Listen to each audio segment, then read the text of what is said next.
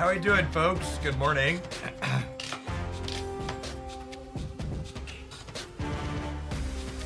Morning, Dread Scythe. Morning, Python. Howdy, Obi.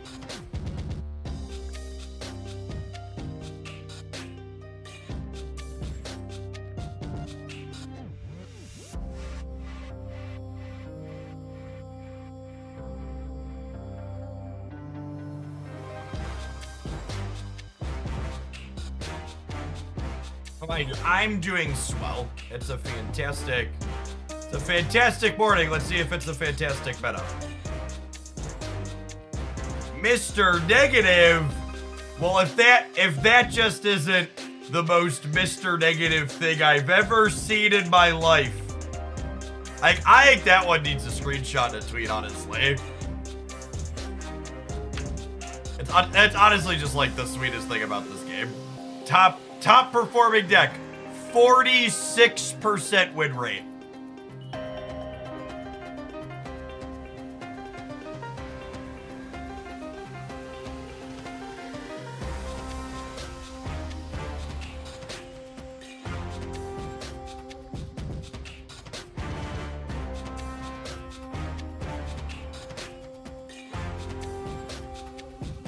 We're gonna dig into the details here in a second.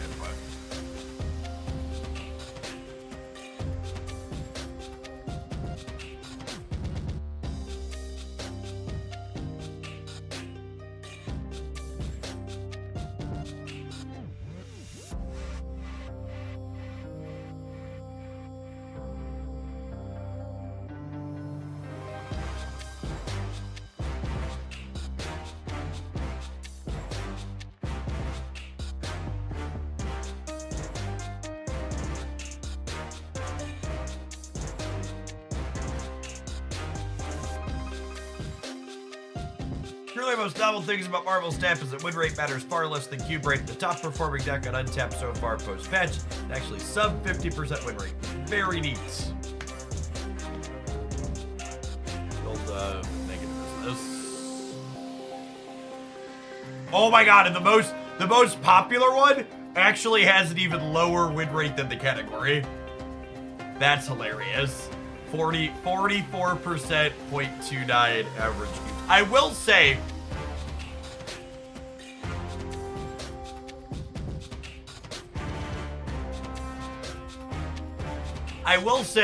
looking at these numbers, this is the flattest I've ever seen it at the top post-patch. 0.25 average cubes is not a lot. Usually the top deck is north of 0.3. I am not surprised to see this Hope Summers deck getting pushed down. I assume that deck has a pretty bad negative matchup. I'd also assume it has a pretty rancid Hela matchup.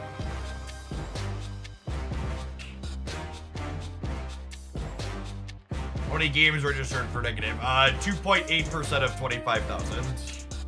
Let me get my calculator out.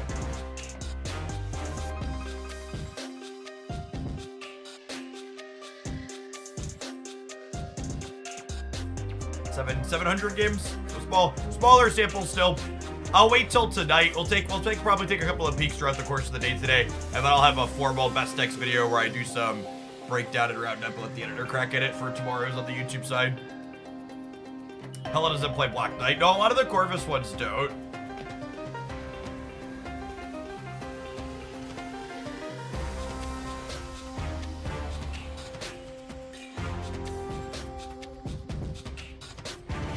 Yes, so 0.25 average cubes means over the 700 games played with this deck, those games each averaged gaining 0.25 cubes.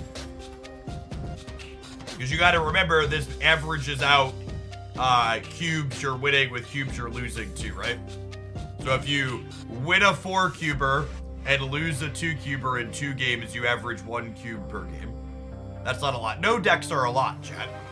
Like, there's not, I really can't emphasize enough how much people don't realize the key to success is volume. There's no easy button that, like, okay, you're gonna play this deck and you're gonna average two cubes per game that you play, or even 1 cube per game that you play. The people who are at the very top of the Marvel stat rankings, they just play a metric ton of Marvel stat. Yeah, average cubes over all games played is 0.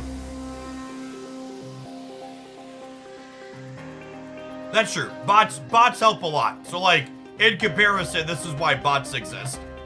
This is a really good comparison for the sake of people. 0.48 average cubes is the top average cube rate. Sorry. 0.57 average cubes is the top average cube rate for people 70 to 99. And you can see it goes down as you get fewer and fewer bots. And the more you open it up, like this is all bots. So 30 through 99 have lots of bots. This is the most bots in here. Yeah, this really highlights the impact of bots. So 30 through 70 have a much higher density of bots than 70 through 90. And in here, these decks are averaging over 1 cube per game because there's lots of bots pumping up the stats.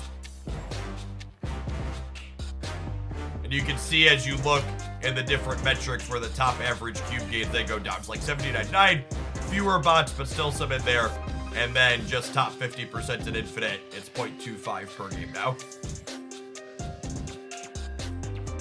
That's why I think it's hilarious whenever they get this idea of high ELO and Marvel stat, it's like, no, you played. I completely agree. There's a lot of people who they are completely incapable of articulating a reasonable argument or theory crafting why something is good, and they just default to this appeal to authority, basically, no, trust me, bro, I have a high rank, so I'm right. It's just like, no, I don't trust you, you have a high rank because you play too much Marvel Snap.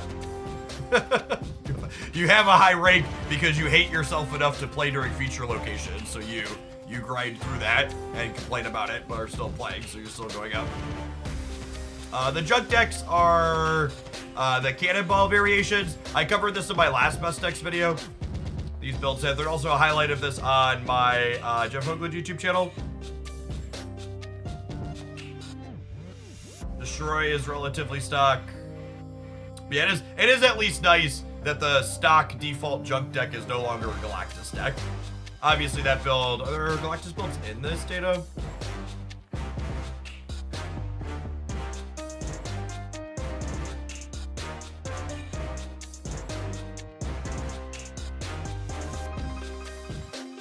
Just a small sample. Like there's only one build in here that has 100 plus games on it. Oh, it's interesting that they're like grouping this deck with junk too. It must just be all the anti decks.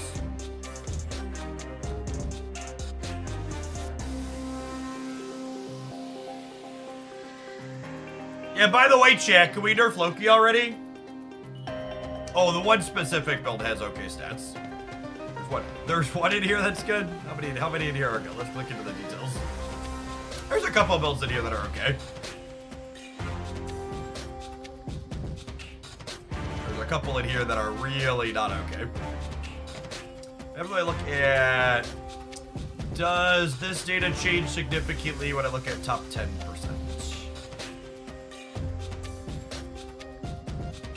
Not really. One thing that is interesting is going from top 50% to top 10%, the average cube gains at the top go up because these are good players who are largely pairing into people who are outside of the top 10%. They're punching down and they're doing better than the people they're punching down into. That's a phenomenon that's been consistent since we started having the ability to filter for top 10% versus 50%. Is top 10% average cube to actually go back up. It's the one spot where as you go higher, the average cube rate is more than the group below it.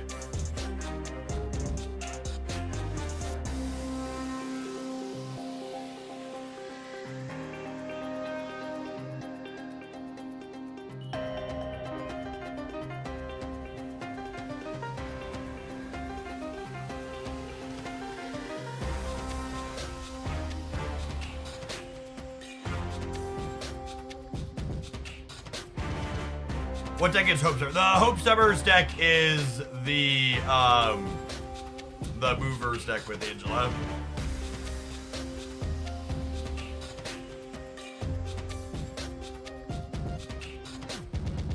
I think there are a bunch of changes they could make to Hela. I don't know what I'd like to see. But she's still very popular, but she's performing worse. I think, and for what it's worth, I will say I think this is a sign of two things. One, it's potentially healthy, and two, it's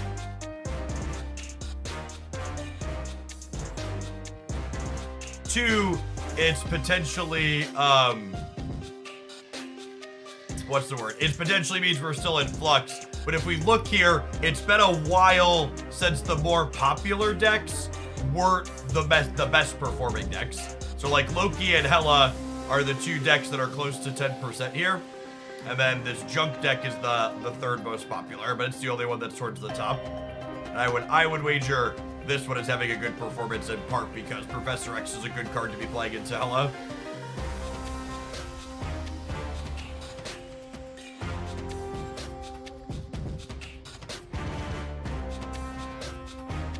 I play USA today. We're probably doing viewer deck submissions today, so we're gonna play whatever subscribers would like to send in. So we're gonna kick things off with a Jean Grey submission.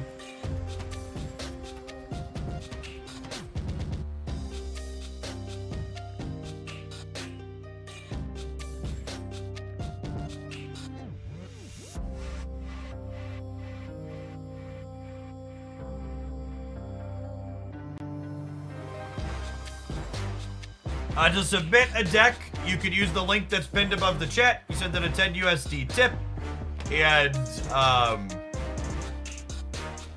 you send in a 10 USD tip, and you put a link to the deck in the description. So put it on Untapped or Snap.fan, and link it there.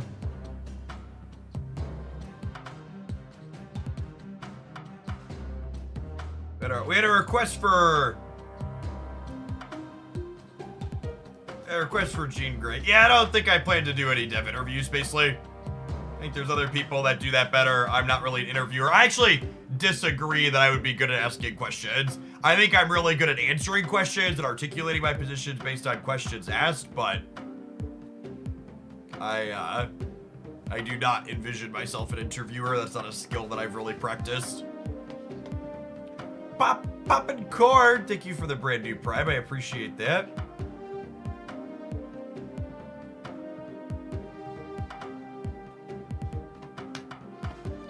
There's only a handful of board games that my wife and I play two-player. The two-player board game that we probably play the most of is Sagrada.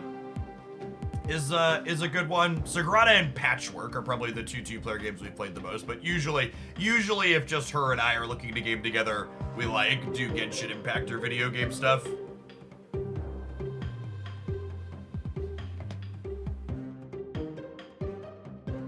Hey, thanks to who just hit Residence Level 40 at AFK Journey, by the way.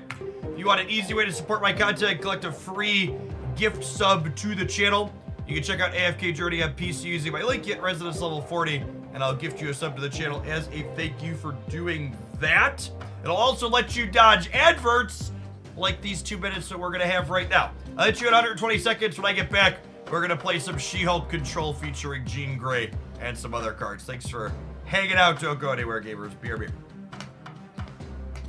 Oh, I should put, speaking of subs.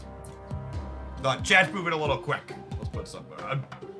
Reminder to the non-subs, you can chat using channel points still, or you can collect a free sub by checking out our sponsor. Does the Baron Zemo werewolf deck get better or worse with Dino? That's an interesting question. I don't know the answer to it. You see they fixed the cache zone, did they? Did they? Where are my spotlight caches, chat?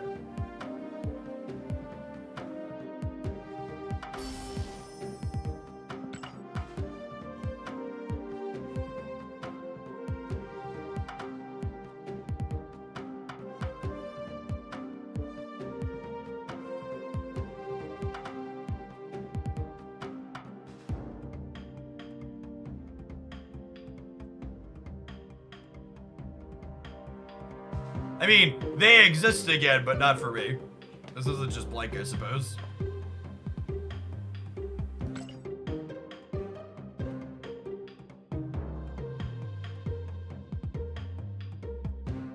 pull one for science. I already got the spotlight variant, so even if I pull this, it's gonna be 1,000 tokens or an avatar, so no thanks. Turning spotlight keys into avatars is not exciting.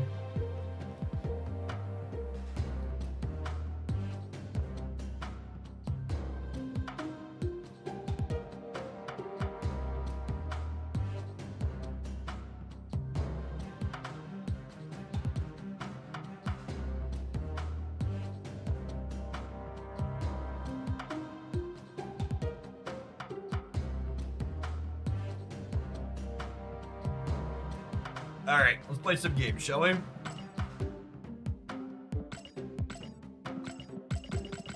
Oh my god, you can't leave this screen without restarting? Okay, so I can't click into my... I was like, I thought I clicked cancel. I like went to go do something at Discord really quick.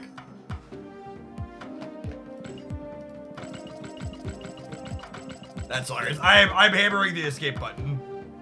By the way, that's what that noise is.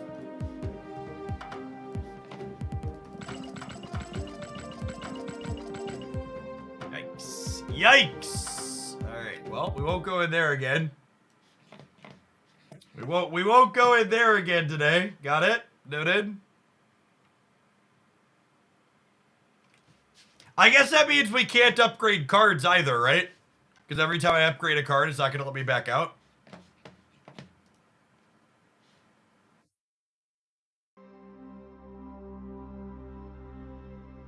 Okay, cool.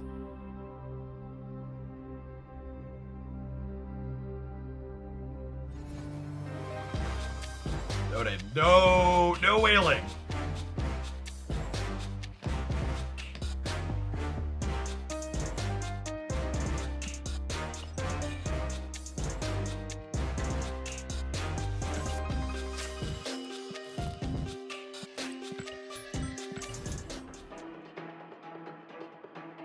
By the way, if you're someone that started playing AFK Journey and you're enjoying it, I've been drafting enough that I decided to stand up a new YouTube channel, because I definitely have time for that, where I'm gonna pull out some of my favorite drafts from on stream and highlight them in their own dedicated videos like I've done for other games in the past. So if you enjoy the AFK Journey draft content, check out that Hoaglandia AFKJ on the YouTube side. Thank you, Giggity. Appreciate the biddies. You'll be our second deck today. Oh, I like that one.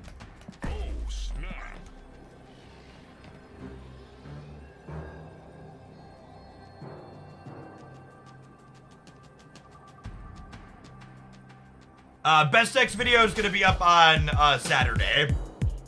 We just didn't quite have enough data in order for me to be able to put one up today comfortably and not feel bad about it. Jeff, AFK got you stream. We're actually gonna close out on some sponsored AFK Journey stream time today, but honestly, we might do a little bit of it more past the sponsored stuff next week.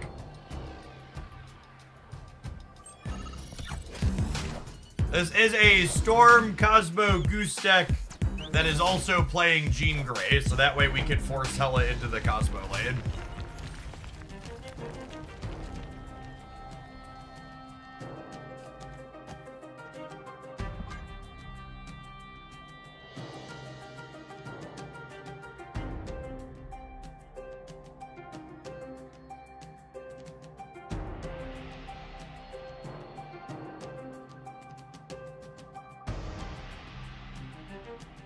There's no min-maxing the booster system, chat. It's literally just free boosters for the cards that are there.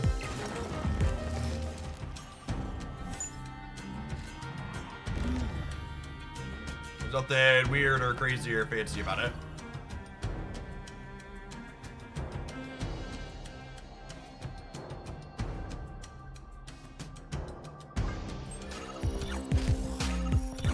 I don't have priority here, sad. Clear for takeoff.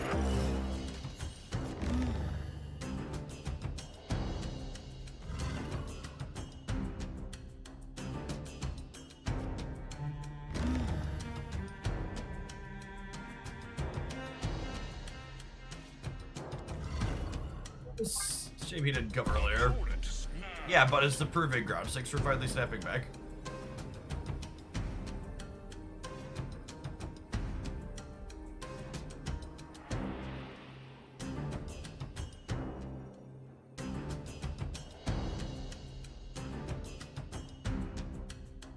The way this works out, I actually can't play Strong Guy with his bonus. This card might be ambitious in this deck. I don't know how often we're actually going to be able to toggle its bonus.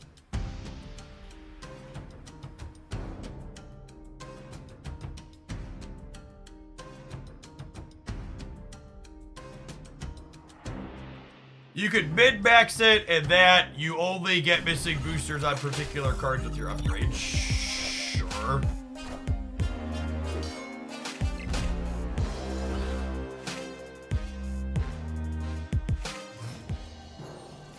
That's such an incredible amount of work for. That's such an incredible amount of work for very low payoff, right?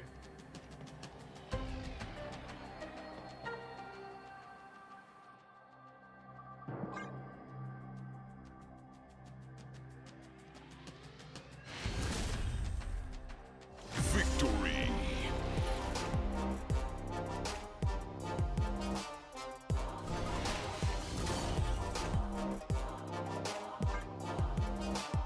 All right, Gene Cosmo is a rude one too.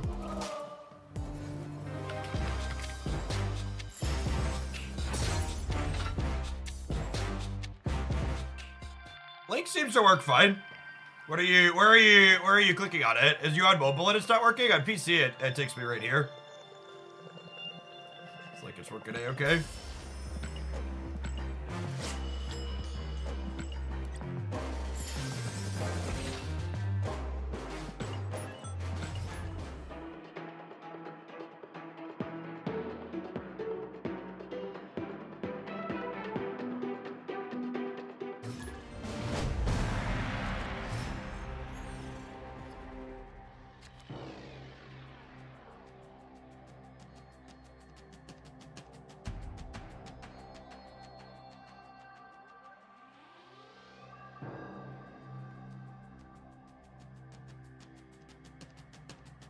Snap.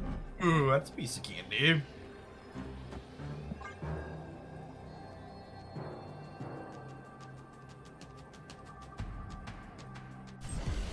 It's not clickable on mobile for me. Weird. Okay, I'm gonna make me pull up my own chat on my Android. Sounds like people are having a hard time with it on Android.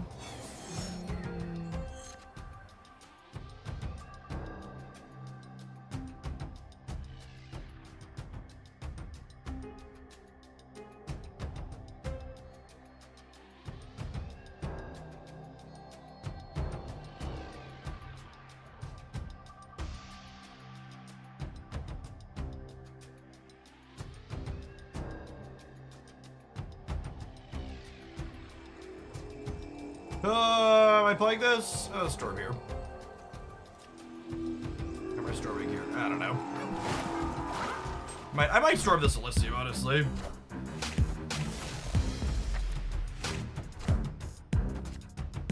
Oh yeah, that's funny. On the Android app, it's just not a clickable URL. I don't know that that's fixable. It works on PC and iOS. Strange. I wonder if it has to do with the URL having an @ symbol in it.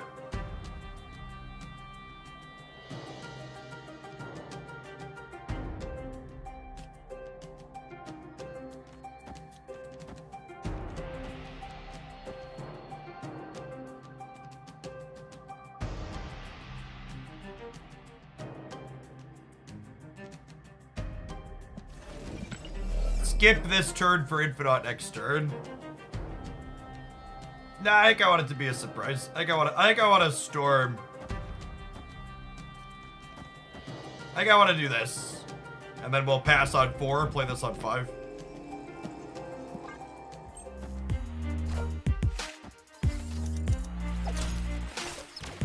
Hello, so happy. Hello, so happy. My hand.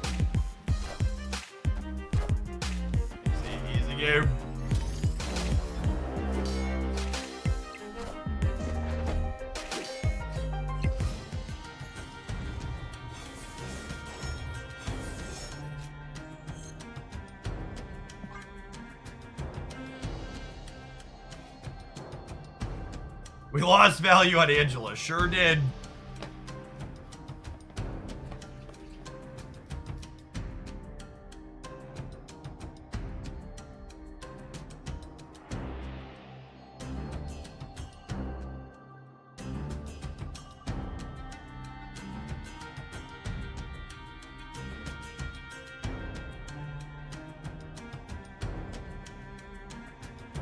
Hey, what did no? Thank you for the deck submission. Appreciate it.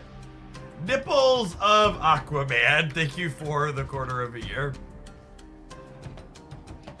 Skipping to turn 5 input would not work. I had super flow energy.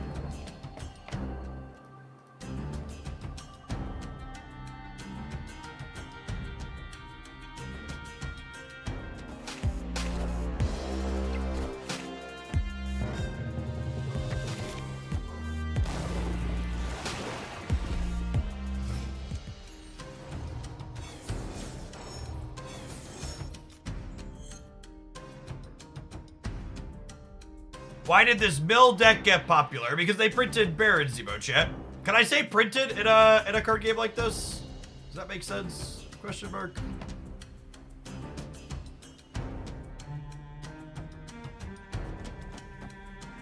I just do this and assume they can't win, right?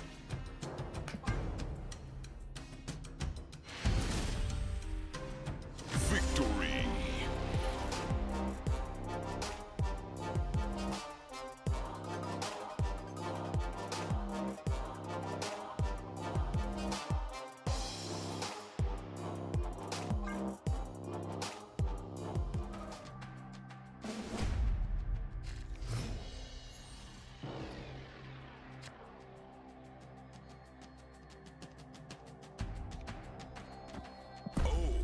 Saw some of the more competitive players talking about running Sandman into leader and Goliath decks. Sure.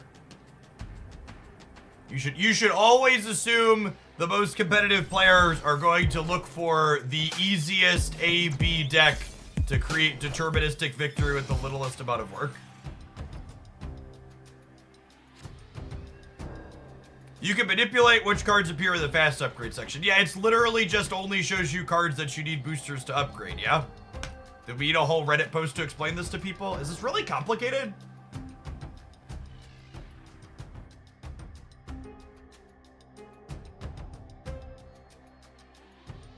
Did we need a whole Reddit post? Like, it's literally what this is. This person wrote 12 paragraphs and posted a Reddit post to write this. Chat, if figuring out the min-max on this was tough, strategy games like Marvel Snap might not be for you.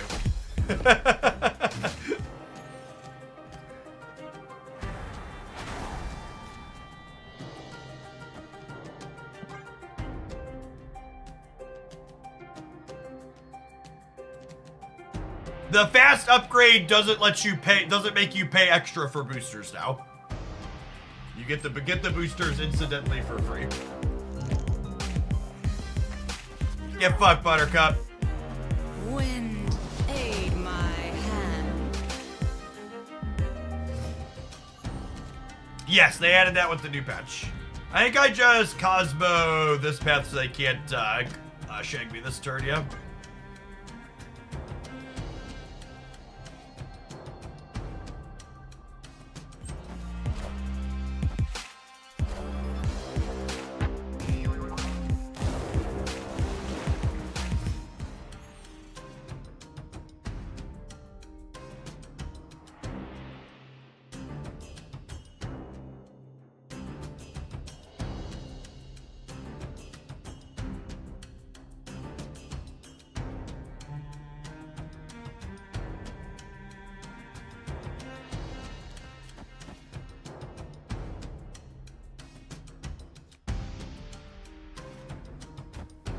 I feel like I can't necessarily count on Sunspot because they're a Shadow King deck.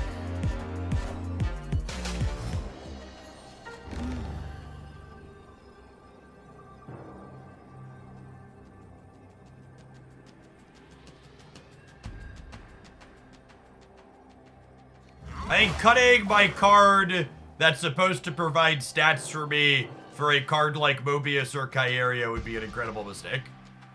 I don't think this deck needs another disruptive card. I think if Strong Guy's not good, you need another card that makes numbers there.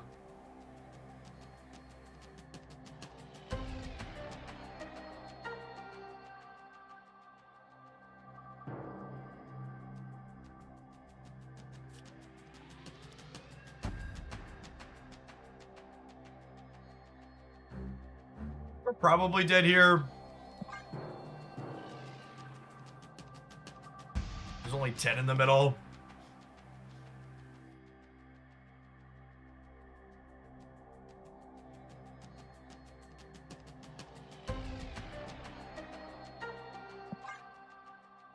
Armor's technically better. It puts energy into Sunspot. Yes, that's true.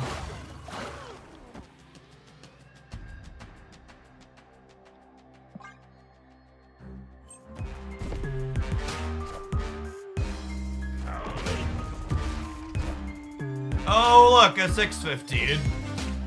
Fucking Destroyer cries every time, chat. Every time.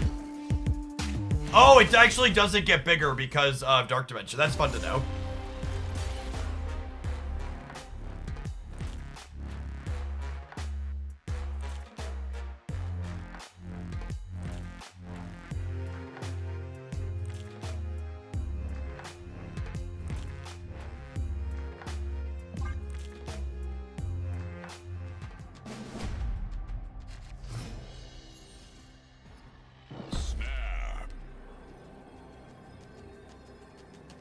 Sinister is actually not great for us.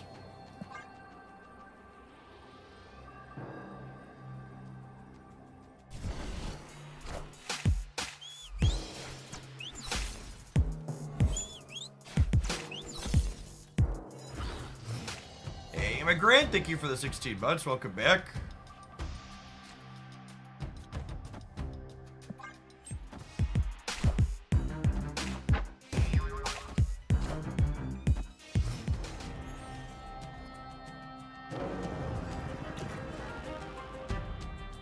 Opponent snapped. Escape. I think that attitude is really strange, Robin. Okay, sorry. Good. Extra sarcasm. We have stuff to read. I'm gonna leave because our deck's bad into Sinister London. We don't have a lot of individually powerful things. I don't have Storm. Snap. Grit City, thank you for the 2 months. I appreciate that. Welcome back. Good morning, good morning.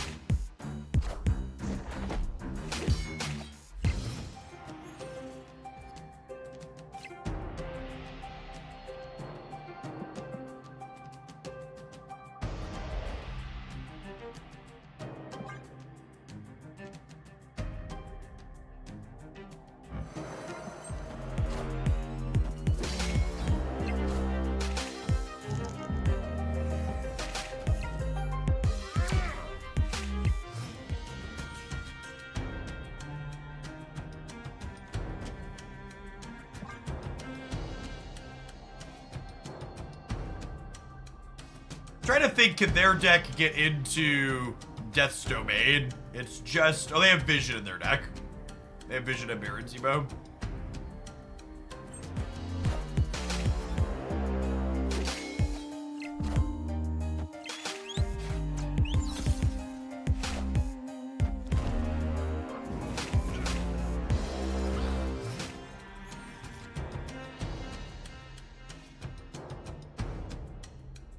I like how our Strong Guy's unplayable because they're a Maximus deck.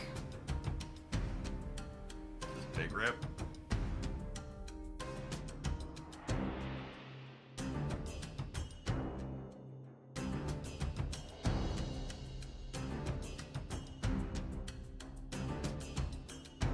I guess I can turn Strong Guy on if I don't play She-Hulk.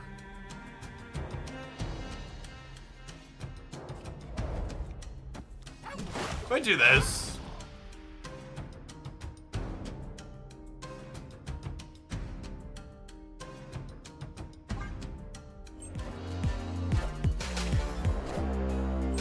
Wind, aid my hand.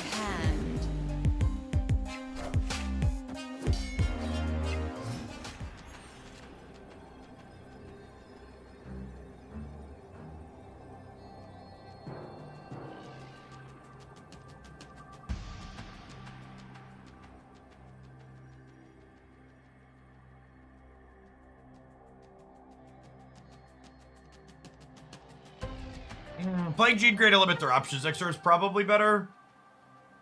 Gonna jam that right. Yeah, I don't think we can win. Although I suppose...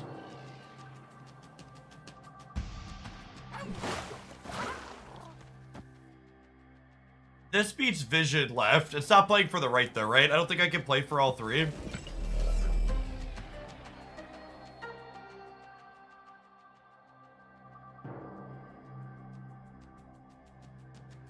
Yeah, I think we're just torched no matter how we slice it. I can flip on... No, if they Red Hulk left and leave Vision right, I could just never win. Right? I guess this ties that. I think I lose the breaker, yeah? Yeah, because they have a 615.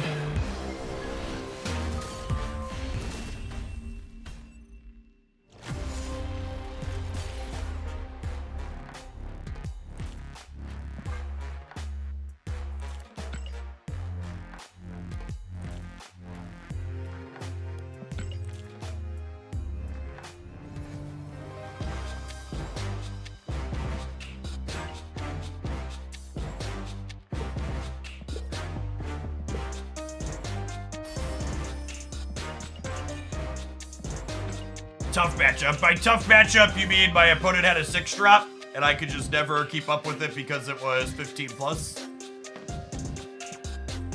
They played one card. I guess Vision wasn't necessarily good for us either, because they could move around through our lock pieces.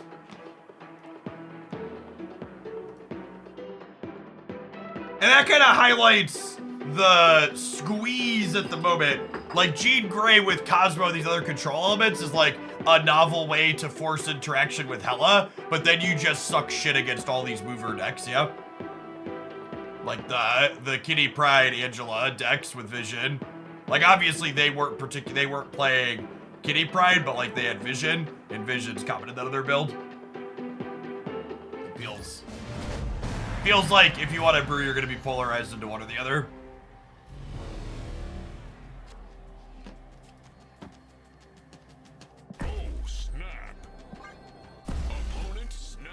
Welcome back, Thunder Punch. Appreciate it.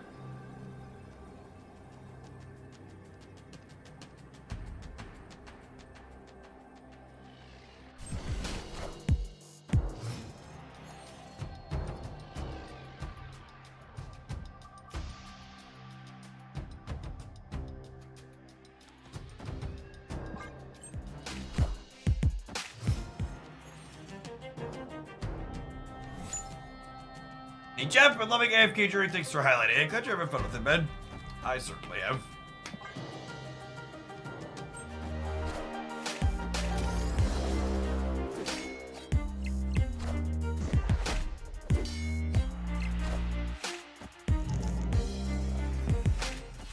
Big old cup again, fuck Buttercup. We were gonna get to keep regardless of what they pulled there, but that's obviously an extra delicious one to hit.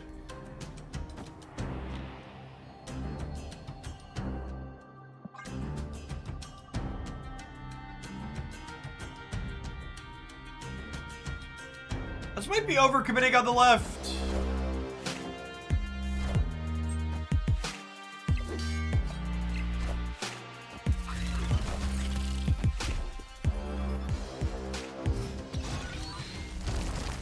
Brood's scary because it implies the existence of Killmonger.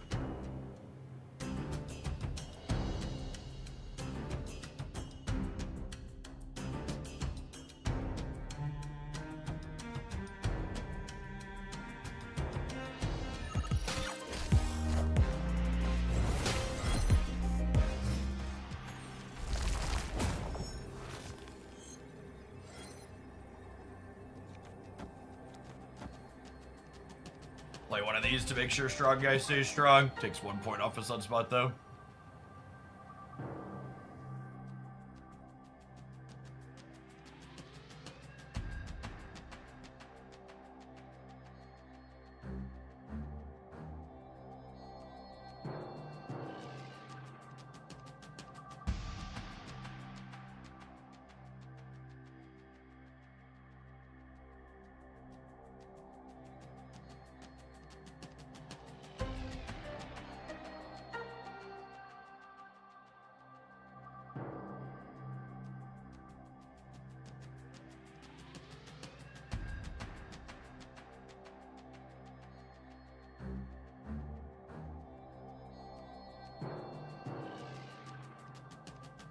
Yeah, Subterranean could have broken up their draw. We're gonna have an okay amount of stats on the right.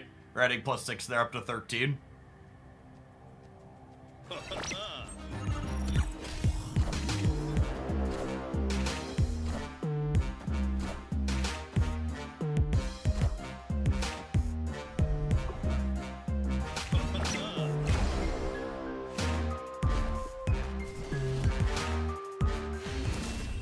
Unlucky. Victory.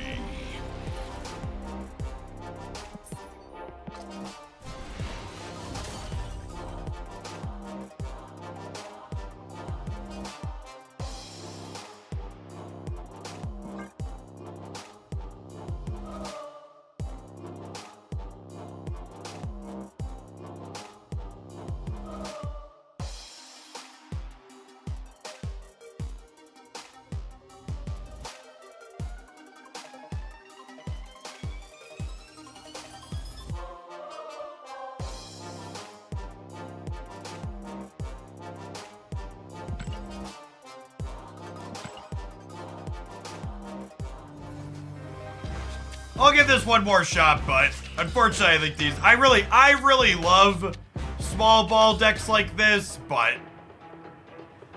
they're just never competitive. It feels impossible. We won the match? How did we win the match? Did we win?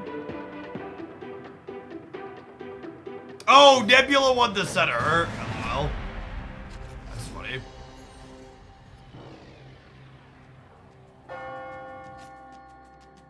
Snap.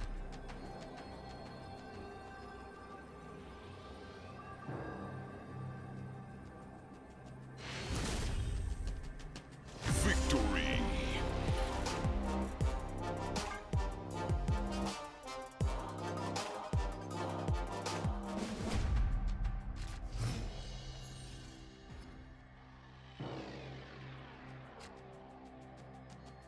Oh, snap.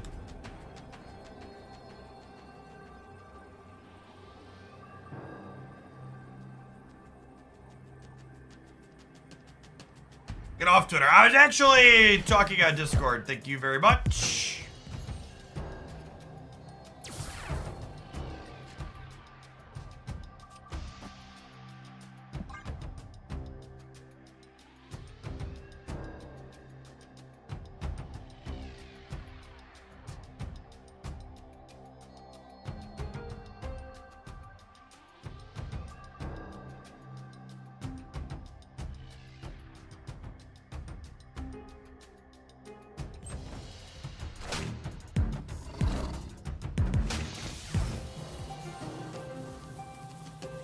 Storm, this is my plan.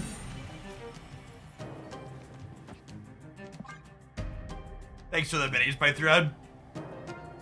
Well, you win some, moon.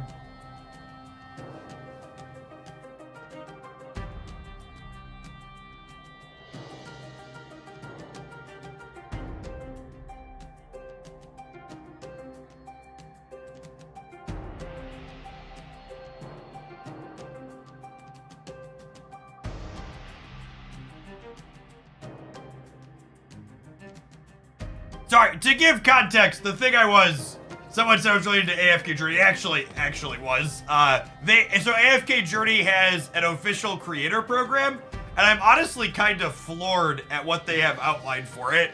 It is the best creator support from a company making a video game that I have ever seen.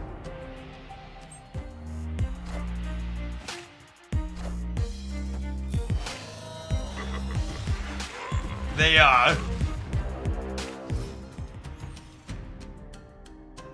yeah, it's neat. So, like, not only is it, you know, much better, like not only does it encompass up to a couple $100 worth of in-game stuff per month if you're pumping out particular metrics, but they will literally pay you cash directly if you're hitting certain metrics on the YouTube and the Twitch side. I've never heard of that from content creator support to help make it sustainable from the company to the content creators.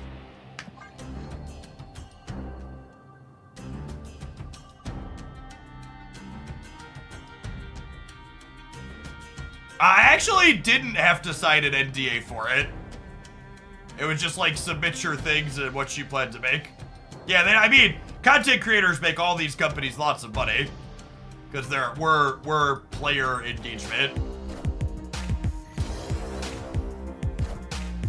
Does Goose plus cheat at a location while your opponent has a 1-2-3 drop in hand force them to play? It does, Boot. Yeah, so it can lock them out of playing a 6 drop on 6 if you Goose plus cheat. Which I think we're gonna do now, in fact.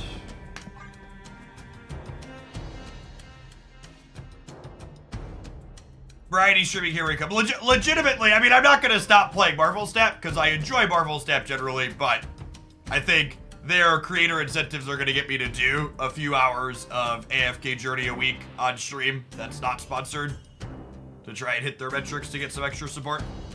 Because I like the game. It's also part of why I put the dedicated AFK Journey YouTube channel up last night. I was like, we're gonna try and get some of this. What sort of metrics do you need to hit then? They give you support if you're they actually at the baseline they ask you to post 15 pieces of content per month. Or sorry, 5 pieces to get something regardless of how many views it gets. But if you scale up into big numbers of views, they give you pretty significant support.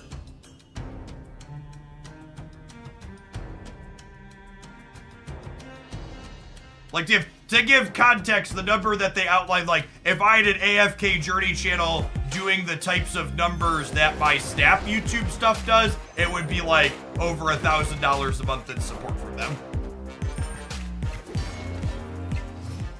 Which is not a negligible amount.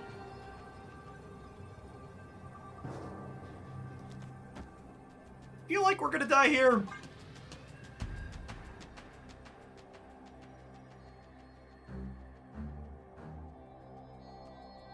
So if you enjoy that and you want to check it out, check out this link here to the new YouTube channel. I don't know if this is silver or proving grounds, but either way, we can play best of 1 here.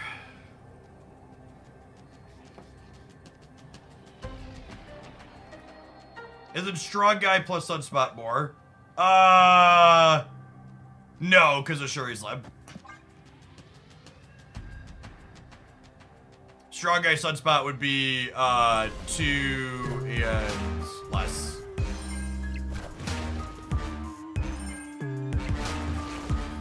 Less. I don't know how much less, but less.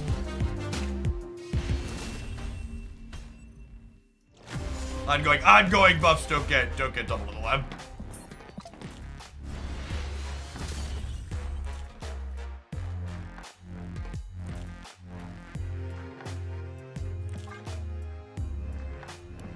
No Super Giant submissions this morning, no. I've got 3 more lined up after this, so we'll tentatively take like 2 more or so. Take like 5 or 6.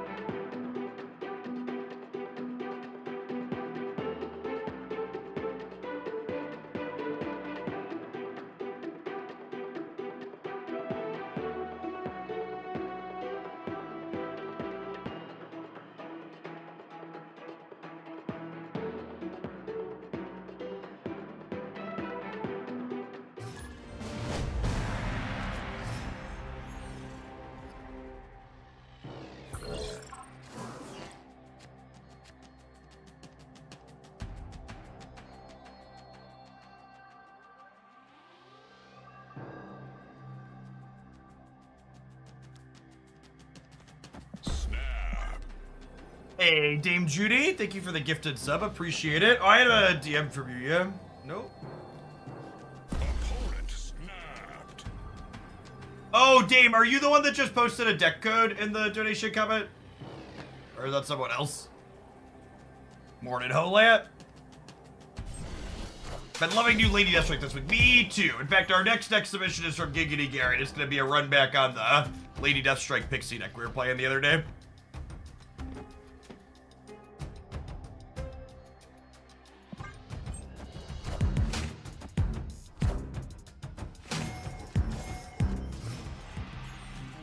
Yes! When they fixed one thing on the collection track, they broke another.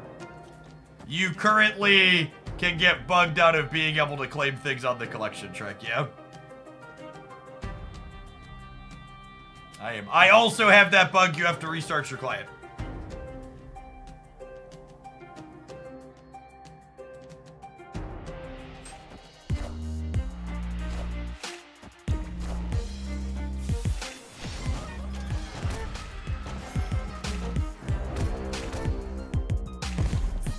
I was gonna make this the last one with this deck, but we'll take a mulligan on that, I suppose. Escaped. What's going on, Flameser? Thank you for the 11 months. Welcome back.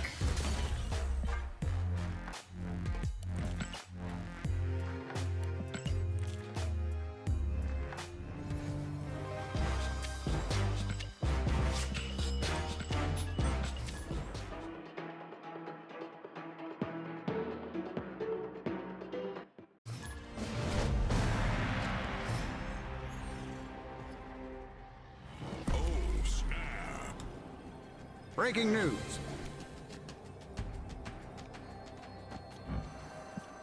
Was lovely.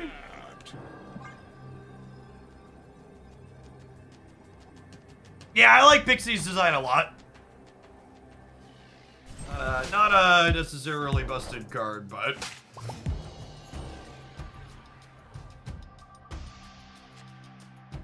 really a lot of fun.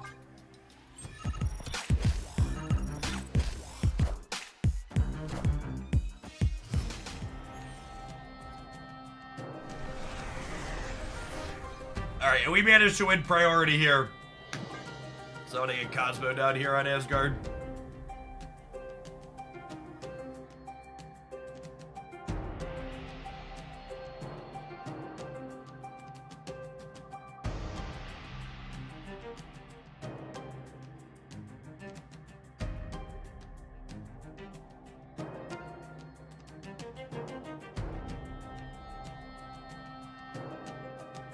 Opponent.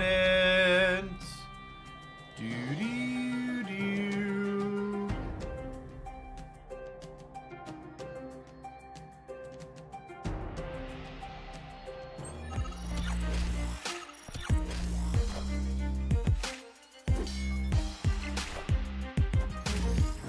Very, very safe middle lane. The most safe.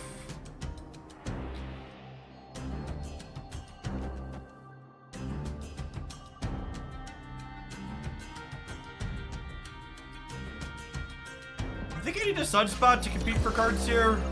Although I guess competing for cards means my Strong Guy's bad again. Strong Guy's just not good, chat.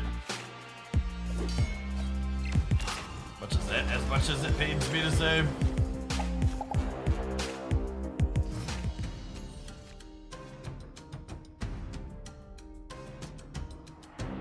You have two separate networks, one for work and one for home, or just one really good network. I've never heard of a streamer having multiple networks at home. That sounds like some nonsense.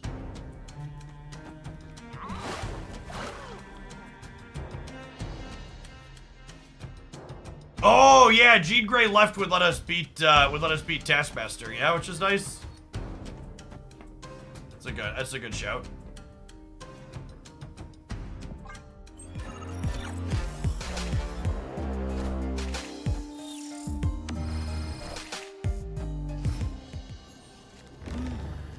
That's so annoying.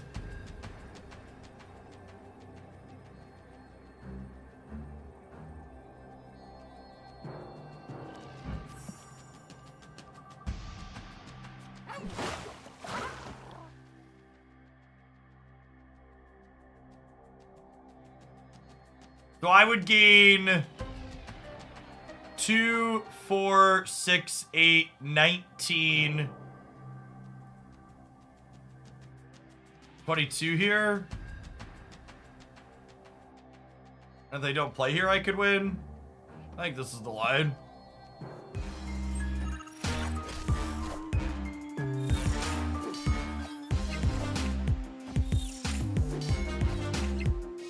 This beats just Taskmaster.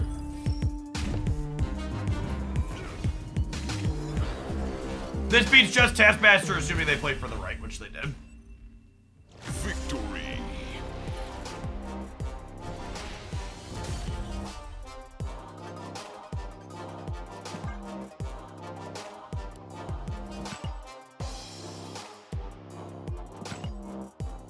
Two Wi-Fi networks make sense if you use one of your Wi-Fi for Wi-Fi enabled appliances and the other for the rest. Really? Are people not buying good routers? Do you have like device limits on your home networks? Justiper, thank you for the 55 months. Welcome back. Chat, there's how many devices are in my house? There's 3 PCs, a handful of laptops, the doorbell, 2 thermostats, 4 smart TVs. It's well into the double digits.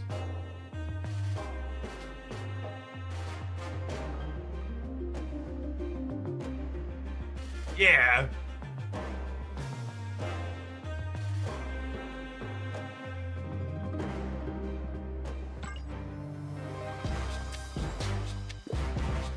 It's about security stuff. Chat, if someone really wants to beat... I don't know what you all are doing at home and what you've got on your home networks, but like, the only thing remotely that needs to be secure is like Christie's work computer. And like, yeah, like you're a DoD employee, and like her work computer runs everything through a VPN that's like, you know, encrypted on the network on its own, right? If you're that worried about it, like... It's like, I remember back in the day when weapon encryption was like, oh, like anybody can crack that. It's like, if someone wants to crack my weapon encryption, they'll sit out there a little bit longer and crack the WPA2 as well. It's just like, it's just an IQ check, right? What are they gonna do? What are they gonna do when they get into my house? When they get into my network? Are they gonna print stuff off on my laser printer?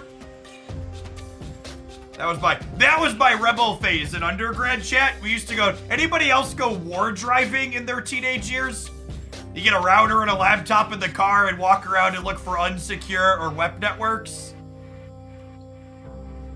Fucking crack in and look for shared printers and print random shit off in people's houses?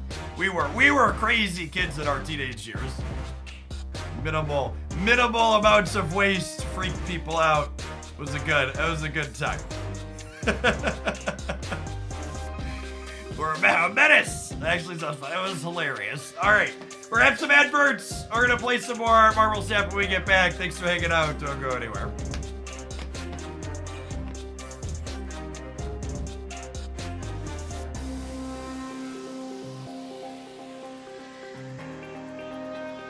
Rebel.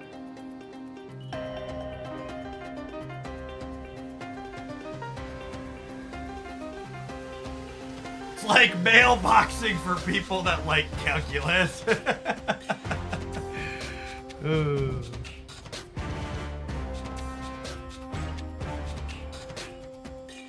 So, Hela is the second most popular deck behind Hope Summer's Movers, but it's also not performing that well. Mr. Negative is at the top of the bit this morning.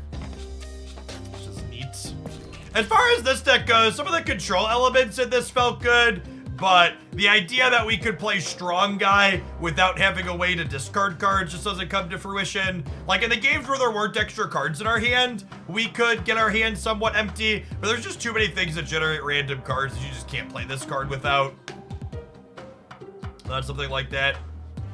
I don't know what I want to play in there. Maybe you play like Maximus as another threat to slam on the last turn of the game, but you can't play Max on Curve. I guess you can play Max on Curve with Cosmo is fine. Yeah, we can pull it back up, but Mr. Negative had the top average cubes for top half of Infinite, while also having a 46%. This is actually top 10%. So top average cube gains while being a sub 47% win rate here. Is hilarious. The best build looks like this, just Jade Foster, Black Panther, and Noel Zola stuff. And for what it's worth, I don't think the metagame is fully developed yet at this point, because part of this deck's success is 100% related to the fact... Oh yeah, sorry, I can.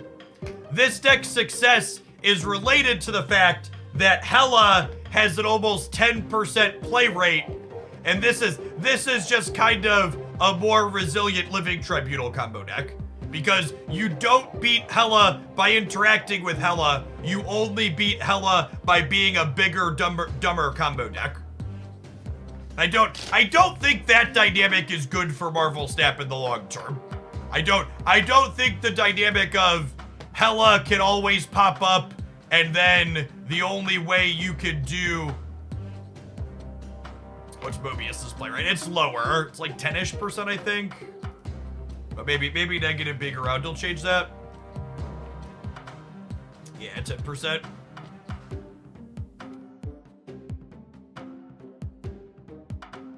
Will Red Guardian hitting Hela's Dracula help that? No, I don't think so. I think this is just like a very toxic / bad deck to have as the best combo deck in your game. It's just we need new interactive cards to interact with this, and there's none coming up in the next 3 months. Yeah, the junk deck is the other way you can keep up with it is Professor X, but it's literally just like, okay, you gotta be toxic basically. Professor X is the cleanest answer to Hela that's not just make bigger numbers.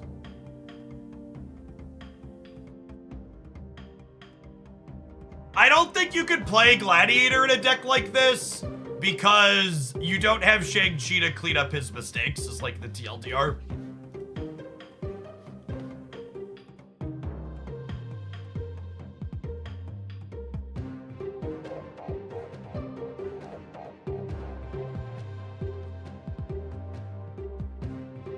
Alright, let's slide along. We have a request. Our second viewer request is to play some more Pixie Death Strike. Let's do that. I just sweep the other day.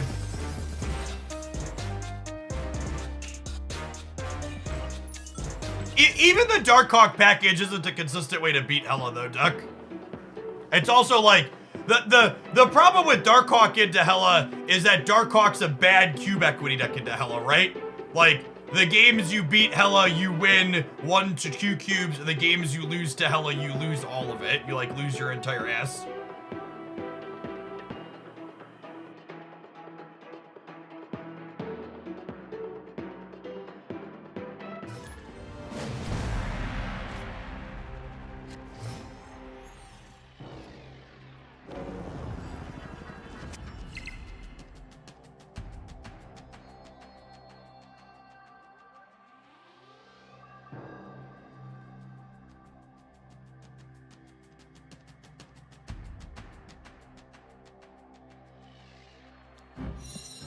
Vibe on that.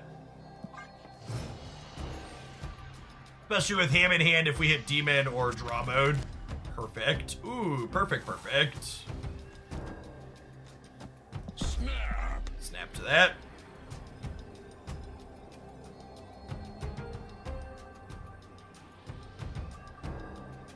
Is Gladiator worth a buy? I think it's hard to justify 6,000 tokens for most cards.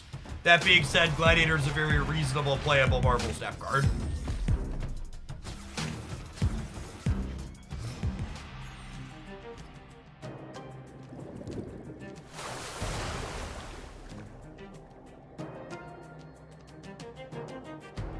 Against no plays for this long, I think getting Mobius down sounds super appealing.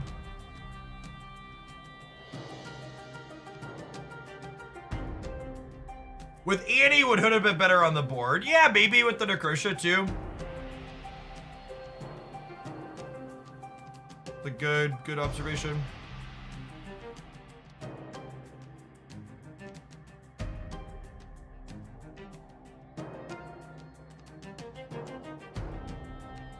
Yeah, if you come into chat, Bubba Tub, and just type !AFKJ, you'll grab the link for PC.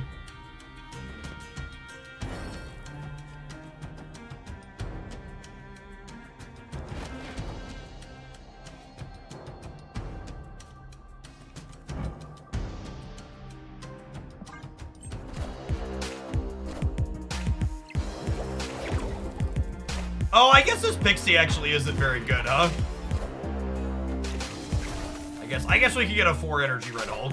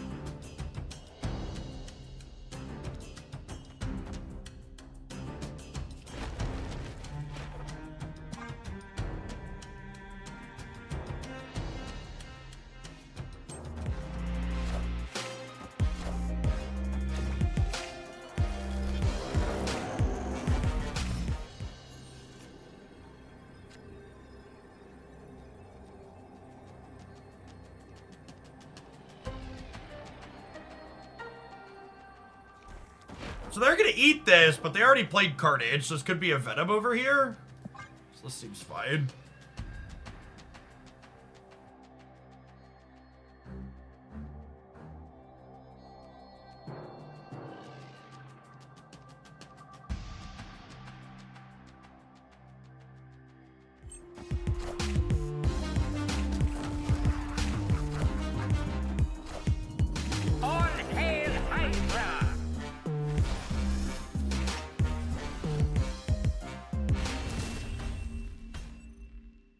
Yeah, you definitely don't want to pull Carnage out of the middle. We want them locked to 4 there, because then if I'm winning here, I'm winning here.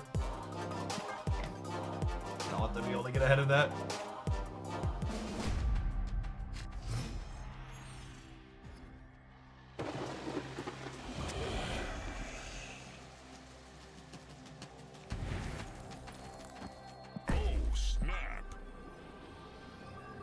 Nimrod means Killmonger is slightly less likely, but could still be there.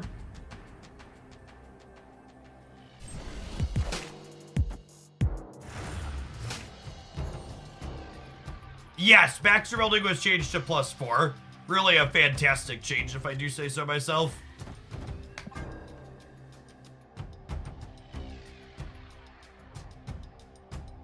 They changed Baxter Building to 4 power on April 4th, 2024.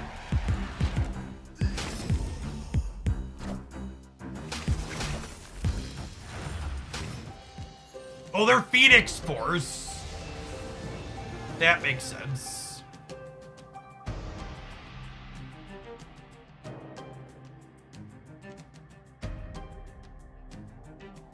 Do I want a Pixie? Yeah, we shouldn't have to worry about Killmonger then. If I do this...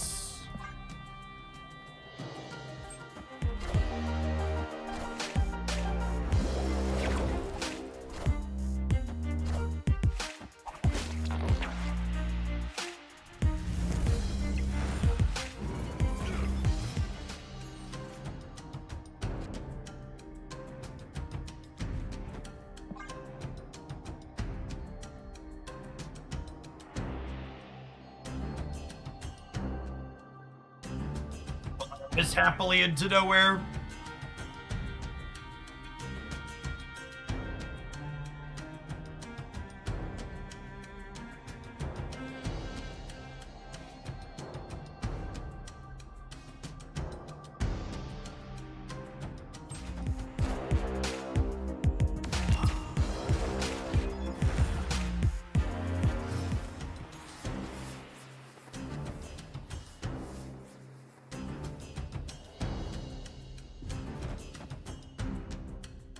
mean, I suppose there's no reason not to do this, yeah?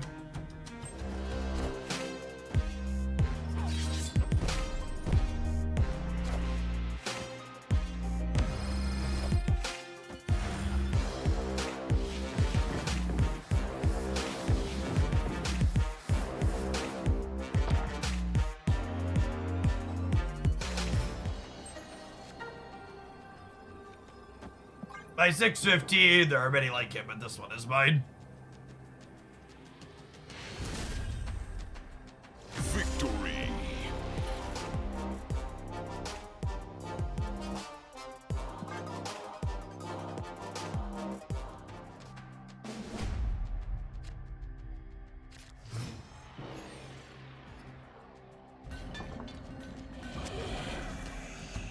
Yeah, we were beating Destroyer. If they destroyered middle, we would have lost middle and one left and right.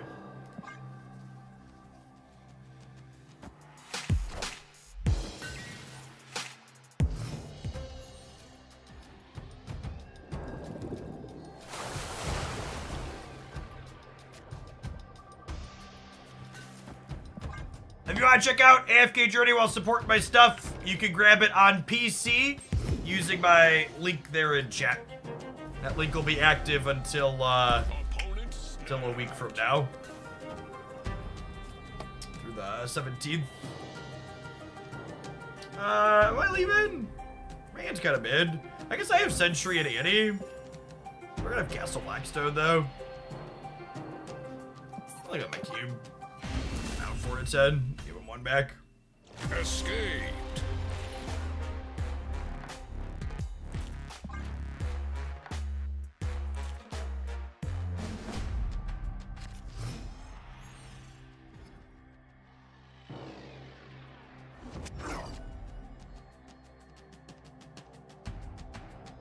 Opponent snapped. This could win the game after they snap. We'll stay.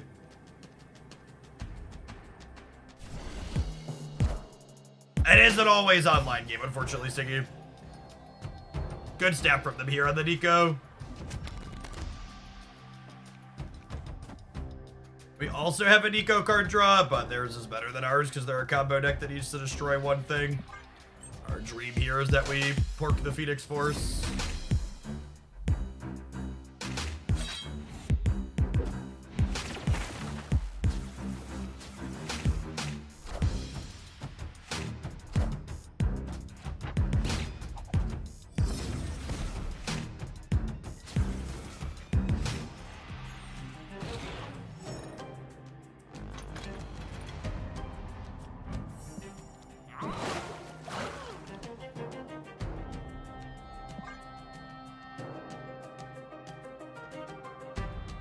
Terrible. I get to go Jeff Hood, and then I get to go Demon Polaris, then I get to go Annie kick the hood across.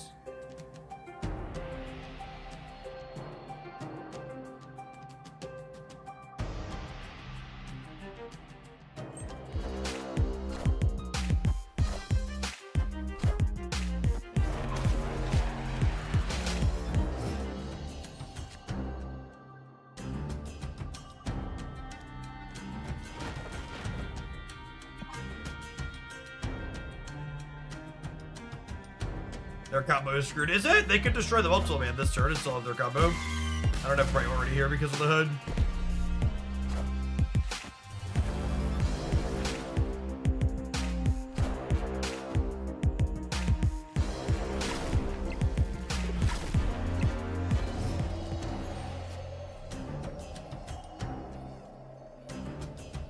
Now I suppose I could do this to try and have their Phoenix Force coin flip.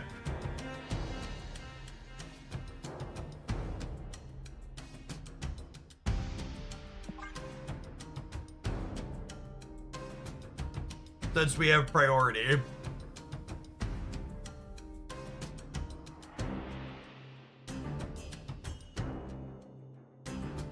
Yes, and if Phoenix revives Nico, it'll destroy itself the way Nico's spell works.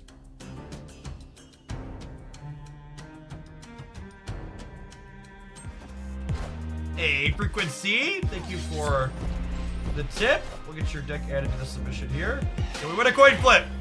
Got him! Enjoy your cards. And by enjoy your cards, I mean I'll take those. Thank you very much.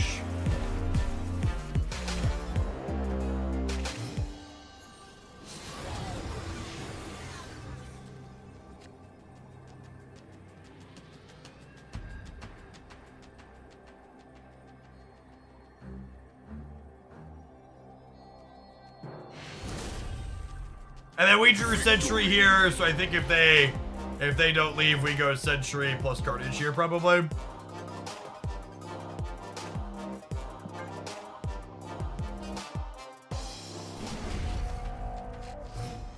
Yeah, if you missed this deck when we brewed it after the patch, it was a ton of fun. Feels very competitive.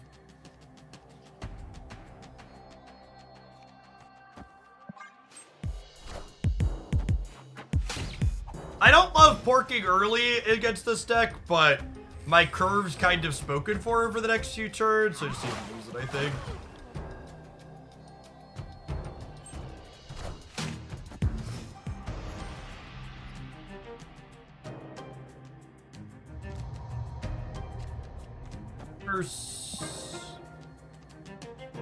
Morbius doesn't have text in this matchup, so I'm not going to prioritize playing him out. Would you replace Red Hulk for Magneto? Magneto or Doctor Doom? Dealer's choice, 6-drop.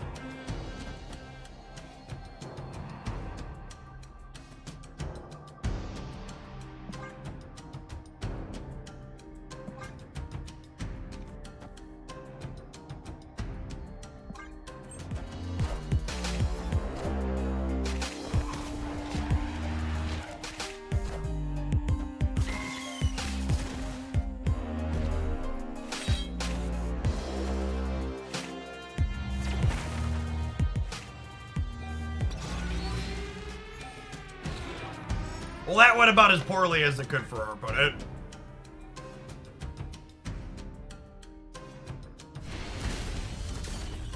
Victory.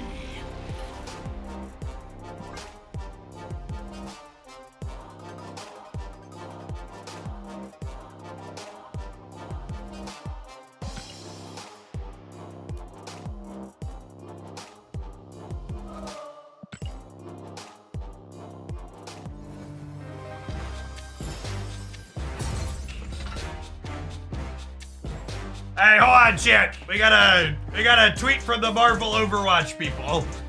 I'm loosely following this one, so we're gonna watch it together.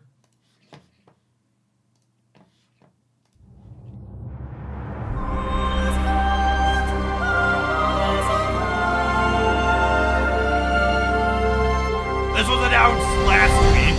So Marvel Overwatch clone coming.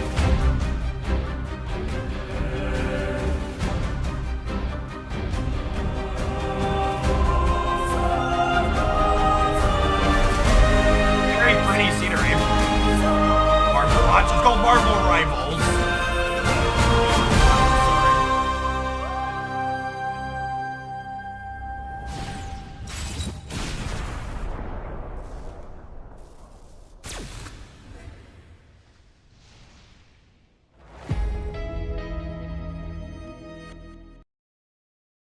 Alright, that popped up on my timeline and I wanted to watch it.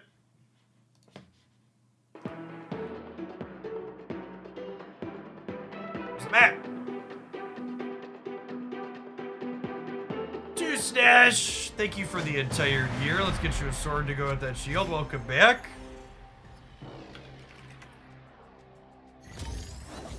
It is a third-person team shooter game. Overwatch style, but third person. It's a hero shooter.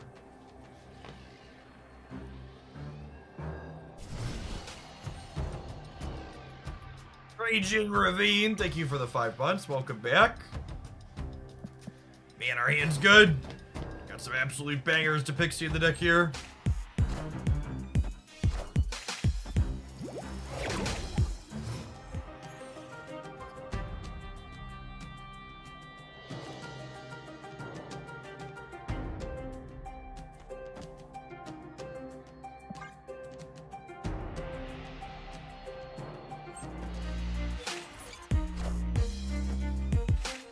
Patriot stuff here.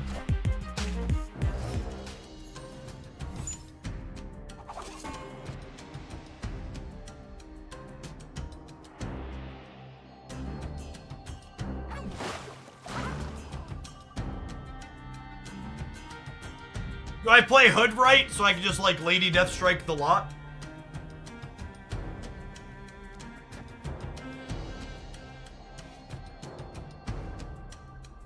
Yeah, I guess this is my last opportunity to pig is a good call out too. Yeah, I think I want to pig. It's fine. We're gonna draw Discounted Annie next turn. We're gonna draw Discounted Annie and we'll go Hood plus Annie all in one fell swoop on 5.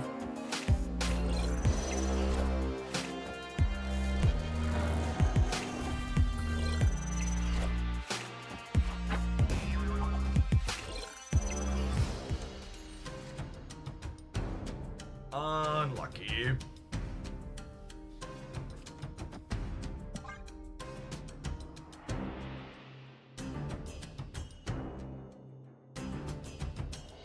Alright, then we're hoping to draw a cheap Red Hulk next turn.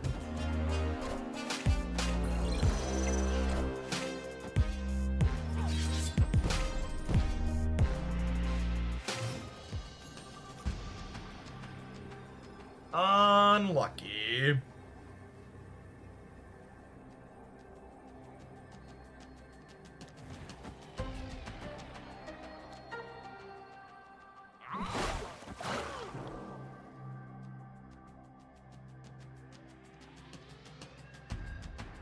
This kind of plays for all of it. Kind of like this.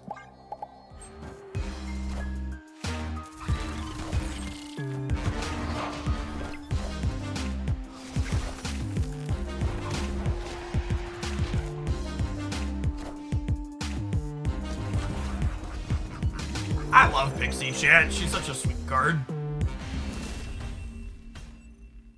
Victory.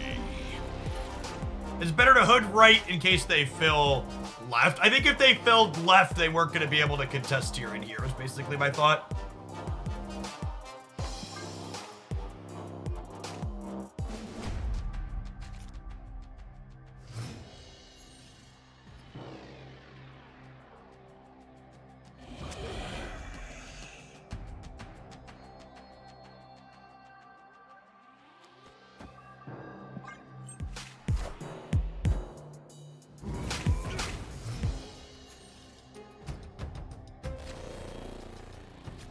You try anything that shrinks with Lady Death Strike? No, that's not very good.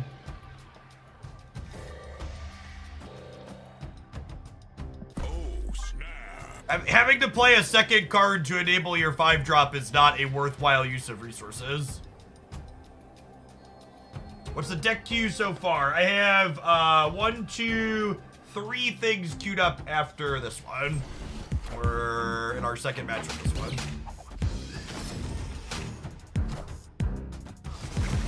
Fork the Patriot while Onslaught Citadel is here. Sounds lovely.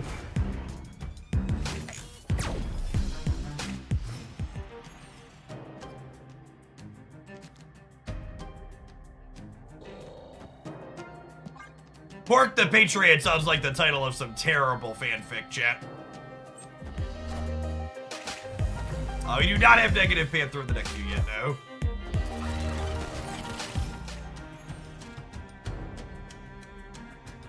Unlucky. Literally five cards left in our deck that we can all play this turn and we missed it. Lady D. The Latter-day Saints are about to clean up on the right though.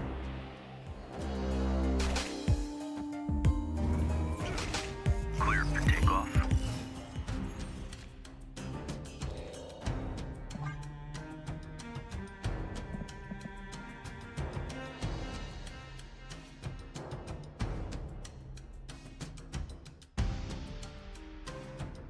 Allow me to bring you the good word, opponent.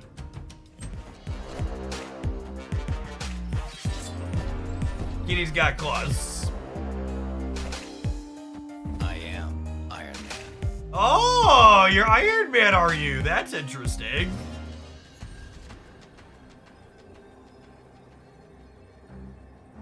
Blade Tycoon, thank you for the 55 months. Welcome back. Oh, we need to build Lady Death Strike Sunspot deck, so we can have an LDS deck that soaks. That's definitely, that's the meta play right there. We need to build the Lady Death Strike Sunspot deck. Ugh.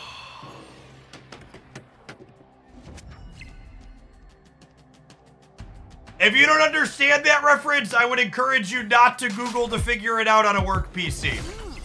This is me doing you a solid.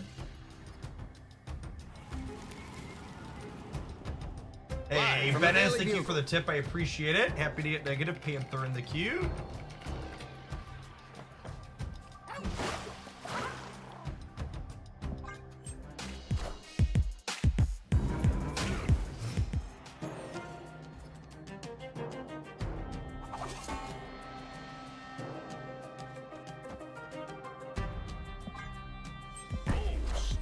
Polaris to split these up.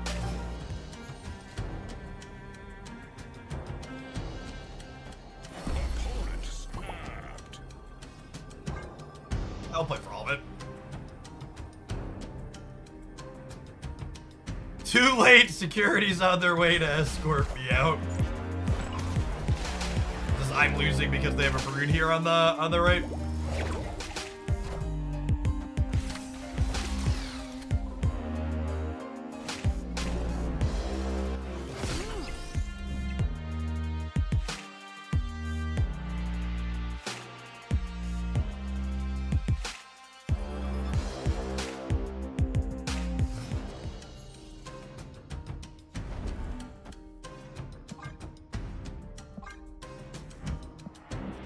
I think I'm gonna play this one here because I have Big Red. We have Clifford to cover another one of our lanes, right? So.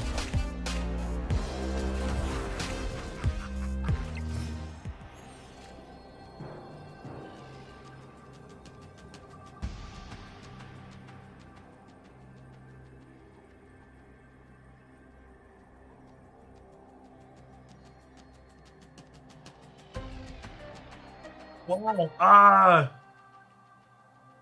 Is it actually like this?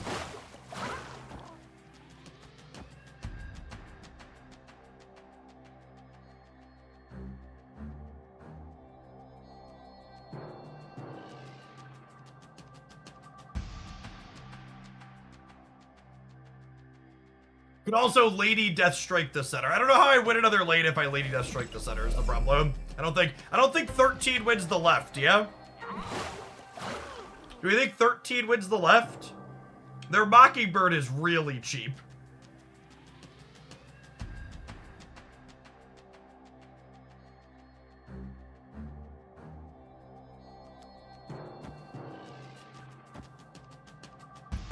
This is actually less than this, yeah?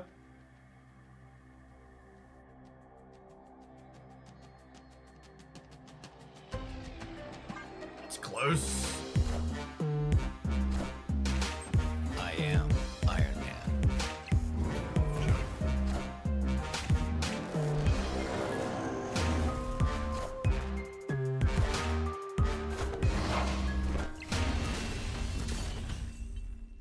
That's close.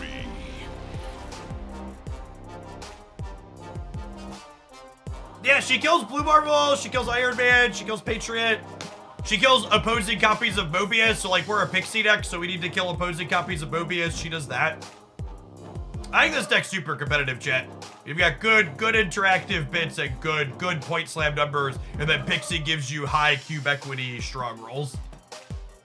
I like it a lot. You know what else I like, chat? The money that I get from these adverts. And if you don't want to be subjected to those adverts, check out our sponsored game this week, AFK Journey, to get a free sub gift for yourself on PC.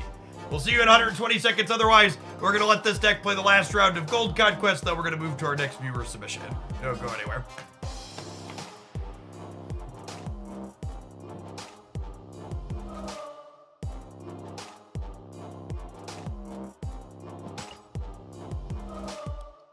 After this one, we have a Devil Dino control deck featuring Hela Carrier.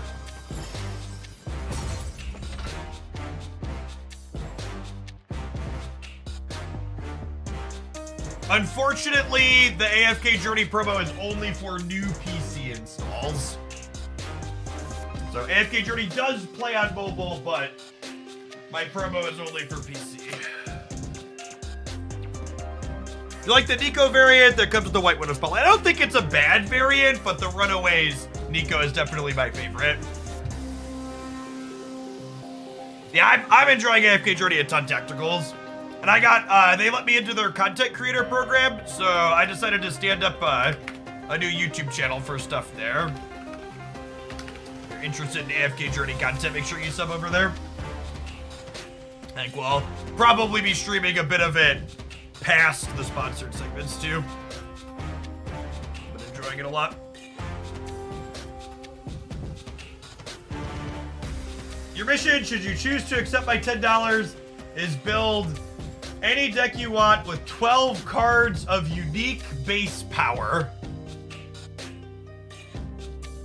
Sure. 12 different unique base power. So it's gotta be a hood Annie deck then, yeah? I'll take that.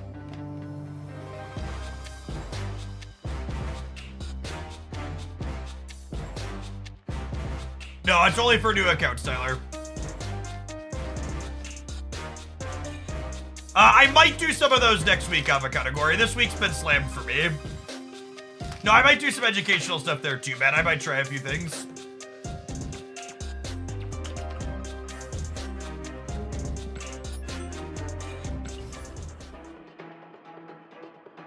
All right, and Munchlax's deck submission will be the last one we take. It gives us 1, 2, 3, 4, 5 after this one.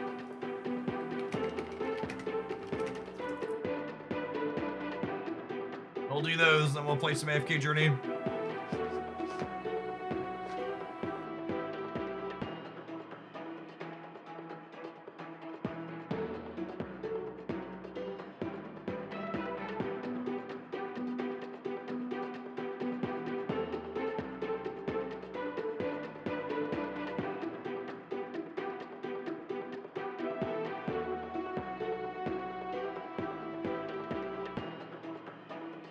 Aeroshem's gonna get submitted a bunch. Yeah, I need to. I'm gonna record a new card review tonight for Monday, reviewing the new Datamine stuff. There's some wild designs in there. But I fully expect that one to be a top viewer deck submitted one.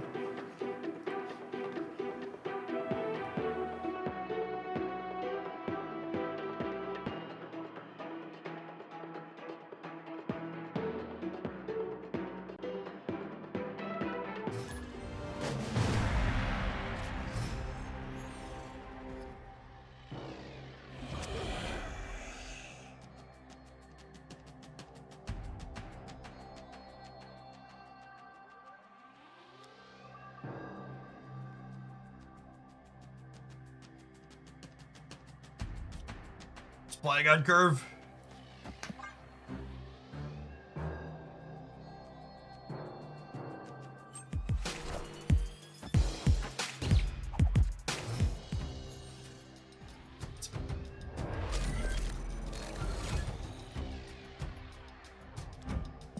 Snap.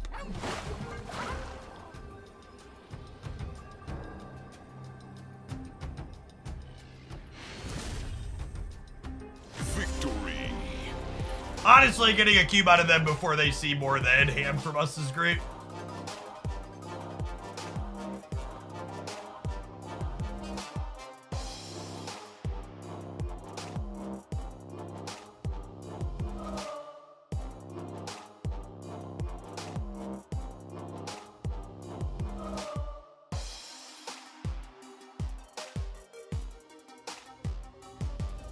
You find viewership changes with the time of year, nice weather, etc. Yes! Contrary to popular belief, people that watch Twitch.tv frequently touch grass during the summer.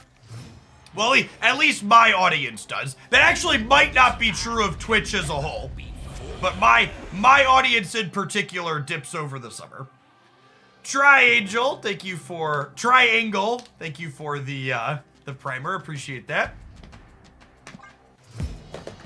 And I would wager part of that is because a lot of my audience, I know from my metrics, is in a similar spot to me. 30, late 20s, 30s, 40s, people with kids and families. So they're people that are doing more stuff out and about with them. Nah, I think there's more vacations over the summer.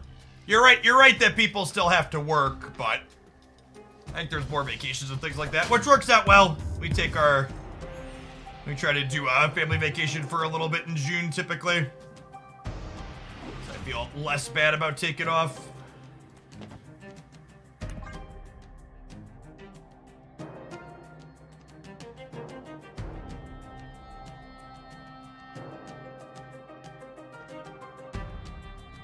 Kids, family is almost as bad as grass.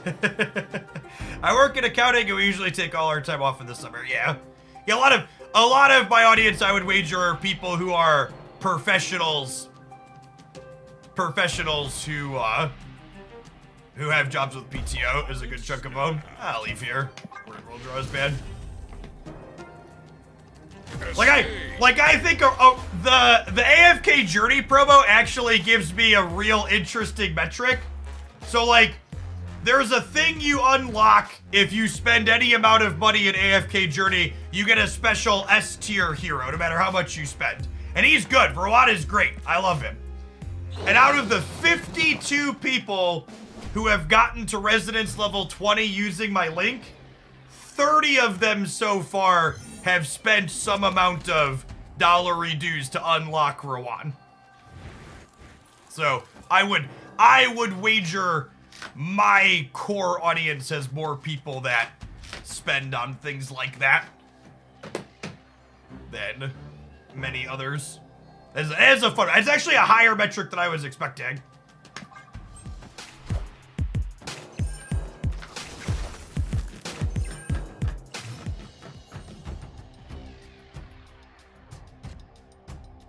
And shout out extra to those people, because I get a bonus when you spend something. So thank you for spending. You help me out. Thank you.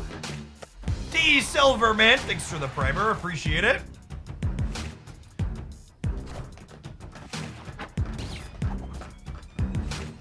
How many have hit 40? We've had 26 hit 40 so far.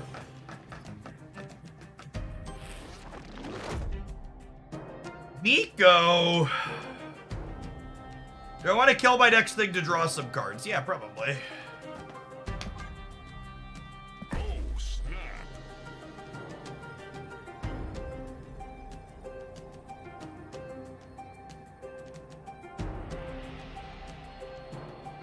Is Polaris used to light up Lady Death Strike lanes? Yes. Polaris is also just a generically reasonable Marvel staff card, though.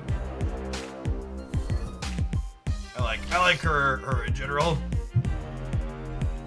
I can't find the Death Strike highlight video. It's on the Hooglandia staff channel. So it was yesterday or the day before. Look at that. Look at that perfection. Blow the hood up. Draw a couple of cards. Things you love to see, chat. It.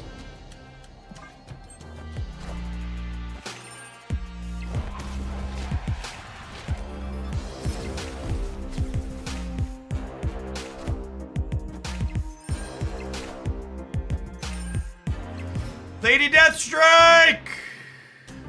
Damn it. Unlucky.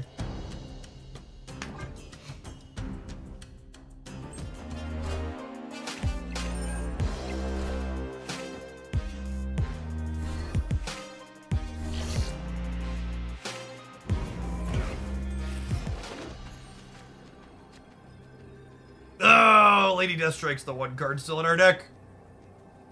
Their Apocalypse is only... what's it called, though? It's only 10, so it goes to 14. So they'd have to hit Apocalypse and play something else on the left and put points in the middle. Yeah, but Lady Death Strike mid isn't useful. I want Lady Death Strike for Xandar.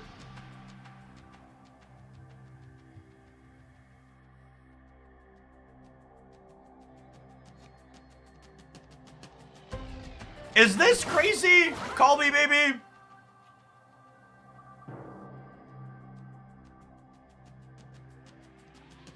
Just like keep them honest in both of these places, assume they can't play for both of these. But Meek can move, chat. You want to swap them? I don't think that's good. What if they Modoc me? If they Modoc me, they discard 3 cards total, and they discard the Apocalypse twice. I think it's this. They're leaving. Okay, I think it's this because of the threat of Modoc. And remember, Meek can move.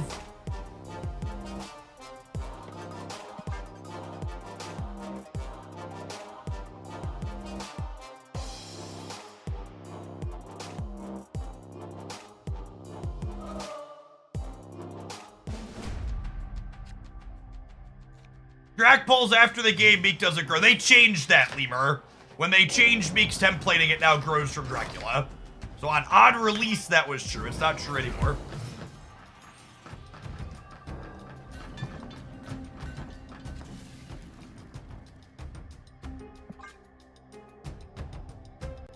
Yeah, Jeff, Nightcrawler, and Meek should hover for the opponent when they can move. 110% that's the visual that should be added.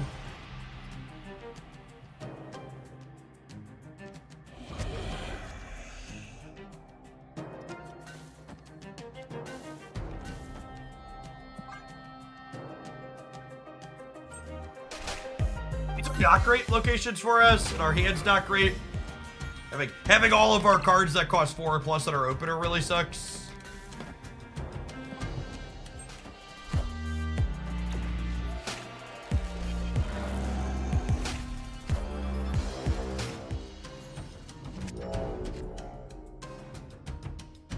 Yes, if you start on PC with my link and play through to the goals, you can continue on mobile after. But you have to hit the goals on PC to count towards my promo, unfortunately.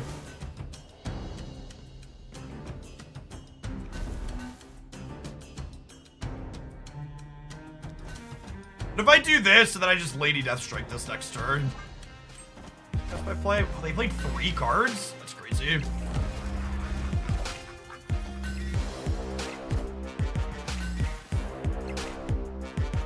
I was expecting to be winning in the center. Oh, they're playing Gambit. Gambit is so good against this draw. Unreal. Have your cube, bud. Thankfully, our opponent doesn't believe in snapping. In general, Gambit is not very good against our deck. We have a bunch of cheap 1 energy cards. We just didn't draw any of our cheap 1 energy cards that game.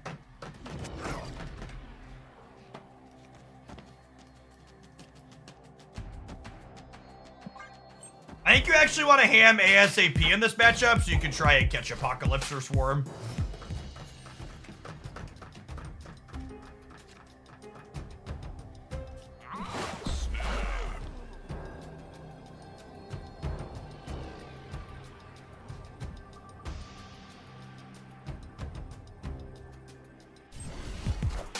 Go left!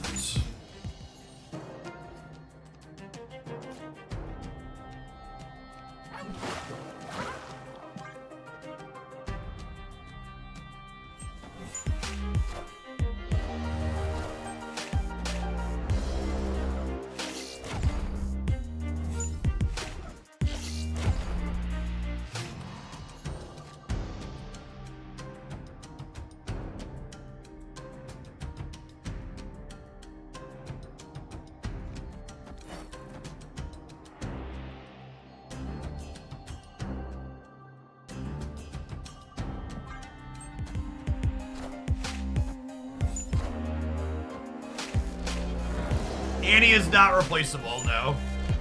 Any deck that contains Annie has to have Annie. Clear for takeoff.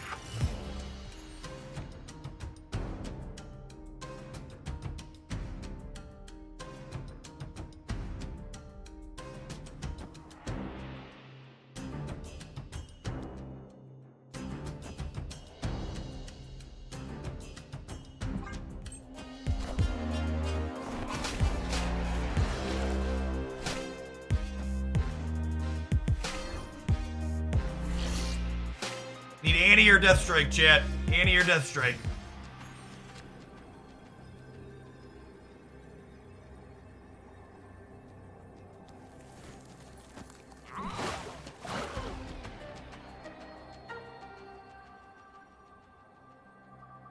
Does that win the game?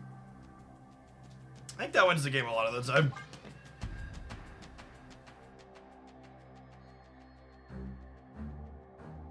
Yeah, the middle Dracula triggers first. And they're super dead to Death Strike and Annie, which are both cards they know we play, but it doesn't mean they're gonna play around them. Most people don't play around stuff.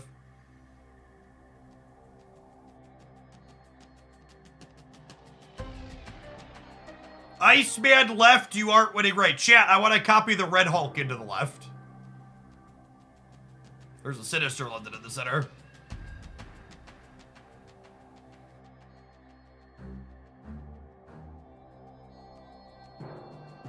I think this deck that we're playing is very good. I think it ticks every box that you want to tick. It has powerful linear draws. It has meaningful disruption. It's also very fun. I enjoy the play patterns of this. Definitely my favorite thing we've played this season so far. Boo! Guess they didn't get a profitable discard, I suppose.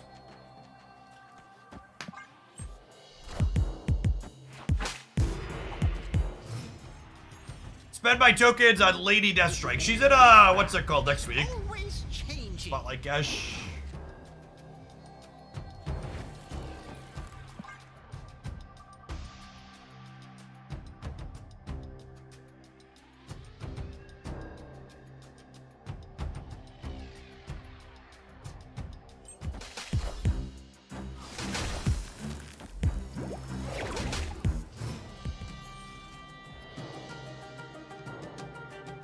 Wait, did they just Pixie their deck for me?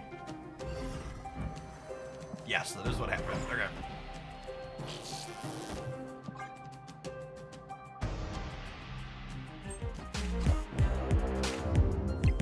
I think you could probably play this deck without Pixie. The card in this deck that's not optional is Annihilus. And Annihilus and Lady Death Strike. Losing Pixie will lose you some of your high rolls.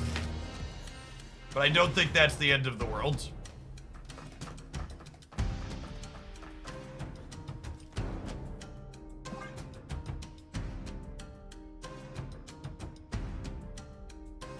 Who your place picks? It's probably another generically good card. And Red Hulk could be a... Red Hulk could be like another 6-drop. I think Mobius is probably good enough in the format that you still play it without Pixie.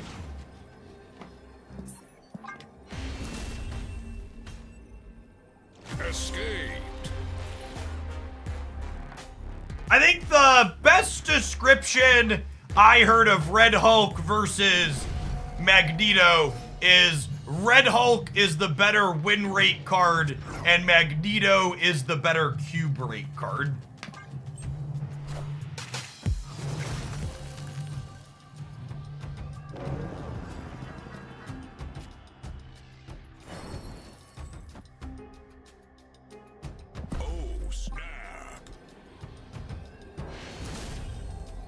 All right, they're gonna try and win 3 in a row. We got three shots to win this.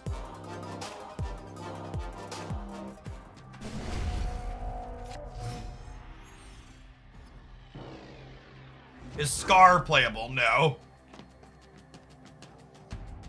I don't have enough enablers for that. 2 twos to the floor. I think typically you want 3 though.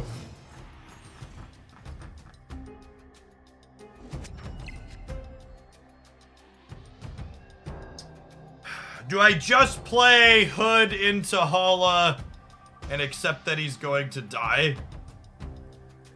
No, I don't think so.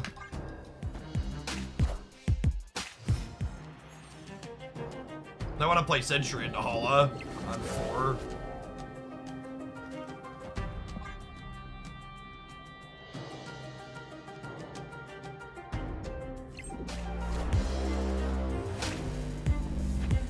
If this is a discard card, they can pull him back out. Unlucky.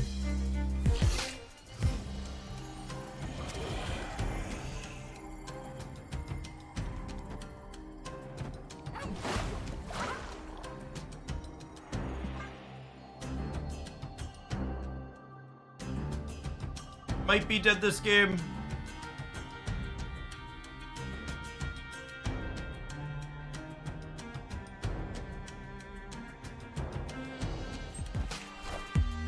Whoa, they're competing here. Hopefully this is the amount of power they can't keep up with. Getting a lot. 16. Oh yeah, bye bud.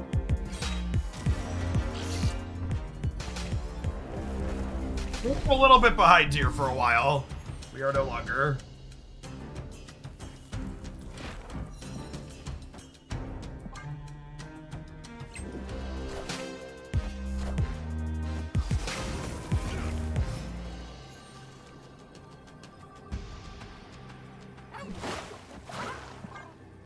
Spread out and play for all three here.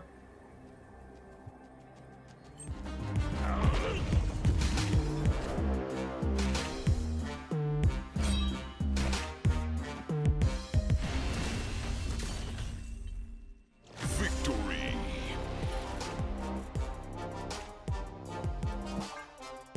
Hey, Fairlion, drop me a DM with a screenshot of your Residence 40 at AFK, and I'll get the sub gift hooked up when I'm done streaming today. Appreciate you checking out the sponsor.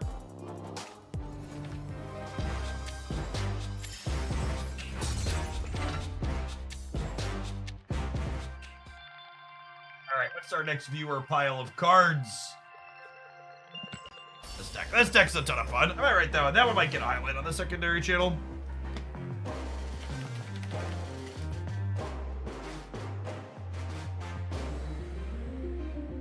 Highlighted that one on the main channel, but that deck's really sweet.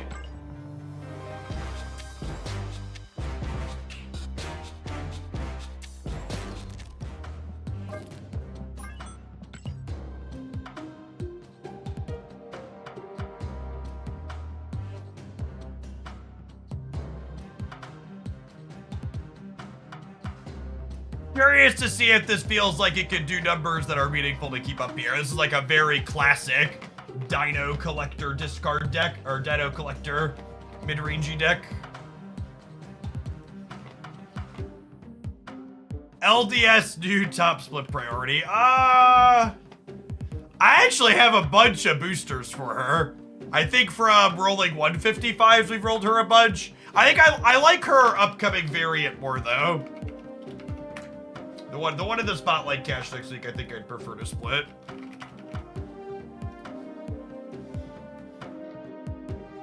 Yeah, this is the upcoming one. I think that's her best in class. What? Not this one. We'll split this one for gold. Can always do the first three splits. I don't have extra currency lying around right now, and I don't really want a rainbow background anyways, so.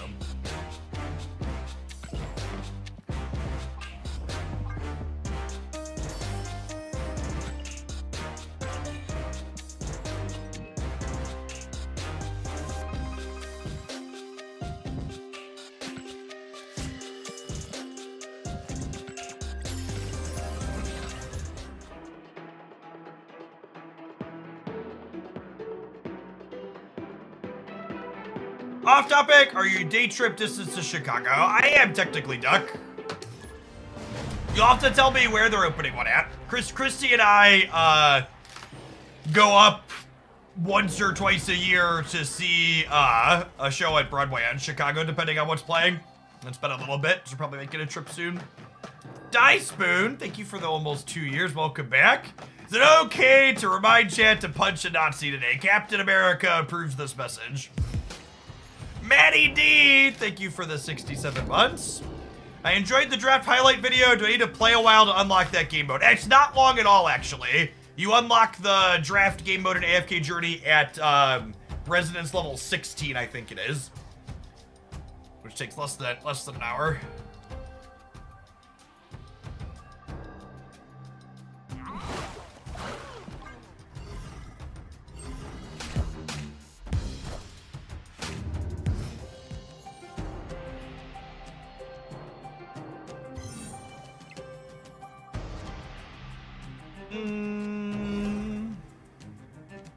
This is an interesting question for this deck.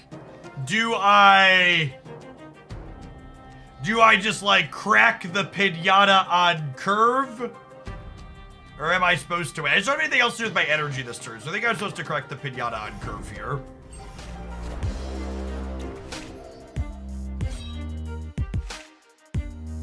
Blue, thanks for recruiting Rowan. Appreciate the support.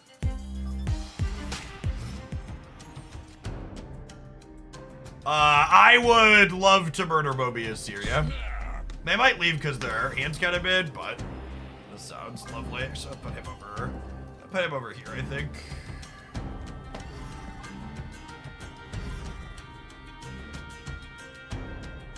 Beetlejuice was actually the last thing Christy and I saw at Broadway in Chicago. We saw Beetlejuice, and then before that, Book of Mormon.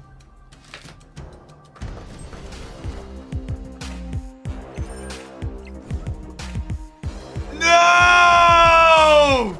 Come on, Gambit. Good God, what an asshole. This fucking guy, chat.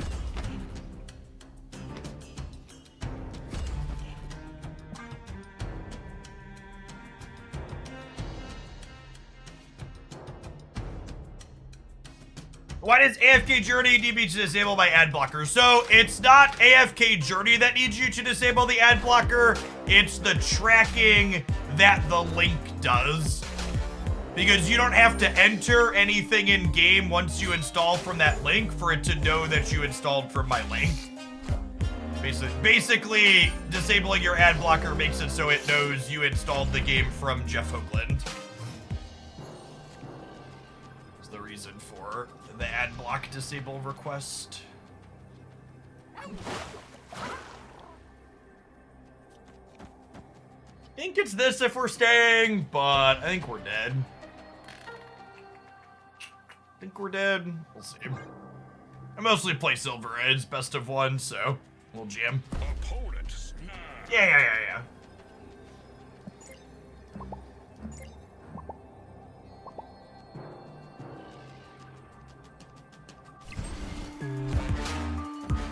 I don't know that 11 holds on the right. Might not be a thing. Ooh, got him. Close to, because the Dracula's gonna discard as well here. They're gonna get to 10.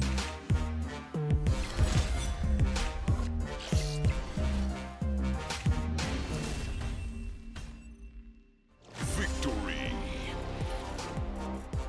That was close. Gambit doing work on both sides.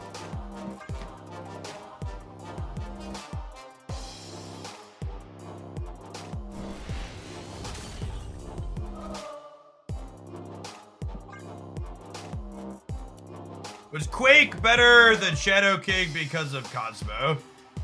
Maybe? BDP, thanks for the 63 months. Welcome back.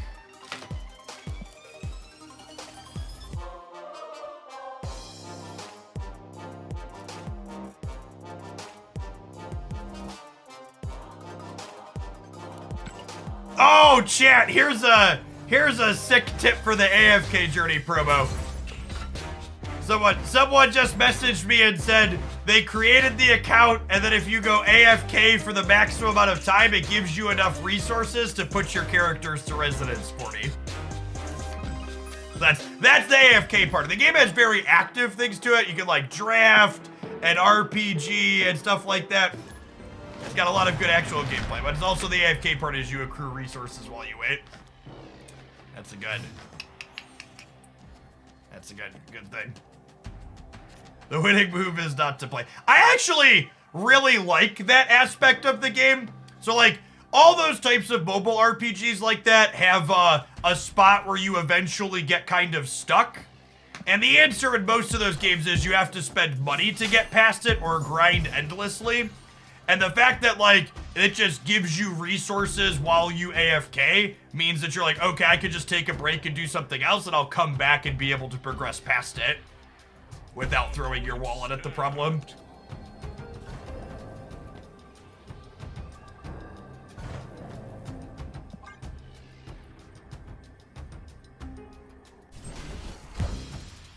I'm just playing this on curve.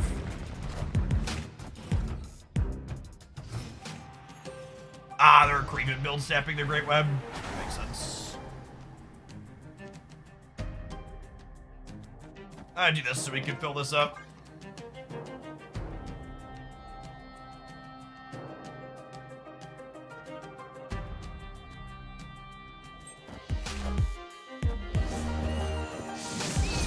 Yes, our thumbnail artist does a fantastic job.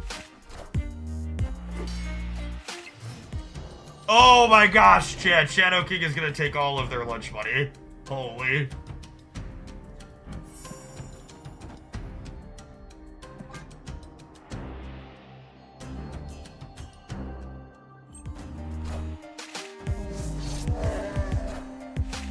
Oh, you know, maybe I'm supposed to play Bear here, actually, to throw priority.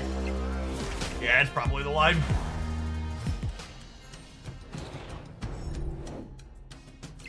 Put the Bear on the right.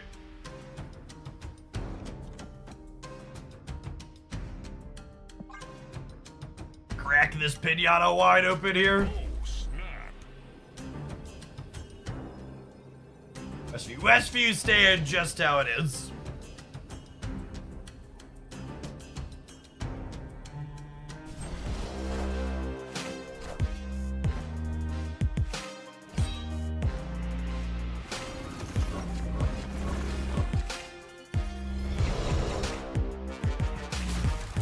Oh, for fuck's sake.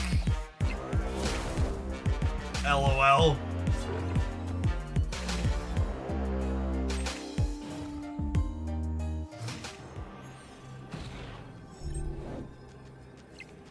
That's pretty funny.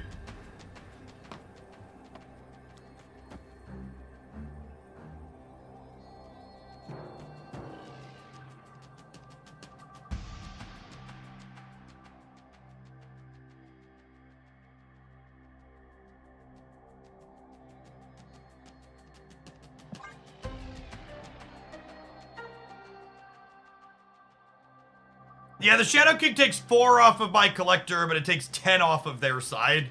And it gets rid of whatever they play into Angela this turn.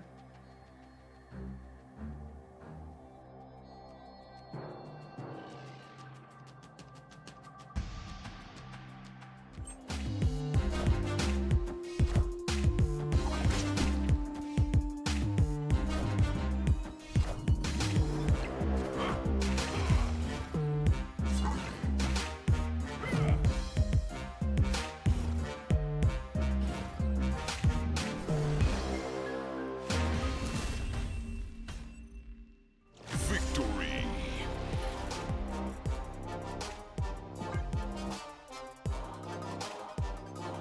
What a dance. What a dance. What a shuffle. All right, well, we're definitely going to play some more of this. But we got to hit the ad roll before we do. Chat, you enjoyed 2 minutes of adverts. I'm going to enjoy 2 minutes of pedaling. Thanks for hanging out. Don't go anywhere. We're going to have some more Collector Dino when we get back. Oh, the longest minutes in life, chat. The cardio minutes.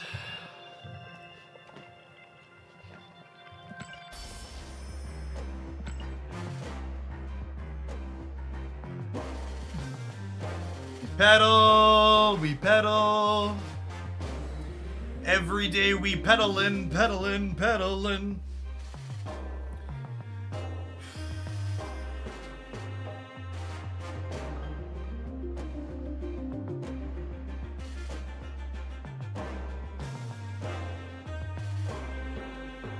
Make Quinjet fits well in a deck like this. I don't know. I don't know how often you're playing out all the Helicarrier cards versus just like cracking it to make your Dino and Collector bigger.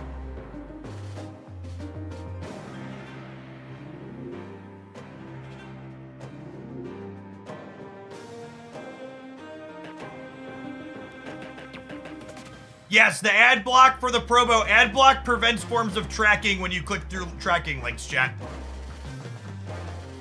And the link for the promo needs to be able to track where your download came from. That's a feature in ad blockers, not a bug. It's not sending them your location and your IP information, it's just sending them where your links came from. How long do you keep adblock off? Until you download the installer file. You don't have to have adblock off to play the game.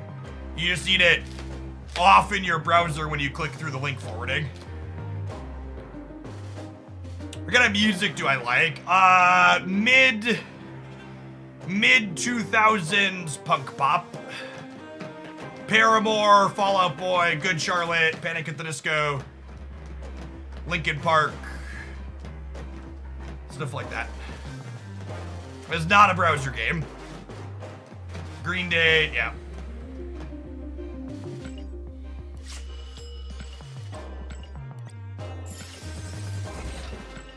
I play instruments, I do not. One of my good friends once described my playlist as the I didn't get asked to prom playlist. And in my defense, when he was leveling that criticism at me, I think Simple Plan was playing, which is definitely a I didn't get asked to prom band. I don't know if that describes all of the bands in my playlist, but it definitely describes Simple Plan. Pink Man, thank you for the 7 months. I appreciate that. Welcome back. I'm just a kid and life is a nightmare. I'm just a kid, I know that it's not fair. Be-do-do-do-do-do-do.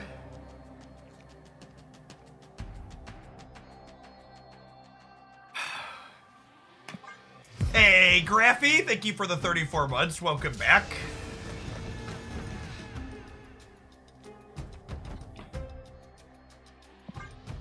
Someone asked, Jeff, how many calories do you eat in a day? I know you're on a diet. So I'm actually not formally counting calories. My current diet is me simply eating appropriate amounts of food. Which I guess you could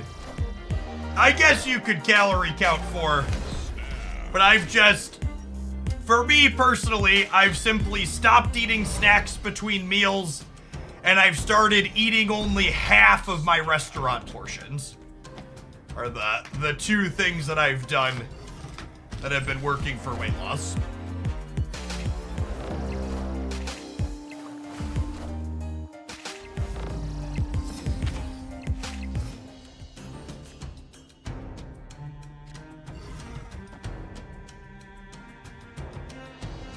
Very un-American of you. Yeah, but like, I personally don't drink soda and I don't drink alcohol.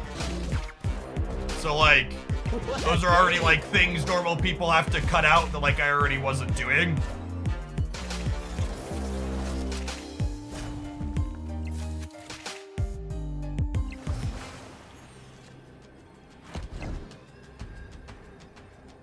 And the number one tip, chat, for eating appropriate restaurant portion sizes is when you get your restaurant meal, cut it in half at the start. Don't just tell yourself you're only going to eat half. You're a fat slob. You're not only going to eat half. Cut it in half before you start eating, okay? Victory.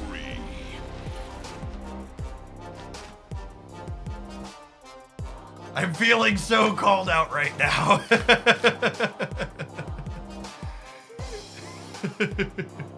But Mom.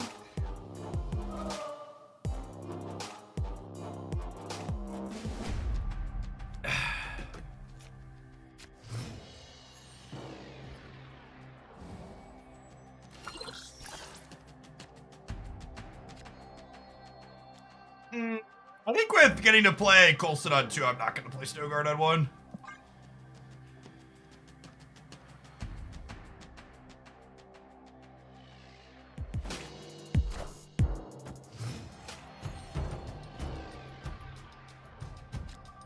Oh my god, Cheesecake Factory is some of the best food you could eat.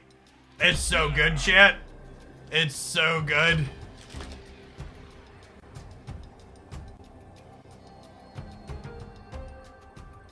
Yes, the AFK promo is for new accounts.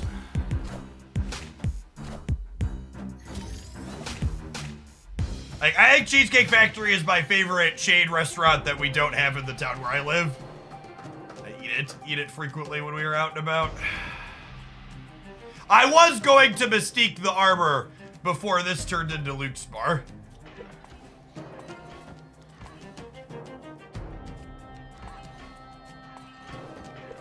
If I do this, I miss my 5 drop. So I think I just do this and see what we get.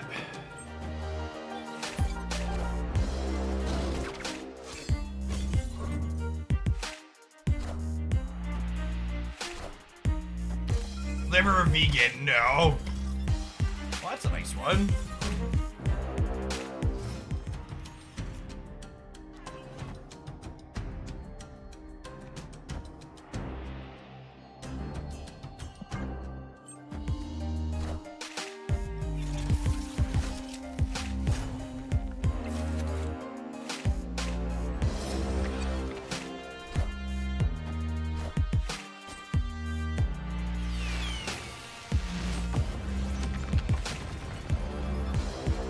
Oh no! Oh, what a disaster!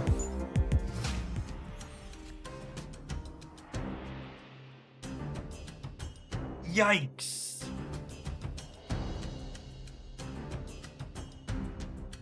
They did already kill Killmonger, that's fair.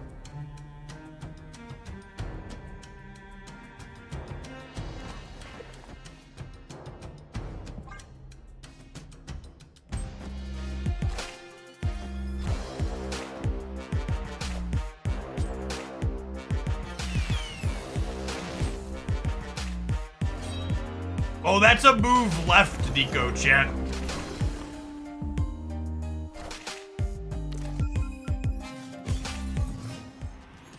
Opponent snapped.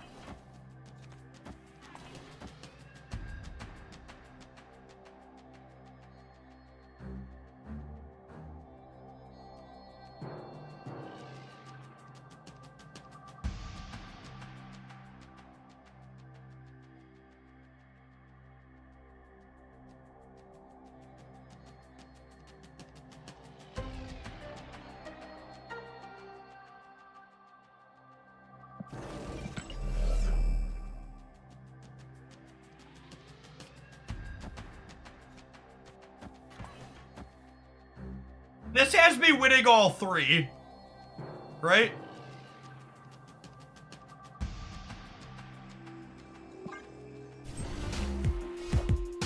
Cut off one head, 2 more shall take its place.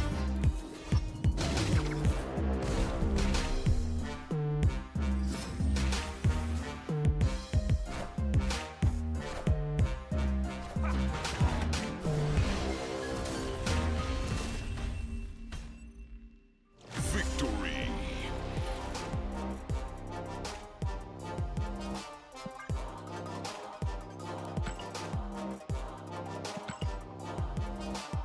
Okay. That was a legal play.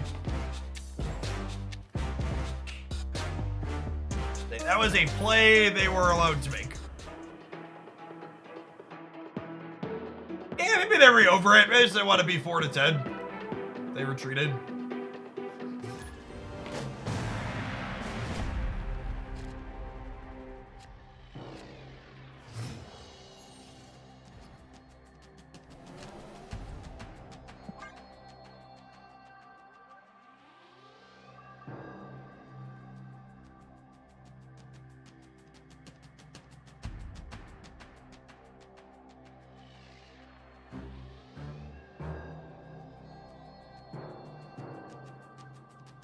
No, you could totally just play even 1 round at a time, Ben. You could even start your draft and not play any rounds and come back to it later.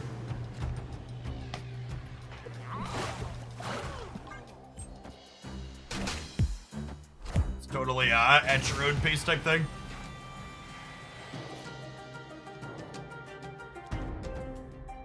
Actually, I want to not put Collector in their Craven Path because I want to be able to Shadow King the Craven Path.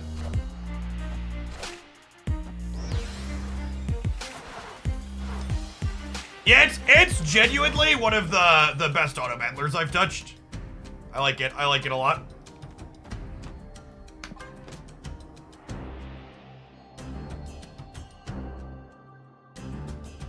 It has enough depth to keep me engaged, but it's not so complicated that I need to, like, have a giant wiki page open while I play to understand how to actually play.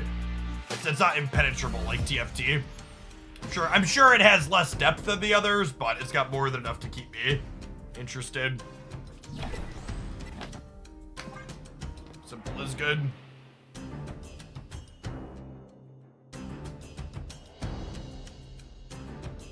Did you play AFK Journey? I did not. That's one of the few gotchas I haven't touched.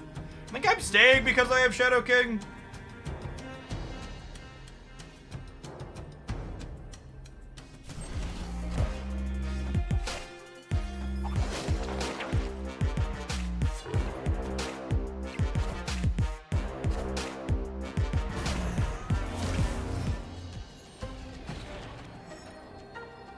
Wait, are we getting Heimdalled?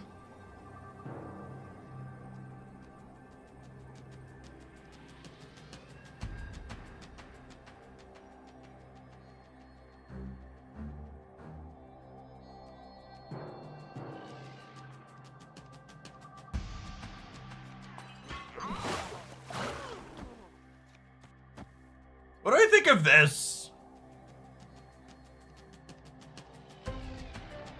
It's just like plays for all three, yeah?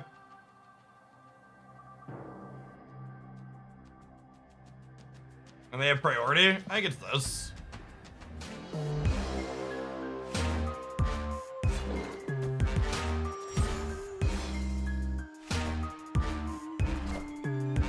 I see the way.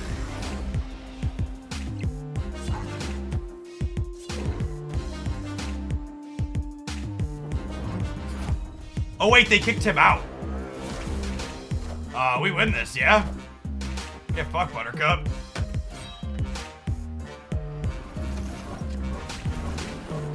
Decided to fist their Heimdall. I wonder if they realized how that was gonna play out. Feels like they way overcommitted on the left. Victory. They only needed to beat my Vision and Jeff there, theoretically.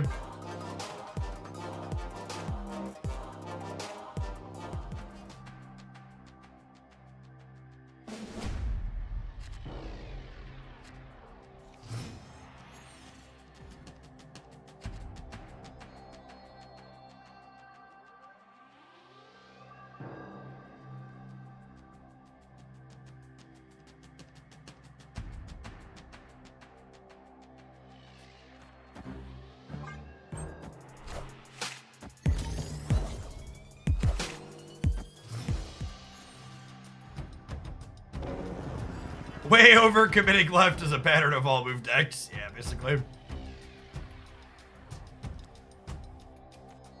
I don't want to Cosmo Elysium because I want to be able to Shadow King there.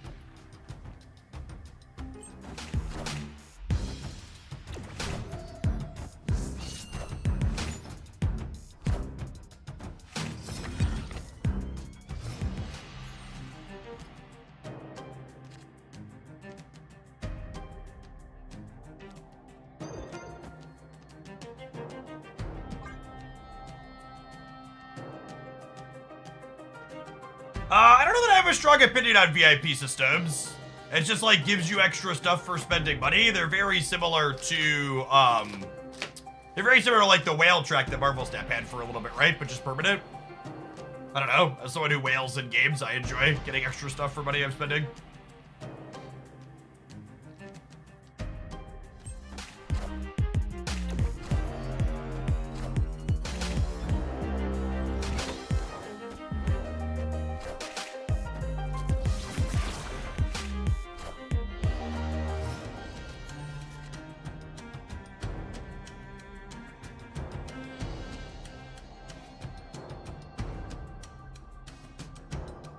Think I want to crack the helicarrier?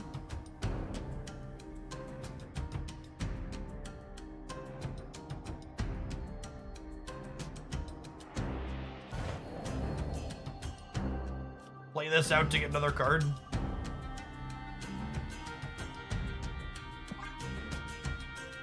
I don't think I want to turn off Elysium if I'm cracking the helicarrier. I want things to be cheaper.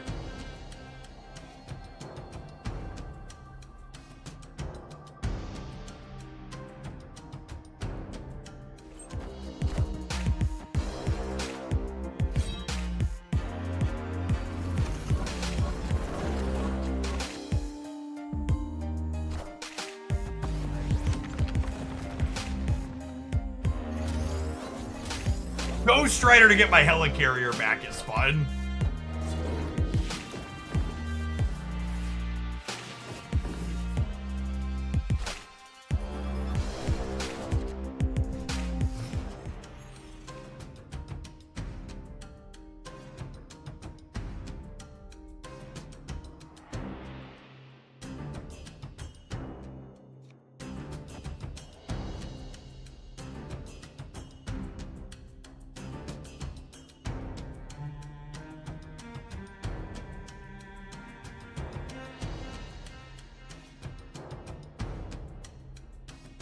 Ghost lets us Titania too, which is nice. I don't know that we're gonna have room to Shadow King. If they slide Vulture into here, they gain 11 up to 23, and my Ghost Rider's actually only... Huh? My Cosmo's annoying here.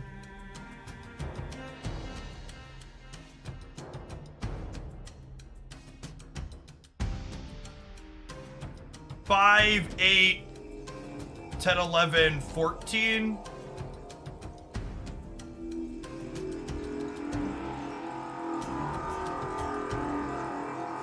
Need to put Ghost here, I think.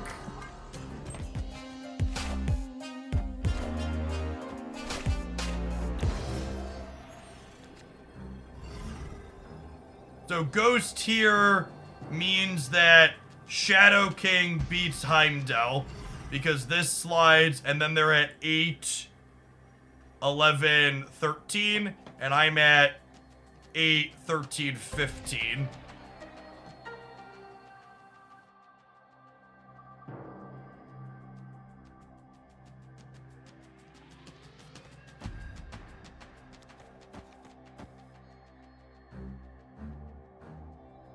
I think it's this. I think it's this. Expecting Heimdall here. I see the way.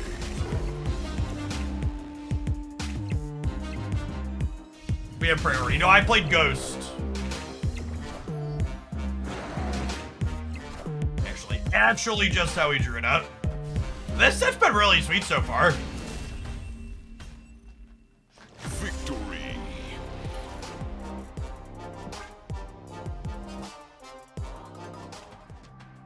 Played some neat games of Marvel Snap with this deck.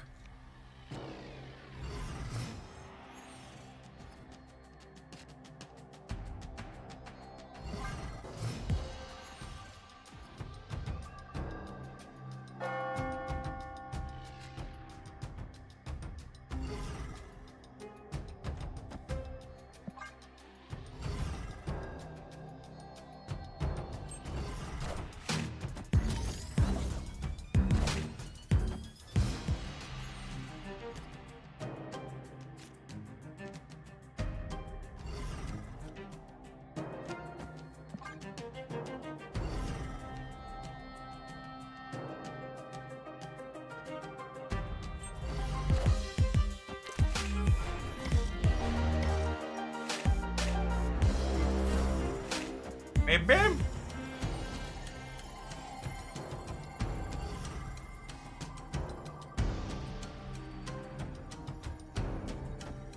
Yippee-ki-yay! Yippee-ki-yay.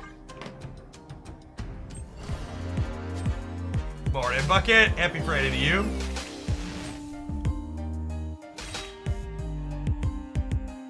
Colson knows what you need, just gotta trust. Yeah, exactly.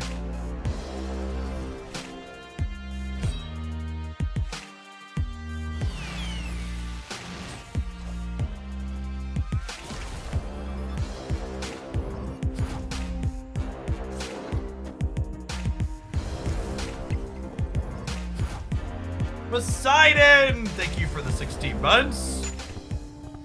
A true diehard fan would have snapped before yelling yippee. Yeah, that's fair. That's fair. So I have Devil Dino into Mystique, Shadow King, Snowguard.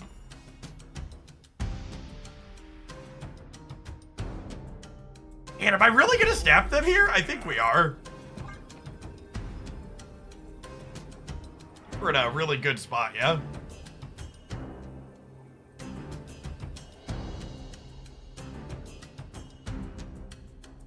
Come on! Put all the cubes in! Yeah, there you go. I'm a fish! Glub glub! Drink deep!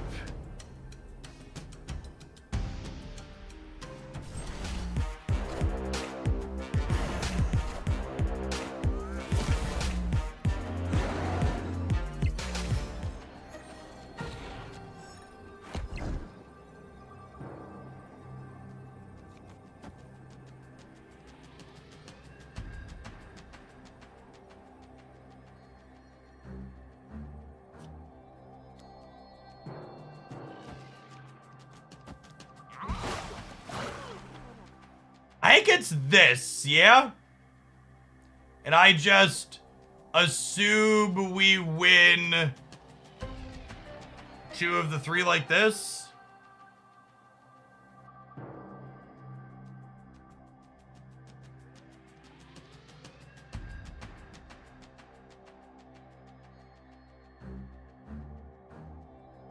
I guess is 11 enough to win here after we Shadow King?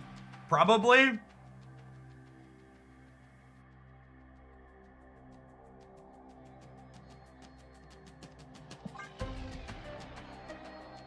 Close though. They could not Heimdall is the thing.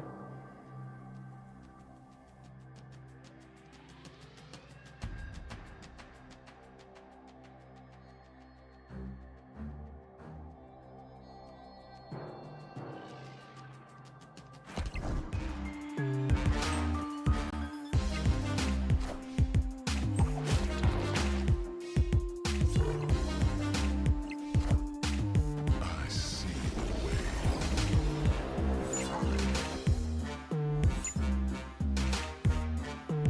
I think we're short. This thing's only 12, yeah.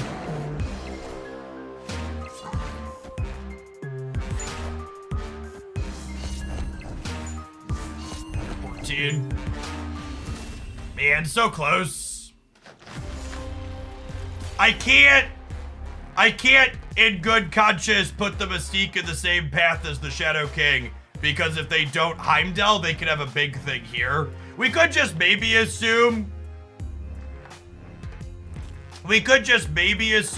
that they just can't resist Heimdalling. We just assume they're like atypical, no think move player, always slam their big card. They've done that so far every game. So maybe we should just play assuming they're gonna do that.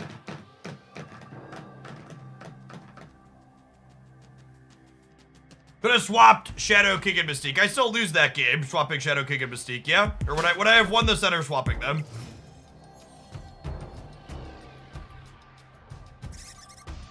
Oh, snap.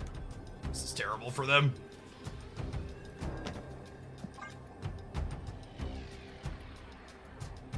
I don't know what the count was if we would have won the center.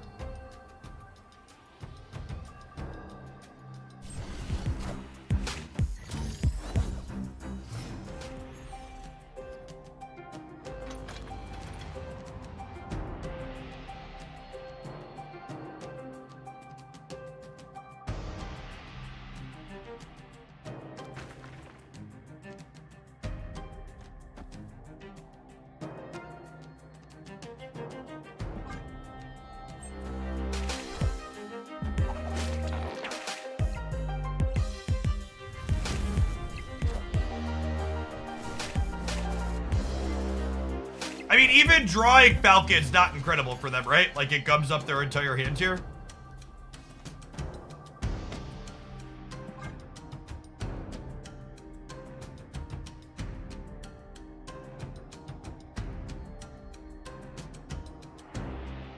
You could use the keyboard to move around in AFK Journey. WASD walks the character around.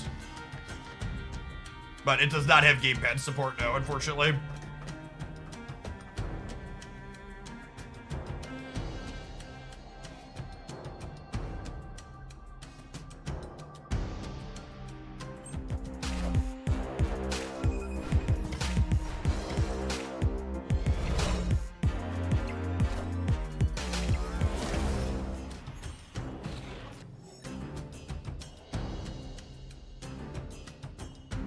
Should we bear the deck to clog them? That's a funny idea.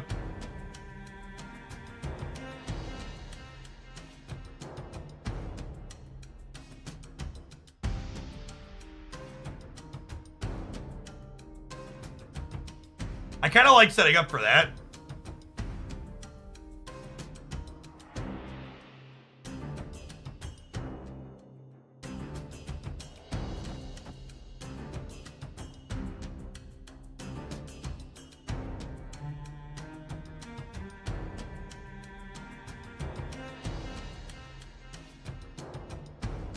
Cosmo's been super awkward with our Shadow King.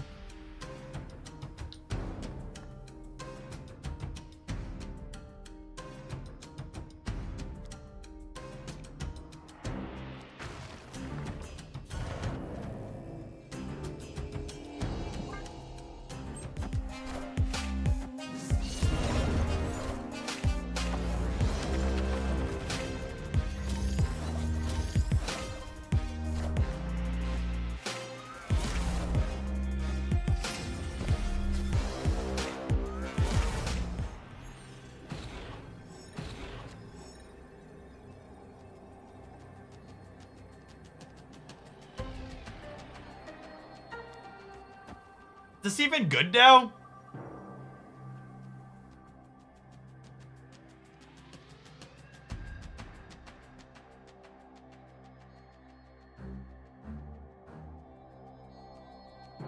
What are they gonna do?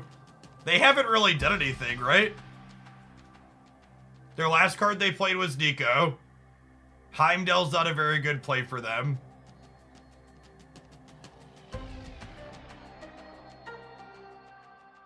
I guess they can Doctor Strange, right? But then that pulls all their power out of the left, yeah?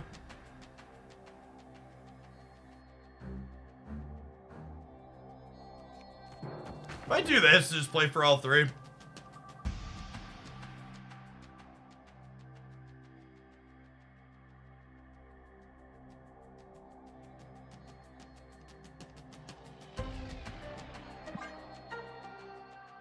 Slide. We have priority. I'm playing Shadow King to fill the right so I don't get a sentry point there, chat.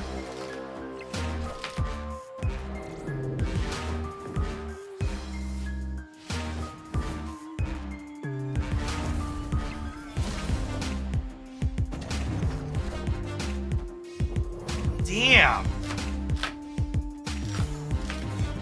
I just lost the coin flip again, yeah? No, I guess it with the vulture on the left too. Fuck. Alright, we gotta try and win 2 in a row.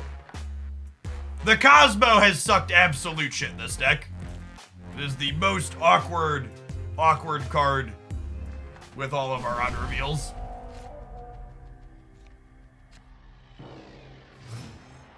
Would Bear have won it? Maybe? I don't know.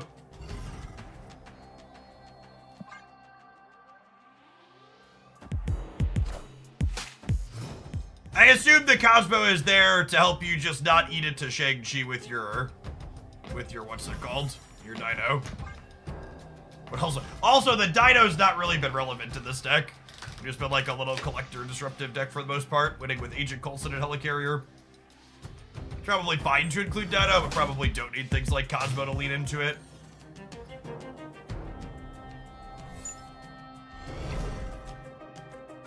And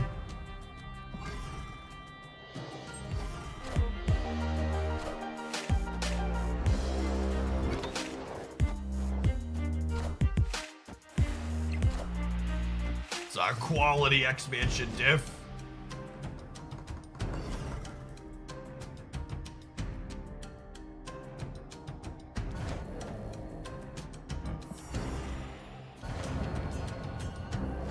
This doesn't matter. I think our game plan is just decided here, right?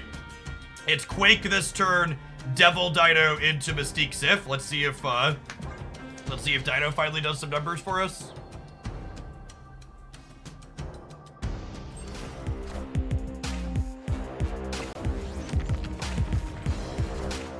It's playing Quake to play her on curve.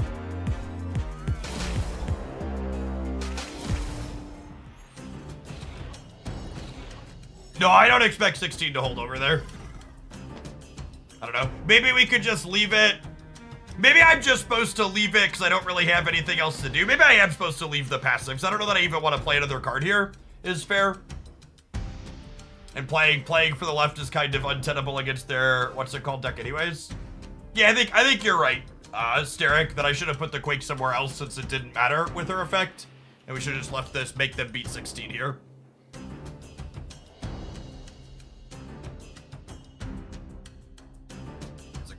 Call out.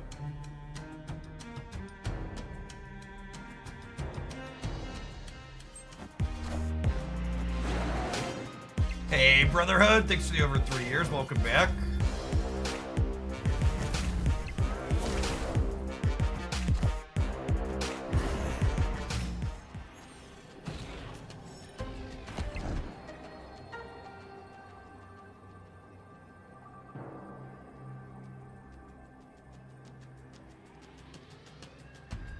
If they move Human Torch and then Heimdall here, they'll have 15, 22.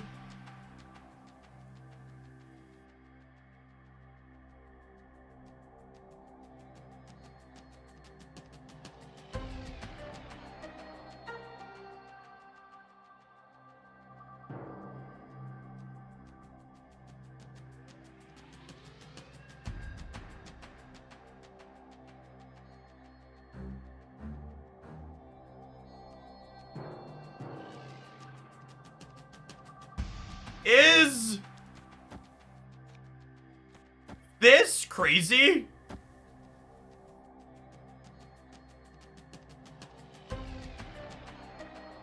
Because they can play for the...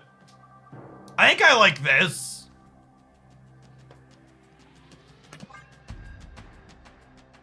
I think this might be like a fox, yeah. We'll see.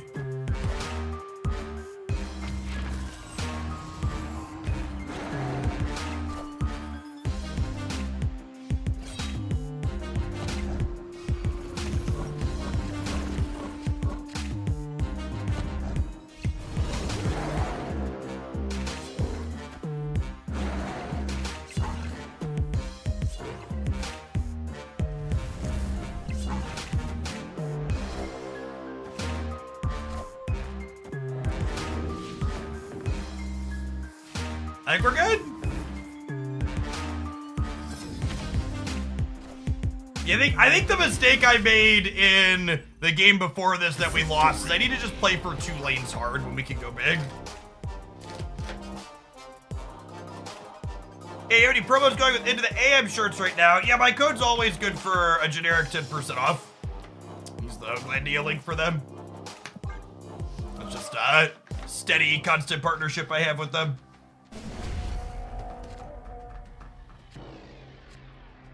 We also moved their Kraven so they can move Kraven instead of Torch. Yeah, that's funny. That's a good call out. All right, deciding match. This has been a sweet set. Oh, come on, game. Fuck you.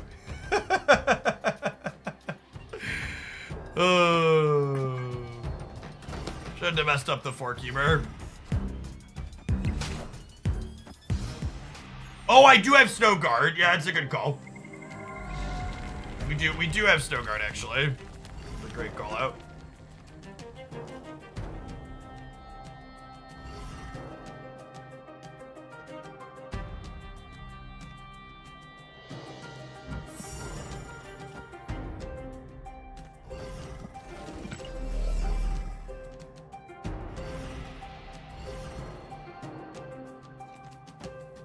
Probably this, probably this. Get Marak, get in their way.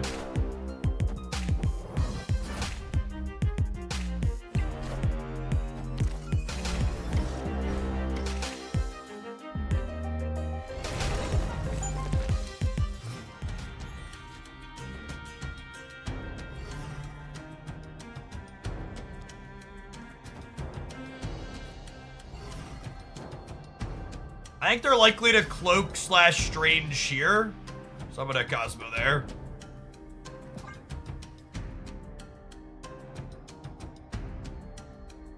And then next turn we Hawk plus armor. I don't know that I'm gonna be able to put big enough numbers into play is the problem. While playing, because playing the Hawk on 5 means I don't get to develop my own board.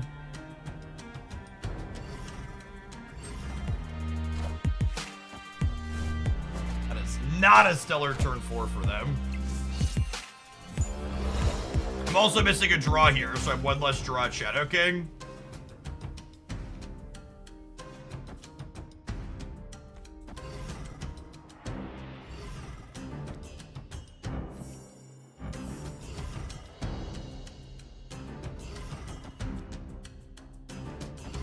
And my client is really laggy when it comes to pulling cards that are not in my hand.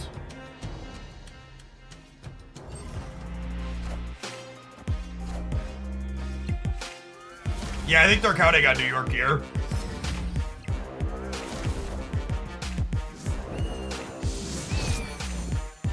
Nope.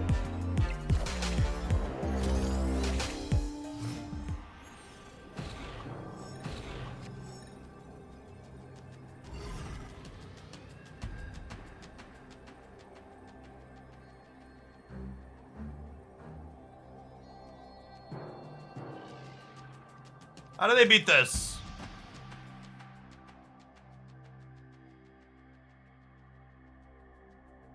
They can kick a dagger with Human Torch. This loses to dagger plus strange.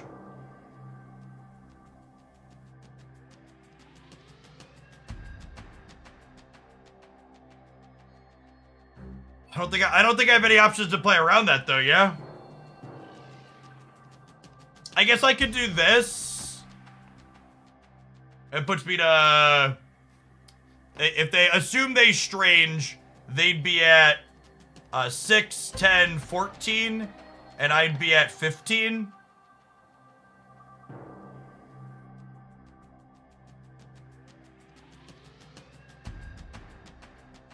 Loses to Heimdall?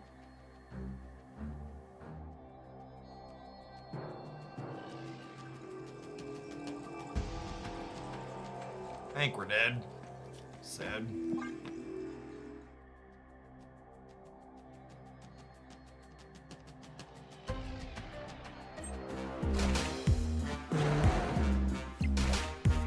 I see the way. Oh my god, they're just incapable of not playing Heimdall, chat.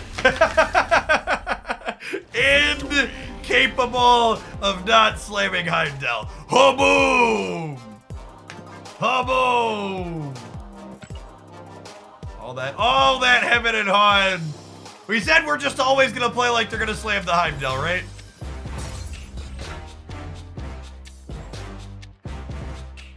Dino did a thing. All right, that was a really long match, so we actually need to hit an ad roll again. The deck queue is full for today. We're gonna let this one see if it can finish its infinity ticket, and then we'll move on to our next deck after this. Thanks for hanging out. Don't go anywhere, gamers.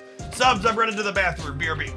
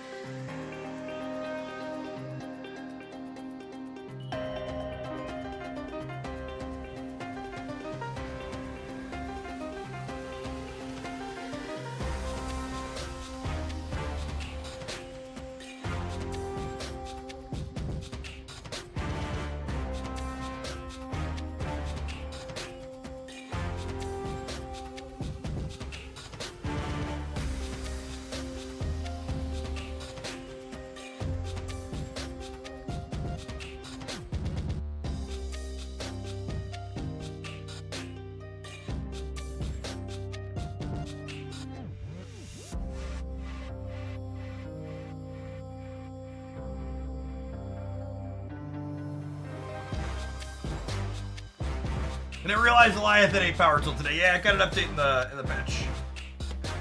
He's a new card.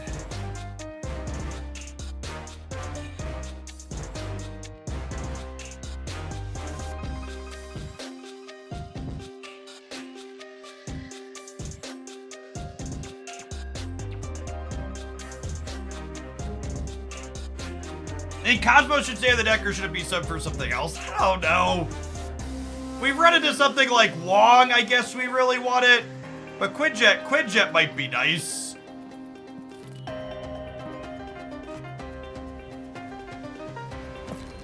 What decks do I want Cosmo against? I guess Cosmo's okay against Hela, but we're probably not beating Hela either way, right? The second Destroy counter was nice, that's true. Destroy's been... I'm gonna give it one more chance. It's definitely been awkward, though.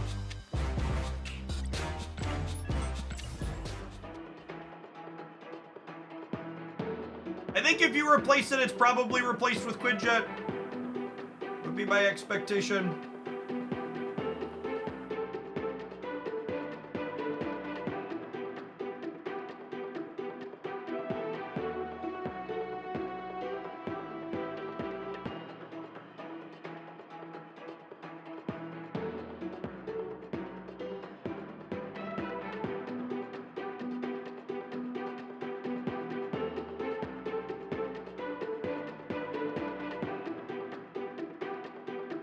I'm gonna let it ride, Dome, and see how it feels for the last one. We've come this far. Yeah, I would love to have a sideboard. Ain't that the truth?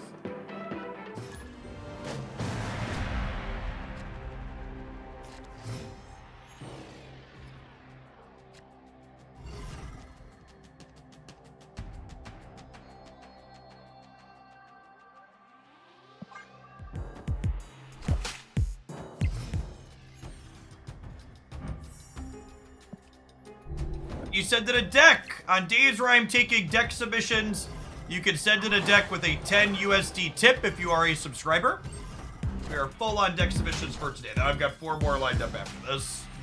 Had some absolute bangers that have run a little bit longer. If you send me a deck that ends up being good, we tend to play it a little bit longer, with a guaranteed minimum of a half hour per deck sent.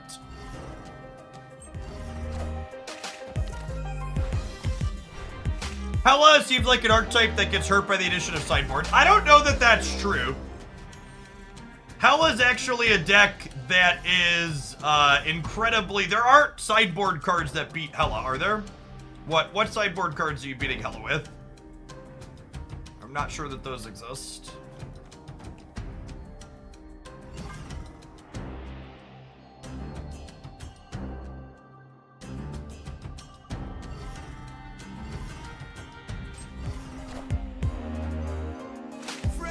Spider-Man here. Stay right there, Pete.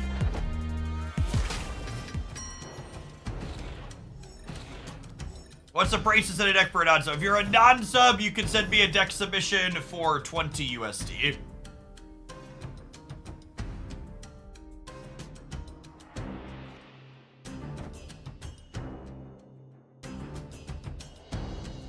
Move Grand. Why would I want to move Grand Central rather than playing Devil Dino and following up with Ronin Snowguard?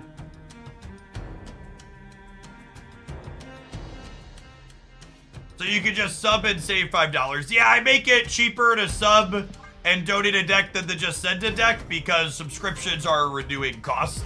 It's the predatory capitalism thing to do.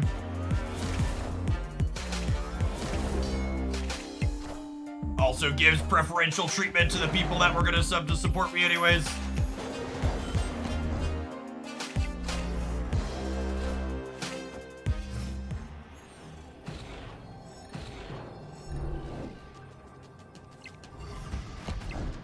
Well, they've emptied their entire handout, so Ronin is not gonna do a whole lot here.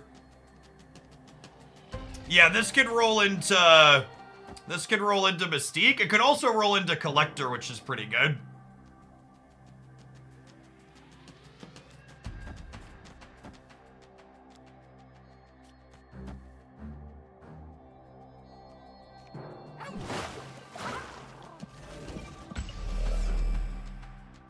Definitely starting here. I'm just spreading out for all of them.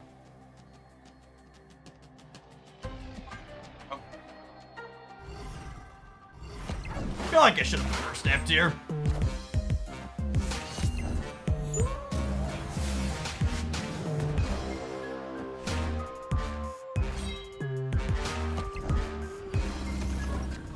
less good than Mystique, but better than a Shadow King, I suppose. Doom rules all. And flip. Victory. Swapping Stogard and armor. Oh, yeah. Yeah, I should have swapped Stogard armor because Stogard's +2 here. I was thinking I wanted the most points over here, but I wasn't thinking about the location giving the 1 drop bigger. Good call out.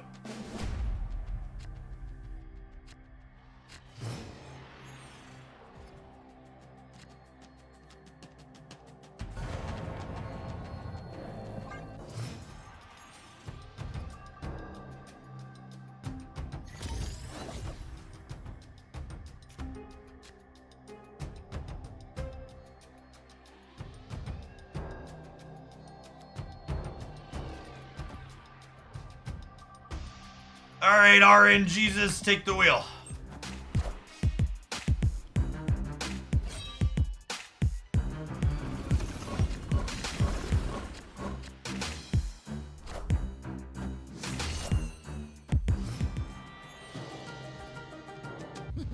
This land can never be fully known.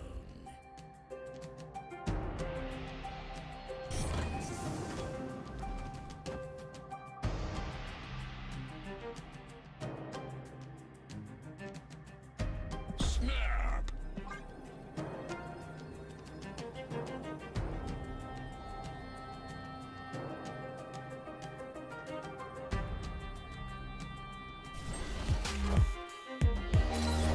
Yes, we're definitely gonna Odin the rescue. I'm doing this in the center so we can dodge their Shang-Chi. That's likely in their deck. Neighborhood Spider-Man here.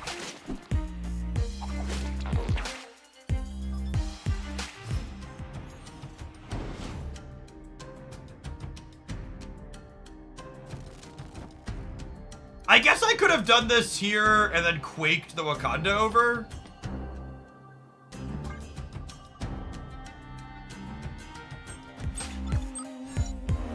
They can have our Shadow King, they cannot. Ye worthy.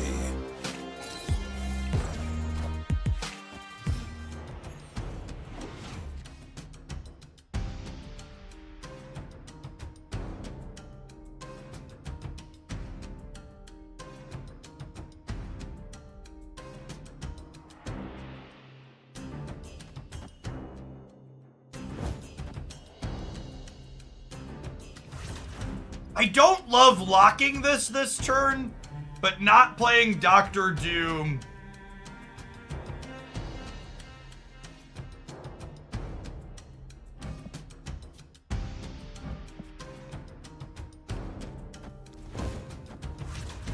I could do this, I suppose.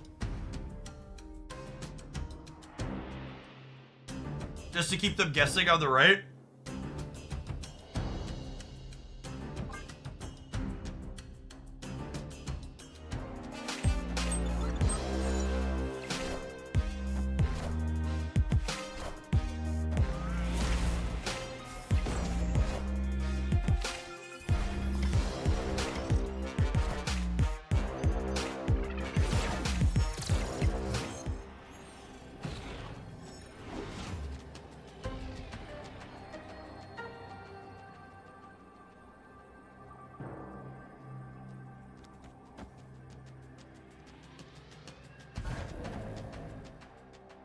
This puts me to plus 12 on the left, up to 20.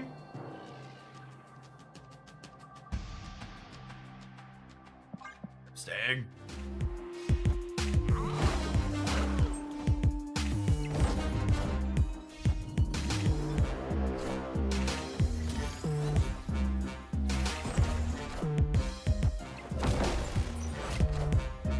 Doom rules. We win this breaker, yeah?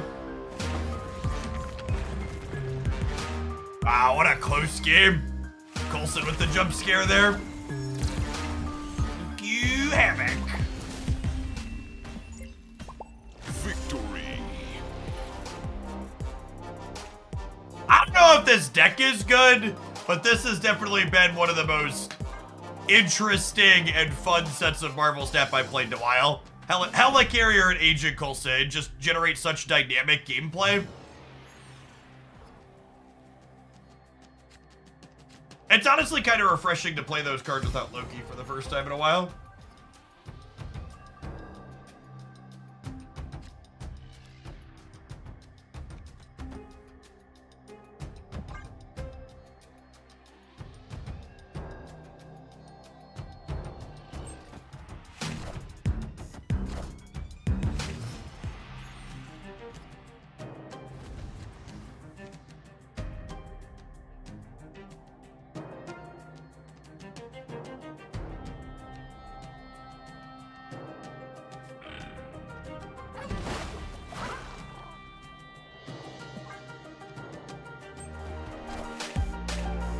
Looking forward to Aeroshim. Yeah, he should be a sweet card.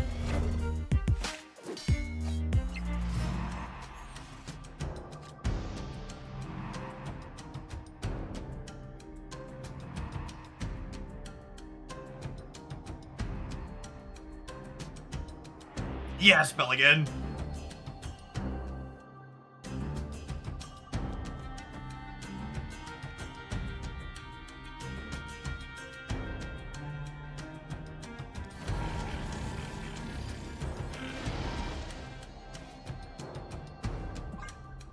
What do you think are two missing cards to the opponent's deck? I would assume Shang is one of them. Yeah, not having priority here is stellar.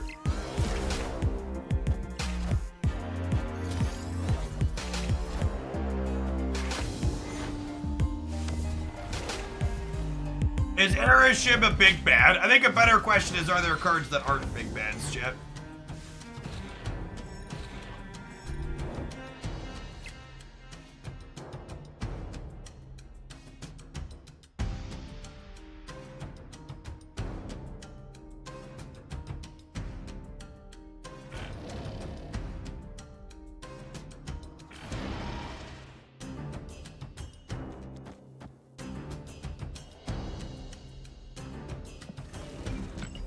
Opponent snapped.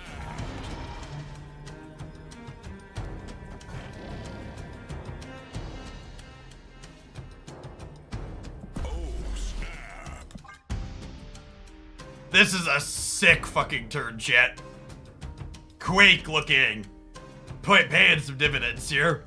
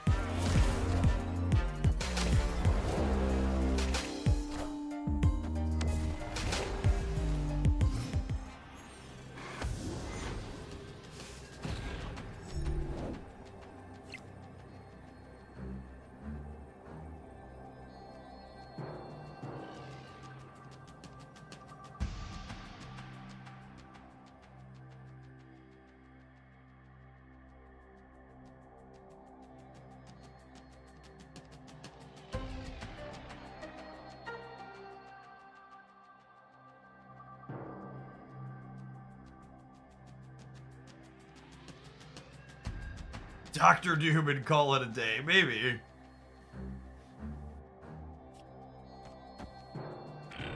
I think it's this, yeah?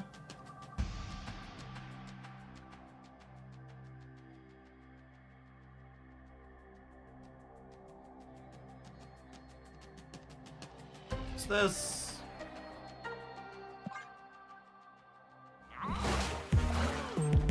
Jeff Center's kind of scary. They have like a Spider-Man that's gonna play for there. I could have been right to move by Jeff Middle. Oh, they have Dr. Doom of their own. Oh no, I could have played around that. Damn.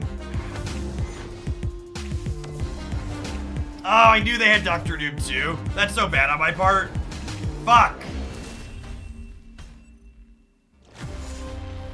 Yeah, Jeff mid to beat Doom. Chat came too late on. fucked that up. I just wasn't thinking about Doom. I was so focused on like what they could do that was big to beat here.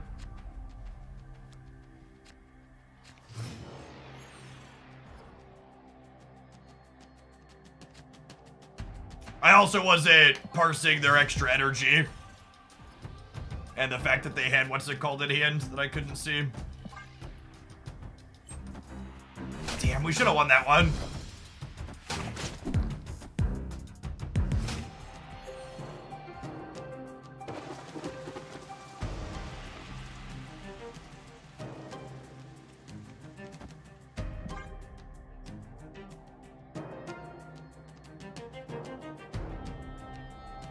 Heimdall left would have won. That's not true, right? It would have slid the... No, it would have slid Jeff?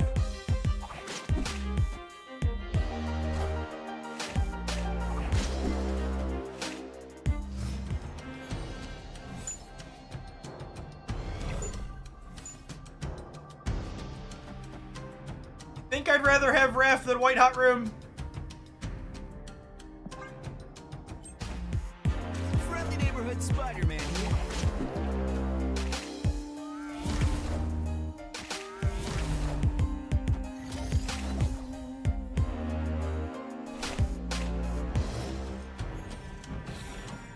Shadow King.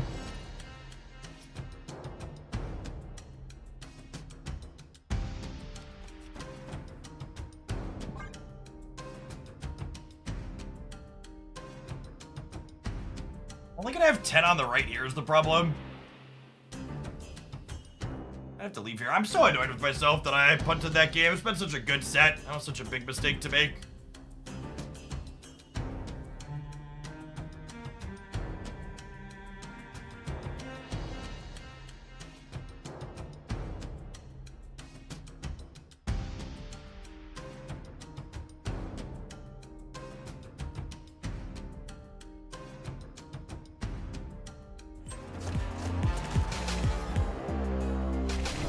Raph card. I'm also surprised they did not fill... Oh, that's a great Silk Rip for us. Holy.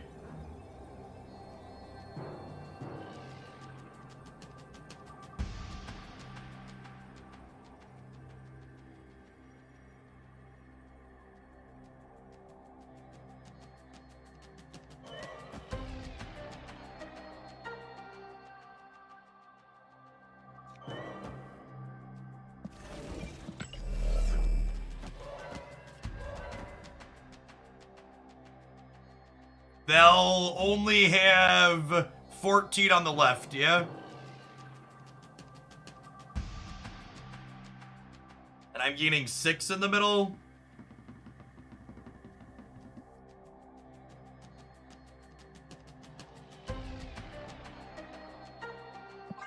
Could go either way. Let's get 4-4 though. If we lose, it's fine. We'll limp. No, I don't want Magneto to pull something.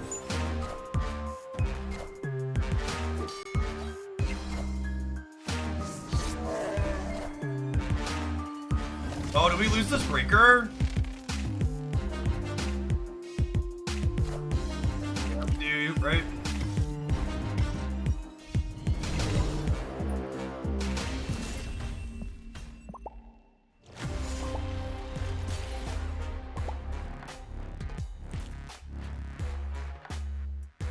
Bear on the left for Collector. We still lose that though, yeah? That's also, Bear on the left is also worse if they... Oh, you mean switch Coulson and Bear. Sure, it's strictly better I get 1 more point.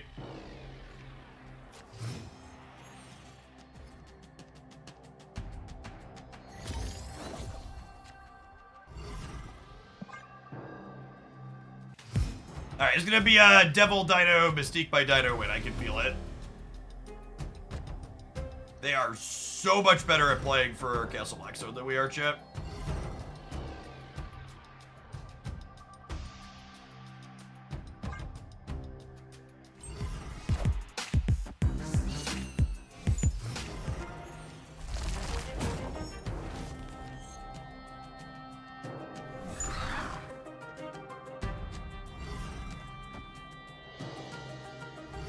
Works every time, yeah?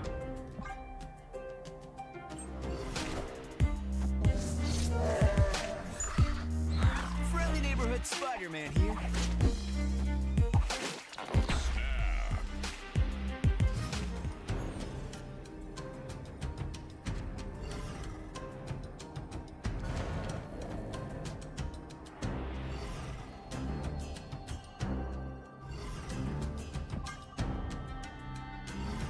Oh my.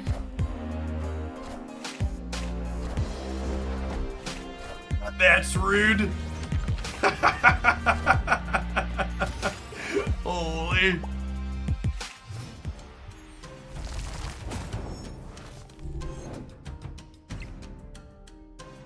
Oh! Oh!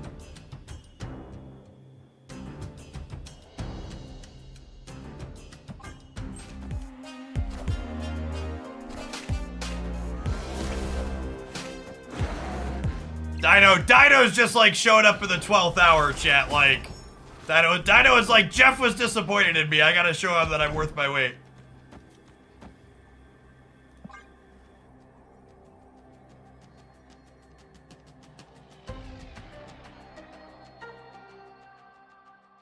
I am full on viewer decks for the day. We will be doing viewer decks again on Monday for sure, though. Dodge an Enchantress, we can dodge a ball. Typically, their last card is Shang. If they've chosen to play Enchantress, we will die.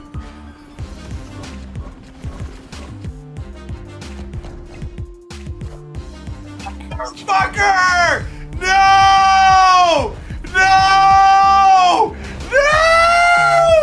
No! No! No!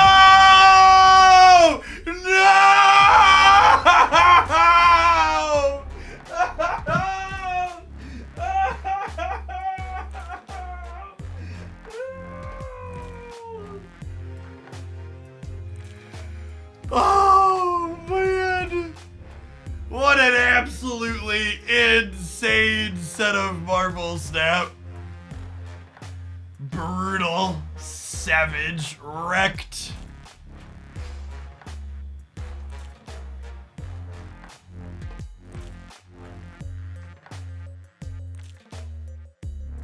We played a bunch of rounds, and that was, yeah. I mean, for what it's worth, I think it ends up being, so there's two ways you could look at it, chat. One, unlucky they were playing the tech card that beat us. But two, if we look at every card in their deck, I should probably split the dinos, yeah? I don't think their deck is capable of making a number that could beat us if we split. Pretend this last card's a mystery. Like, I don't think there's any card in Marvel Snap that this can be that wins the game if we split the dinos. So like this, I actually think this take is shit. You made the greedy play. This isn't greedy, chat. I think it's a weird TCG player thing to describe making an objectively bad play as greedy. I also don't think it's a hindsight play to say you should split the dinos, right? I just didn't stop and think about it. So the thing you need to think through is, okay, let's say I split the dinos. Let's say I split the dinos and then I end up on 17, 22, 25 here.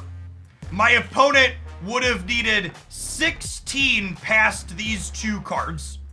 And there isn't a card in Marvel Snap that could have given them 16 there, right? Red Hulk? But if they Red Hulk here, my 14 power Dino wins here every time, yeah? Super Skrull's not a real card. And the people, also just like, I really can't emphasize enough how much you need to be able to detach from specific results like this and think about things objectively. To the person that keeps spamming enchantresses everywhere in my chat, fuck you, you're dumb. Your anecdote of your last really tiny sample size is not reality.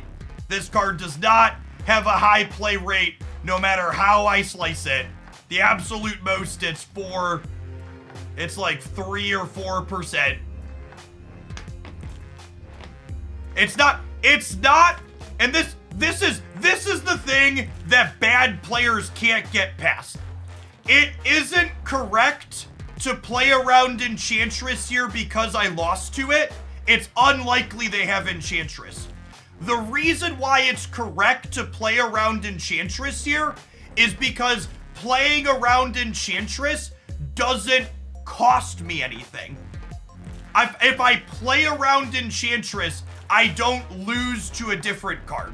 And this is a spot where, because we haven't seen it and because it's unlikely, playing around Enchantress for the sake of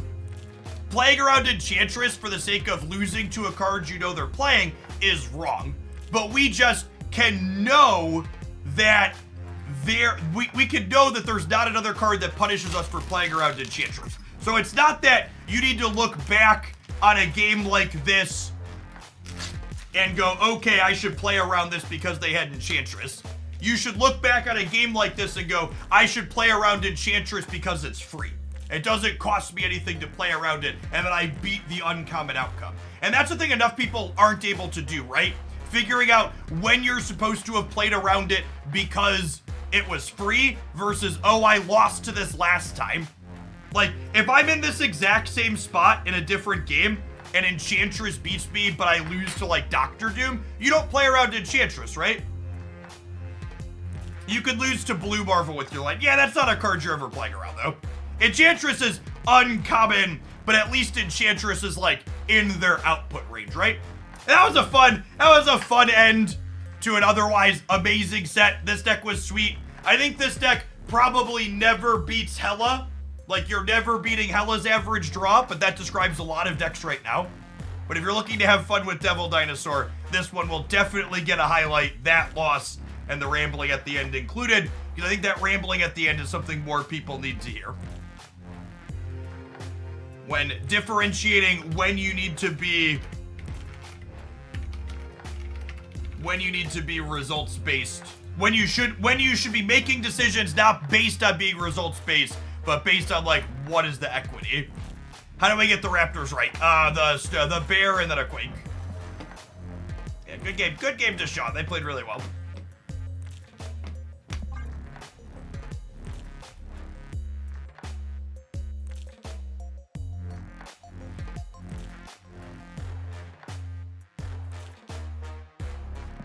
All right. That was also another long one. Have some ads. We're going to queue up another viewer deck. We'll be back with that when we return. Thanks for hanging out.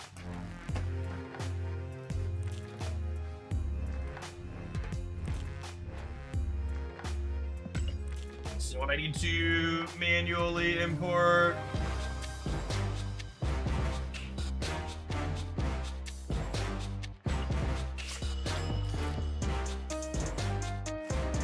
Hey, nice, Ben. Congrats. I also would assume Honor Duel has some... Oh, you know what, actually? I'm going to leave this in my deck editor so I can link it later. Oh, that was Snow Guard. And what did I just get rid of there? Snow Guard and what? What was the other card I just deleted, chat? It was Snow Guard and...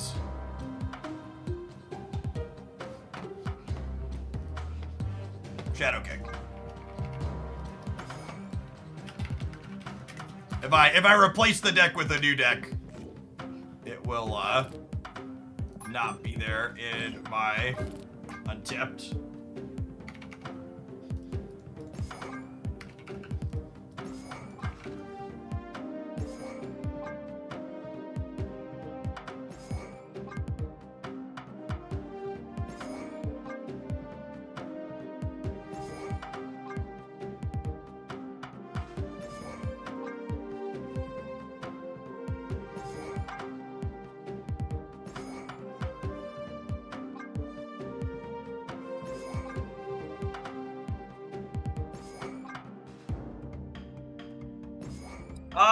So I don't know that there is a compelling reason to play Zabu over Psylocke now, right?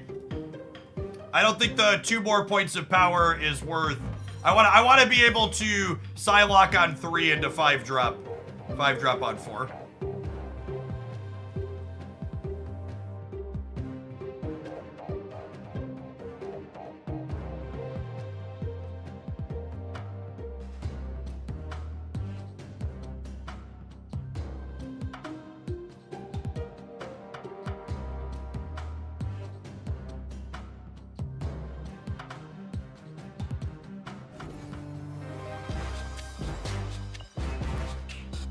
Zabu lets you double 4 out of 6. Yeah, this deck's never doing that, though.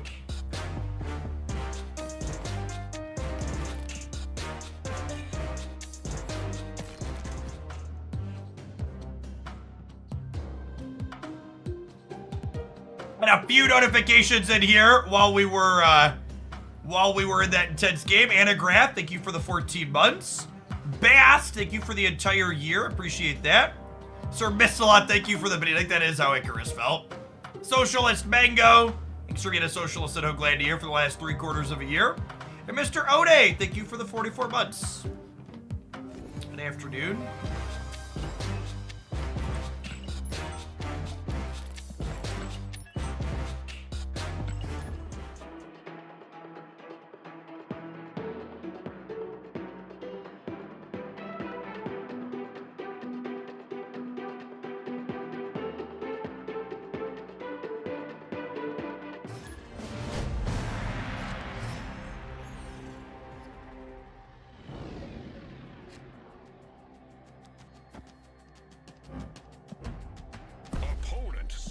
This is actually my first time having this location flip up for me.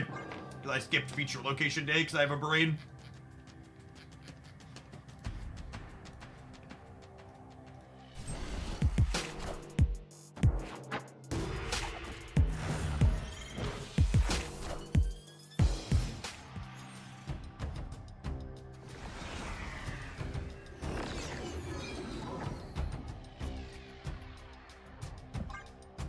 Yes, Goblin into Zemo will send it back to me.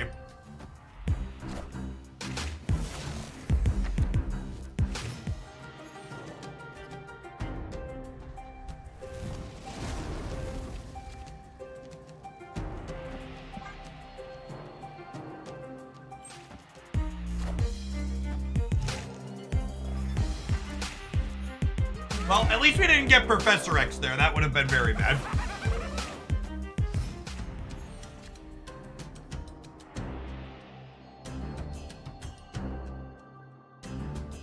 Yeah, Jubilee is big gambles in this deck, I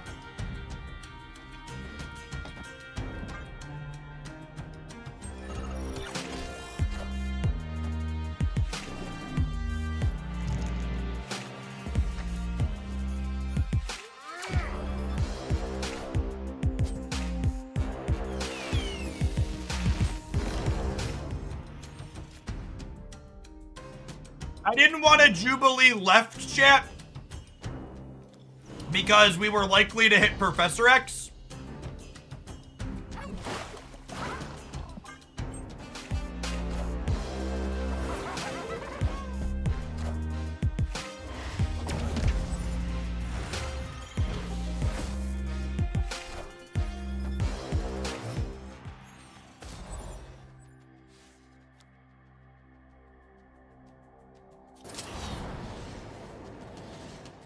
Do you identify as a socialist or some variation of a socialist? I think a small dose of socialism helps the capitalism go down. I think... Yes, you may Doc Ock me. I think the free market is fine and reasonable for a number of things, such as my job. Capitalism deciding winners and losers and who's a streaming personality, that's great. Capitalism deciding the winners and losers of who has childcare or healthcare or enough food to eat or a roof over their head, not so great. Basic human rights and needs should not be left up to capitalism.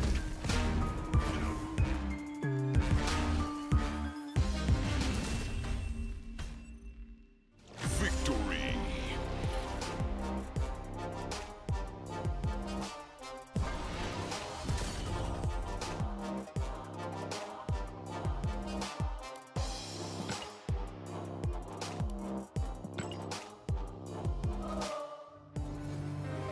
Good Gamora boy, thanks for the 15 months. Welcome back.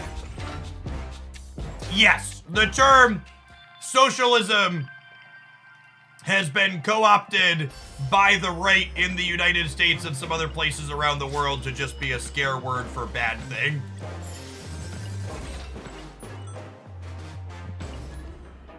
We have a number of things in the United States that you could definitely describe as socialism that work reasonably well.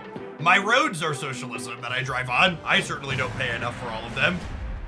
The school that my children go to, certainly don't pay enough personally to fund that all on my own.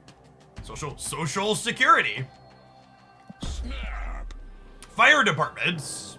Emergency response.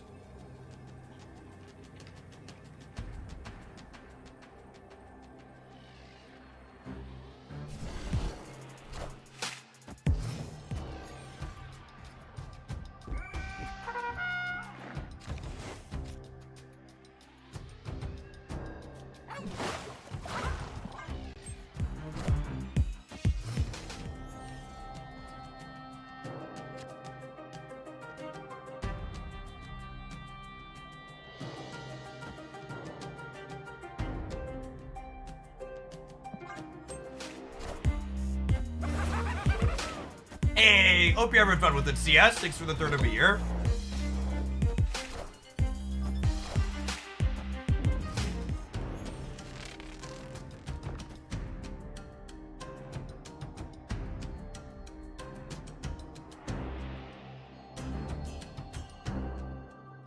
Bangers in our neck chat.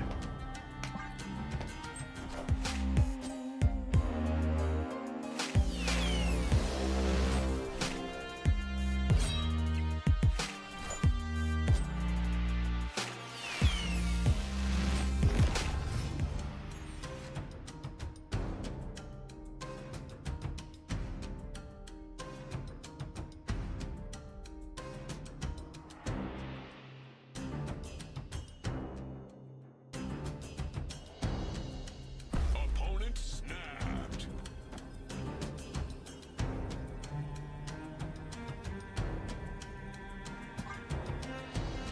Stay.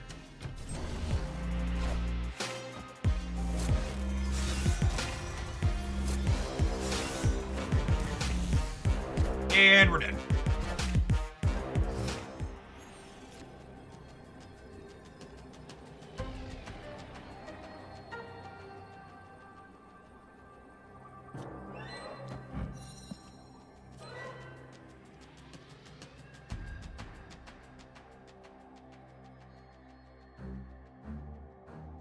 It's a damn shame we didn't have, it's a damn shame we didn't have War Machine last turn, so we would have buried them being able to play Infinite into here.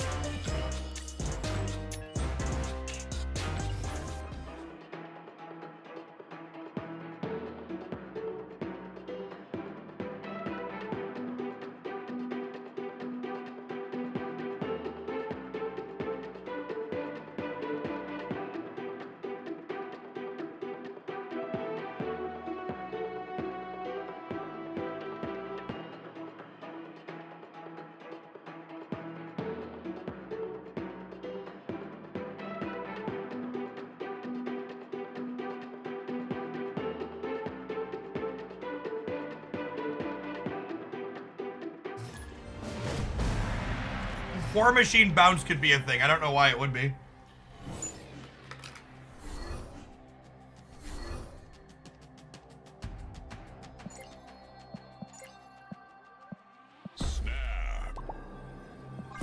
Are you planning on playing a U.S. agent deck for the weekend missions? Nah, I've got viewer and exhibitions lined up for the rest of the stream today.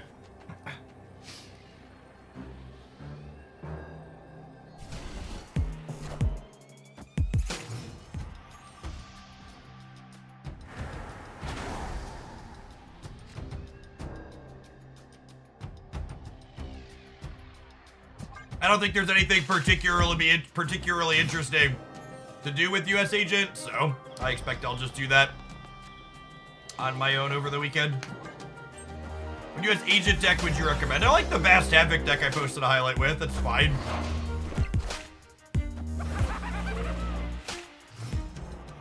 Well, that's just it. U.S. Agent isn't a card that you build around. It's a card that, like, you just have to play on the last turn of the game.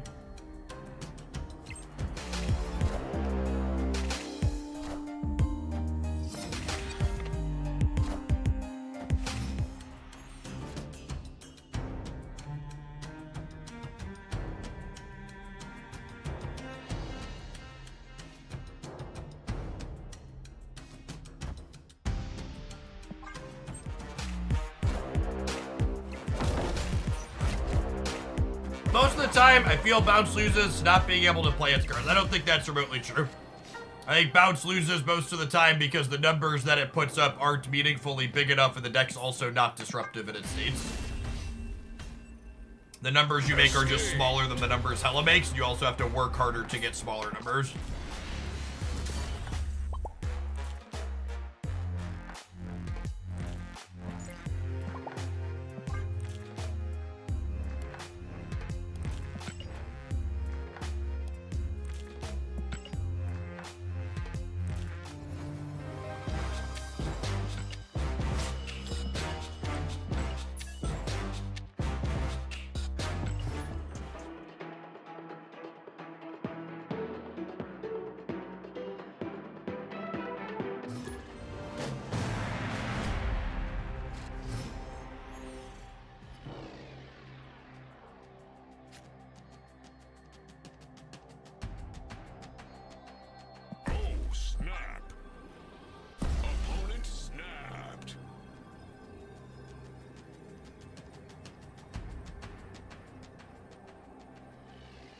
Nah, I think Mockingbird's fine.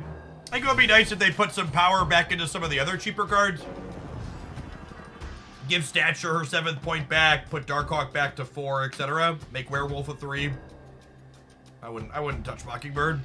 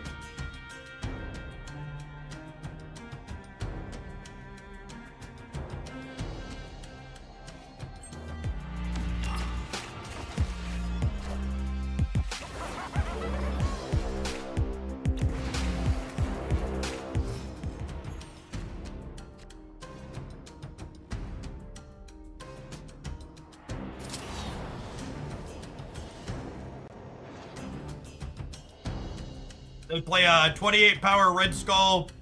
I think up to 26. I'm gonna need this here.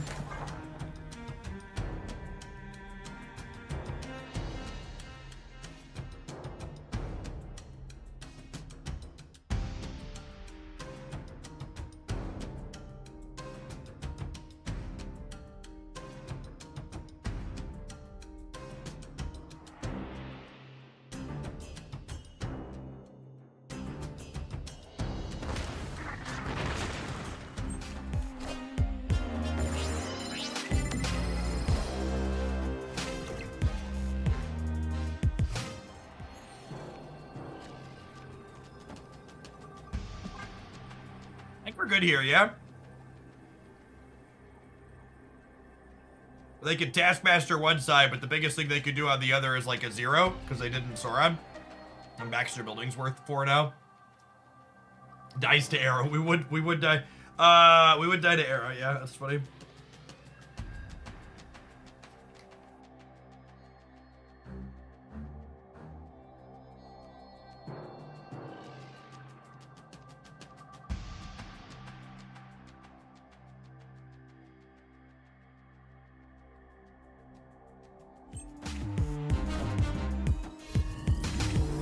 Hello, so happy.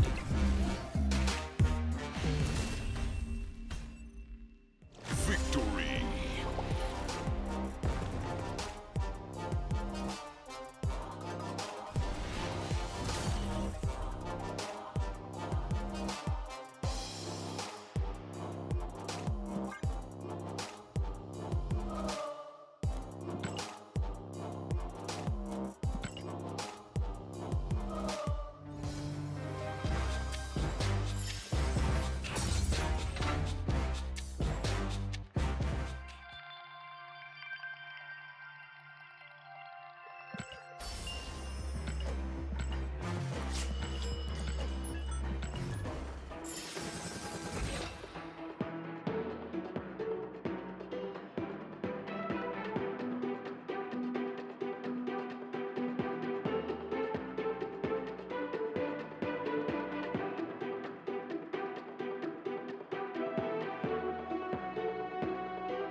Old Shuri is the only deck I have complete inked and fun variants. I wish it were good again.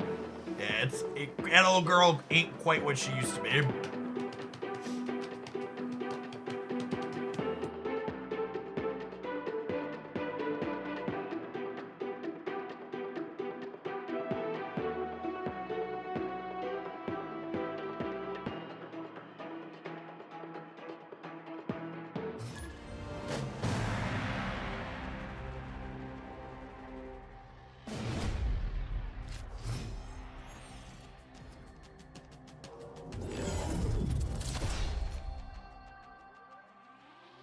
Snap.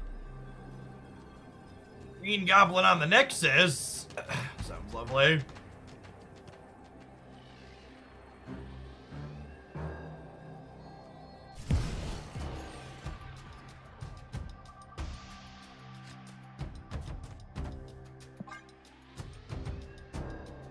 Goblin into Goblin.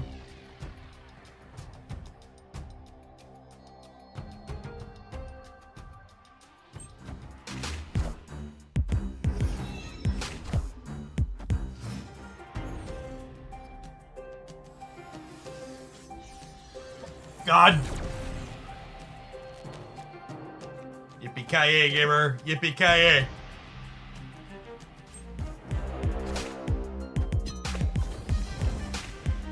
Can I stamp again?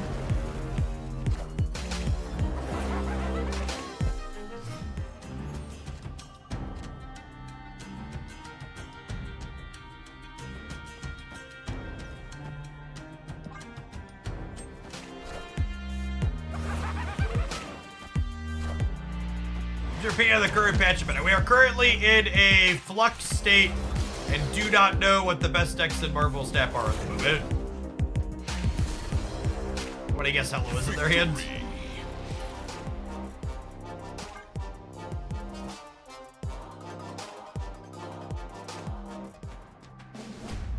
I think the only opinion I have on the current metagame is there's probably a touch too much Hela for my taste. Hopefully that sorts itself out, but I don't know that I'm optimistic about that. Do Goblins change side when Professor X is in a lane? They do not.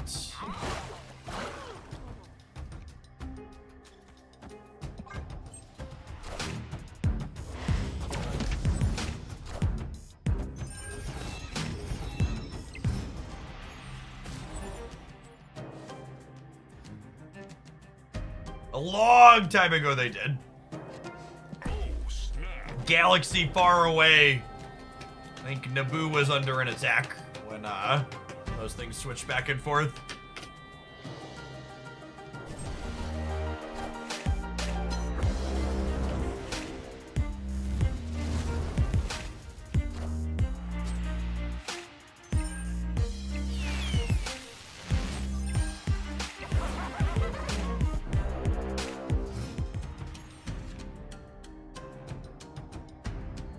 Thanks for the Weird Al reference. You will be shocked to learn, chat, that I listen to a lot of Weird Al growing up.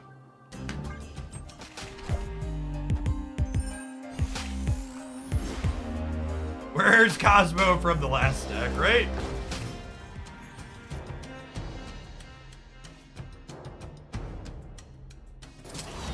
Opponent snapped.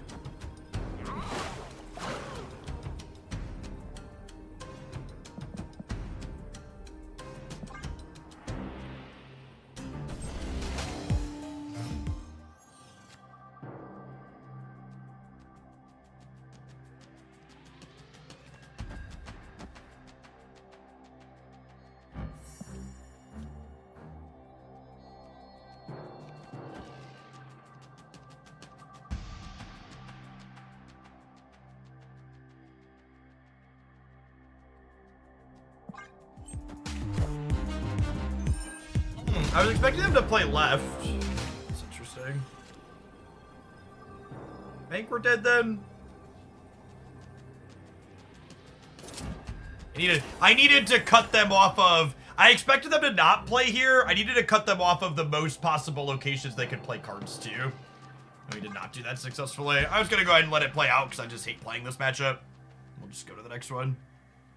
This person's sweating, so I have no desire to sit here and sweat against them. Green Goblin would have been our ideal draw there, but we lost that 50-50. Green Goblin would have prevented the Red Hulk from getting bigger.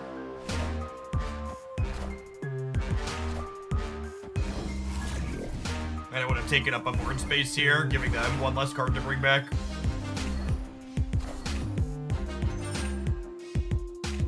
Minions to me. Behold my mighty hand.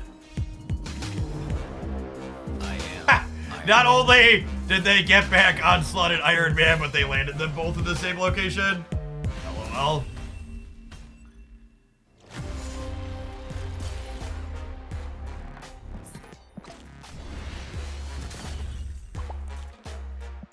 I just want you to know if you fist bump me after you play Hela against me, you're getting muted forever and you deserve it. Card is incapable of generating a good game of Marvel Snap.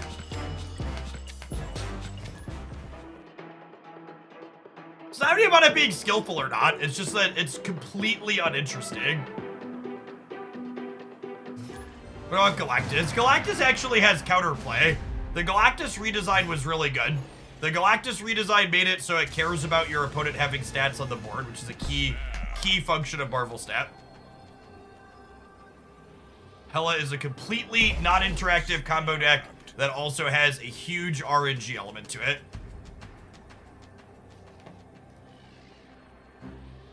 It should not be, a deck like that should not be as competitive as it is. I think it's bad for the game. Like Marvel Snap is a worse game when decks like Hela are competitive. It should be a feature that exists that you can play if you really want to get your rocks off and gamble, but it should never be a tier 1 deck. I think it is deeply problematic anytime Hela is a tier 1 deck.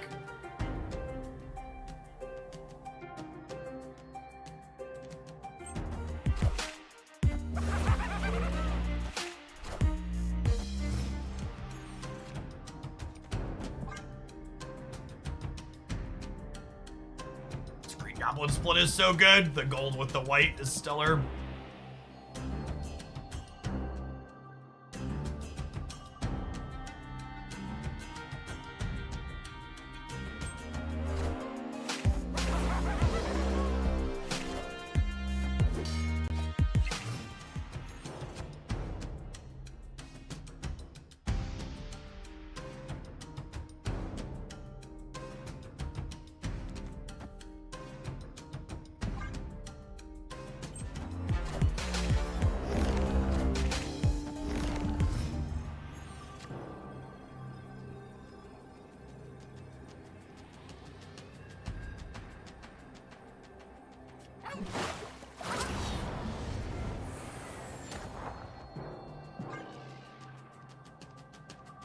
What? What?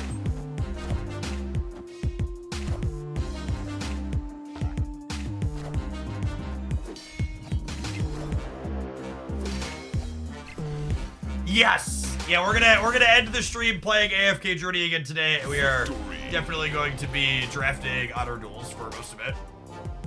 My current favorite thing to do there.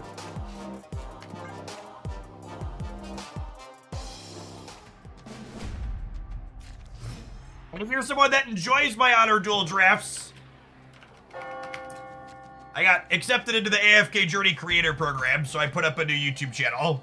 If you want to keep up on those, make sure you're subscribed over there on the YouTube side. At Hoaglandia AFKJ. Oh, snap.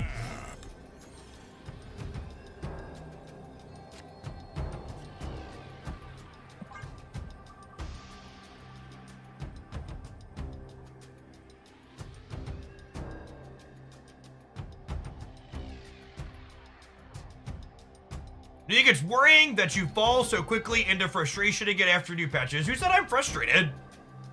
I think that's another thing that happens a lot in the social media age in which we live. People like to project their feelings onto you. Me clearly articulating why I think decks like Hela shouldn't be a top deck and it currently is doesn't mean everything's bad and I'm frustrated with it. I can acknowledge a problem exists while still enjoying the things that aren't related to that problem. It's almost like, gasp, there are shades of gray and nuance to be had.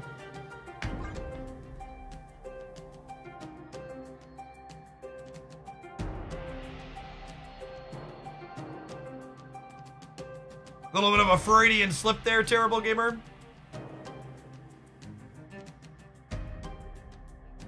Today has genuinely been a fantastic day of Marvel Snap.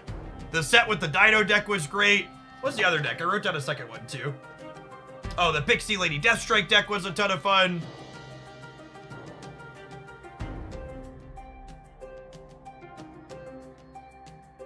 That's okay. It's okay. Are you just getting griefed?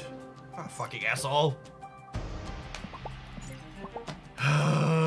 They lost an 8-cuber to our Professor X and now they're griefing us.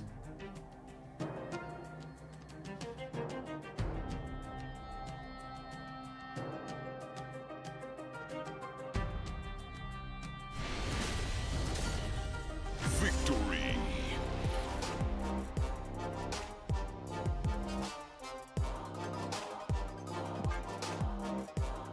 Alright, at least they're gone. Maybe they just closed the app. Accidental griefing. Yeah, I think the end turn catch was fixed. I think they might have just, the old Alt F4'd.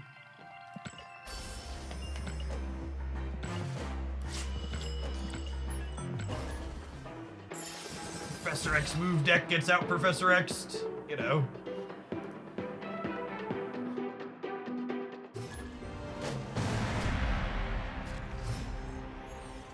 You say Ravona is worth prioritizing with tokens. I think if you have an interest in playing decks that contain the card Ravona, she's a fine pickup. She is a unique effect that does not have a good replacement. She's also Series 4, and generally speaking, investing your tokens into Series 4 cards makes a lot of sense. Have you given your thoughts on the compensation? Are there thoughts to give? Am I supposed to have feelings? Oh god, are there people who are mad?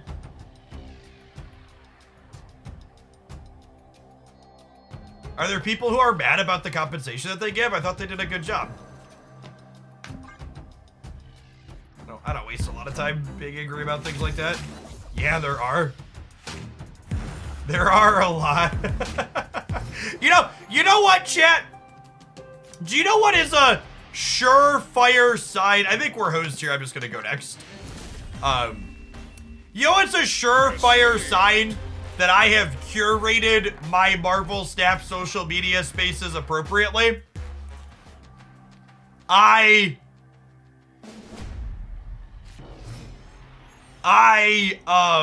haven't been aware at all that people are mad about how they instituted compensation.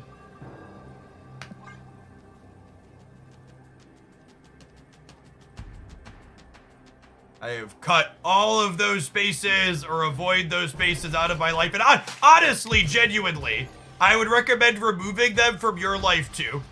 You will enjoy Marvel Snap more if you cut the places that are just endless vitriol about the game out of your media consumption.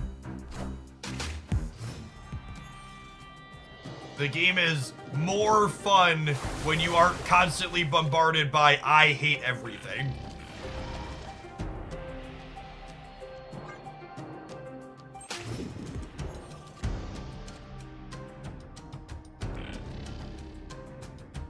It's also, for the record, it's not really unique to the Marvel Snap subreddits either.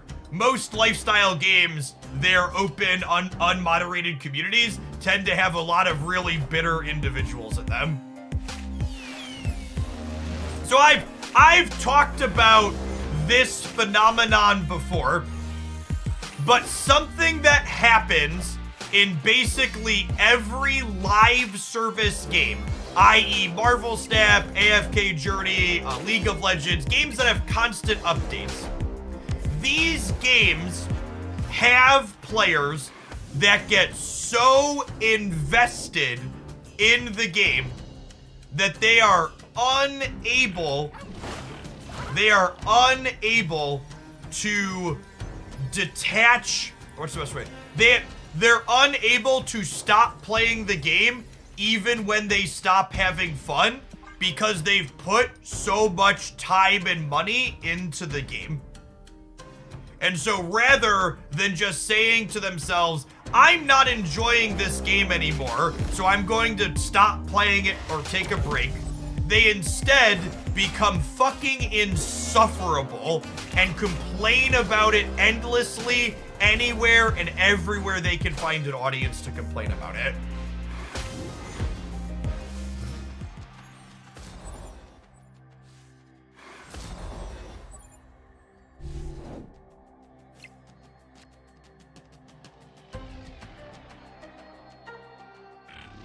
Shadow Legends is the epitome of what you're describing. It's not just Raid. It's Magic the Gathering. It's Marvel Snap. It's anytime. It's a big part of why you hear so many "this game is dying" comments from people, because they're so psychologically trapped from the money and time that they've spent that the only way they can get out of playing that game is by telling themselves that it's dying. I've literally never made content for a lifestyle game that didn't have doomers being like, game's dead, game's dying, stop playing it, I'm out. Because in their mind, them saying, oh, the game is dead is the only way they personally can get out. It's any lifestyle constant update game like this.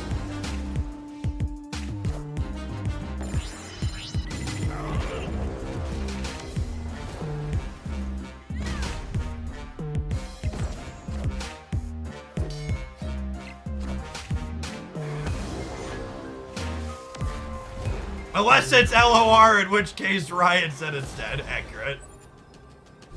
Infinite! Infinite! There she blows.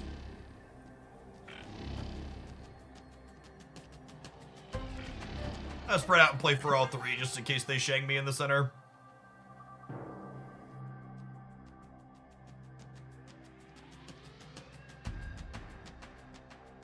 Play the Jin too? Yeah, it's fair.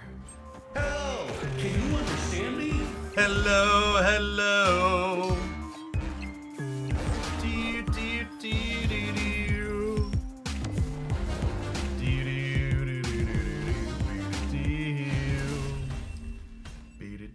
Oh, we're playing around Cannonball. There you go. We played around Cannonballs, yep.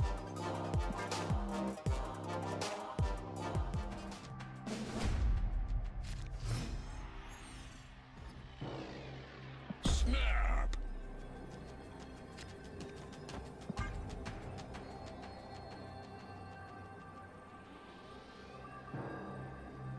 To the person that said, I don't understand why content creators play games where they're clearly not having fun with them. I mean, if it's a full-time content creator who makes their living making content, that's kind of like saying, I don't understand why people keep going to a job when they don't like their job. I personally definitely played a lot of Magic the Gathering past my enjoyment of that game because it paid my bills.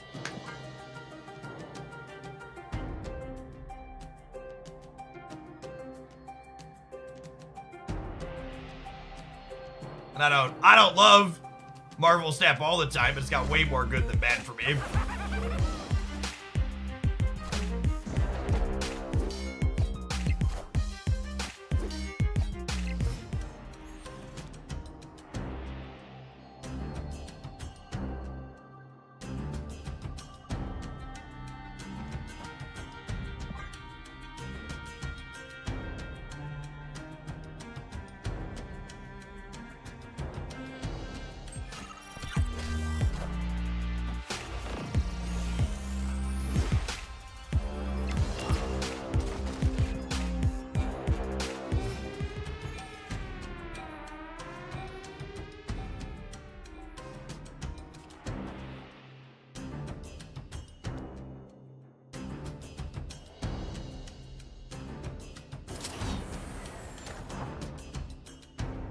I'm just war machining.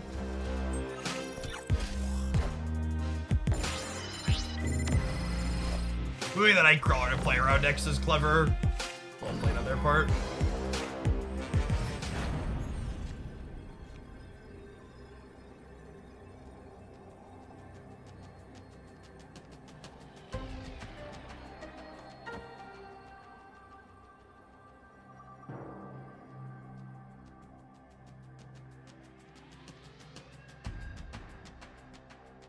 This is a coin flip, yeah.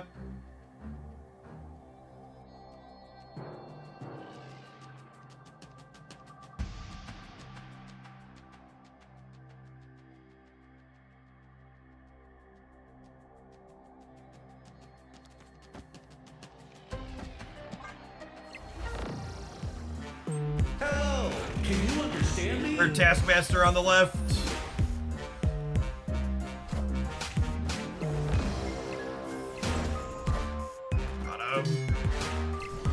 This is why we left the Jeff on the right. Victory.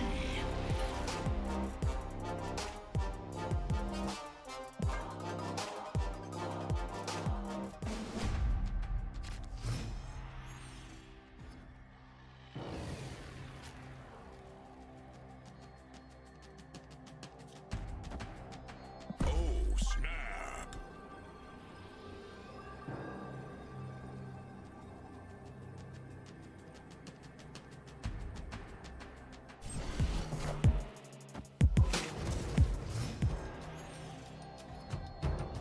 I honestly was not expecting a lot from this deck, and it's felt pretty fine.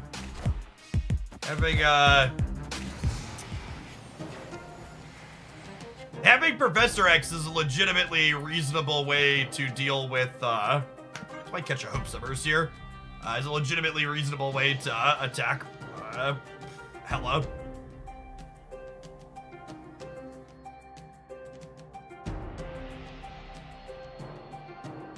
What's your dex? You can always type exclamation point dex in chat. Just keep in mind, you'll need to click over to the Conquest tab sometimes. Good sequencing here on their part, playing around our warhead.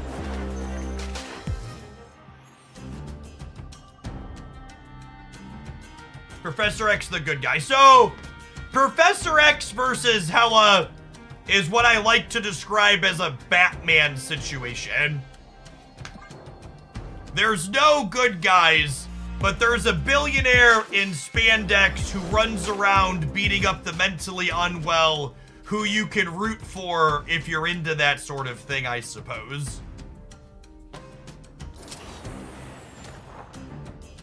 But just for the sake of clarity, there are no heroes in the story.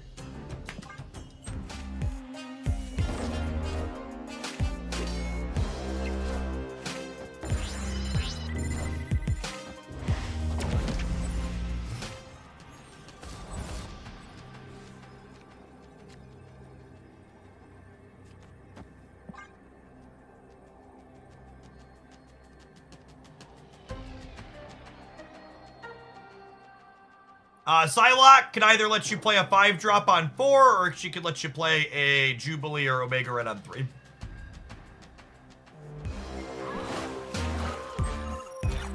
Hello, so happy. So happy!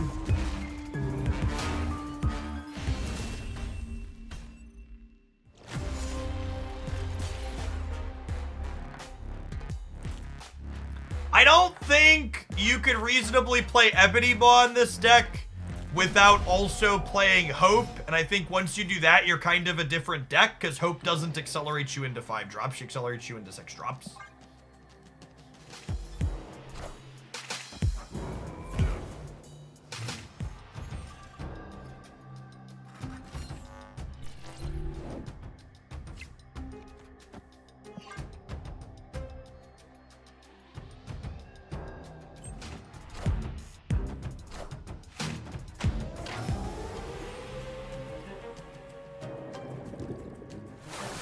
That's rude.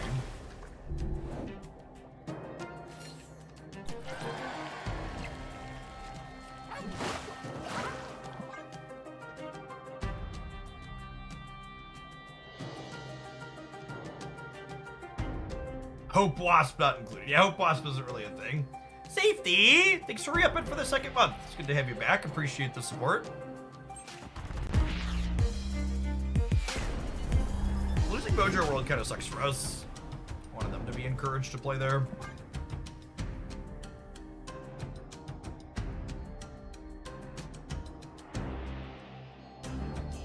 Free Negasonic, right? Maybe. I think I'd rather cheese with Professor X.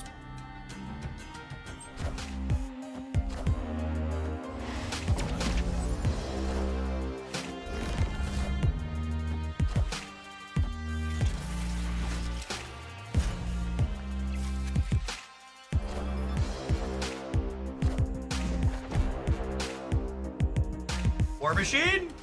War Machine!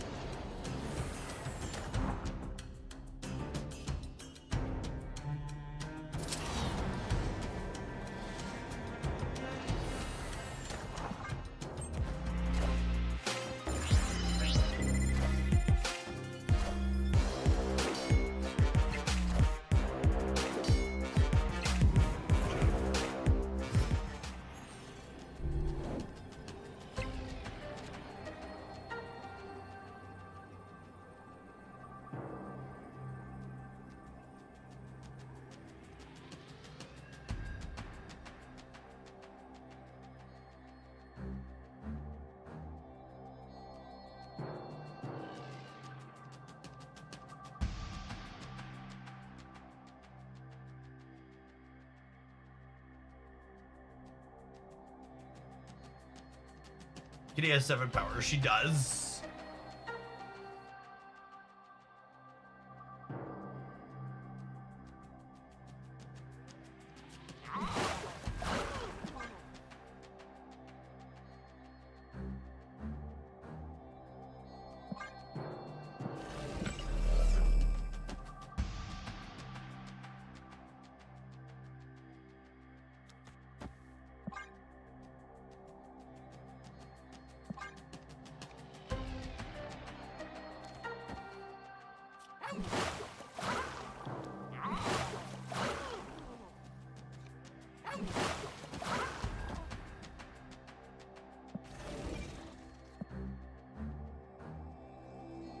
The chance old Zaki's hanging out, gamers.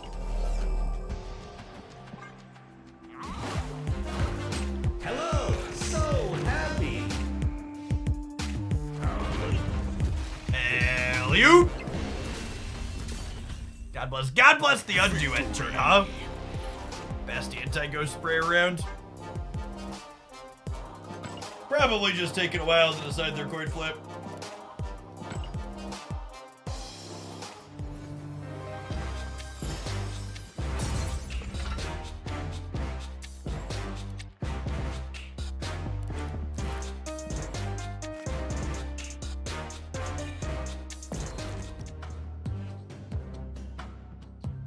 Honestly, I was kind of expecting this to be a disaster when we imported it. It was alright. Bravado with Goblins is fine. Professor X was fun. Even Warhead got people a couple of times. Definitely some cheesier draws. It's neat that playing Professor X on turn 4 means that you can correct Professor X gambles with War Machine like we did that game. Alright, gamers, have some adverts. We're gonna have our next viewer deck when we get back. It's titled Pixie Control and it looks lovely. Get you on the flip side.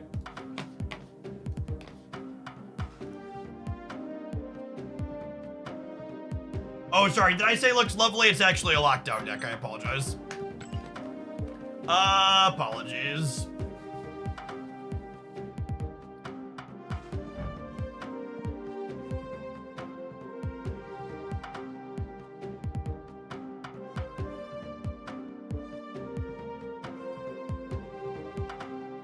Excomotive, thank you for the 2/3 of a year. Welcome back, appreciate it.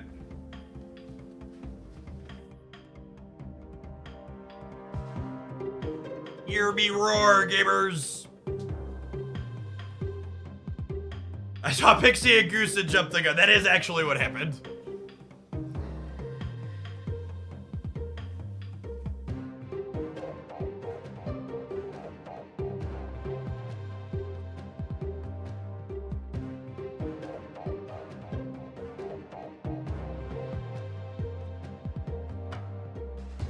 I think the new Goliath is good. I have no idea. It's gonna be my first time playing with the card. I respect the unsplit Goliath. Yeah, I'm a man of principle.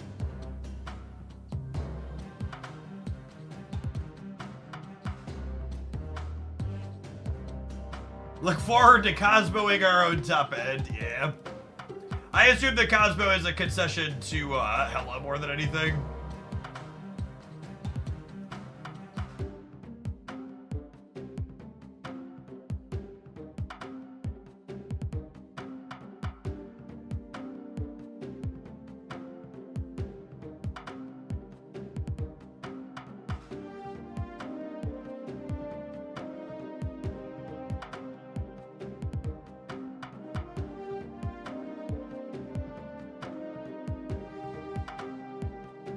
My booster count for Goliath is way off because we've rolled it, gosh, probably 5 or 6 times on 155. I play a lot of Conquest, so we buy like the 155 booster pack like 40 or 50 times a season. Where's the golden goose? Right there. If you're coming back from those adverts, thanks for hanging out. We've got a special promo running for the next week with our sponsor, AFK Journey. If you check them out on PC, using my link, you can free to play your way into a gift sub on the channel by getting your characters to Resonance level 40. Takes a little bit of play time, and AFK Journey is legitimately fun. We played some of that at the end of the stream today if you want to see it in action. Game is absolutely dominated by off-stream game time this since it released about a week and a half ago.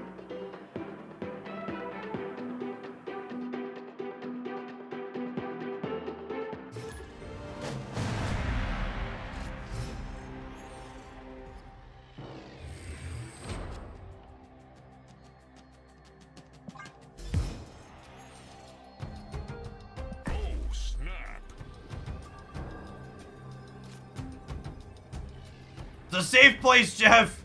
You can admit you've been playing Goliath offline and we'll keep your secret. No, I only play fun things offline like AFK Journey. Why is half the text glowing blue on this location? That's so weird.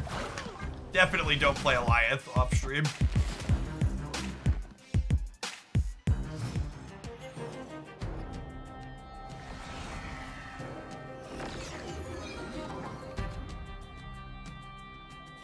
What a useful Krakoa hit.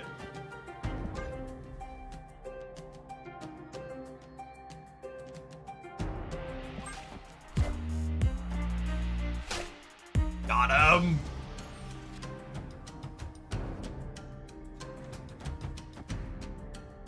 Okay, and then we'll play Goose here so we can Goliath their Hela in the center on the last turn.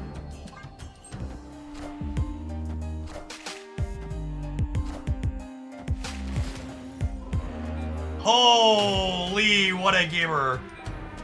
What a video gamer, chat.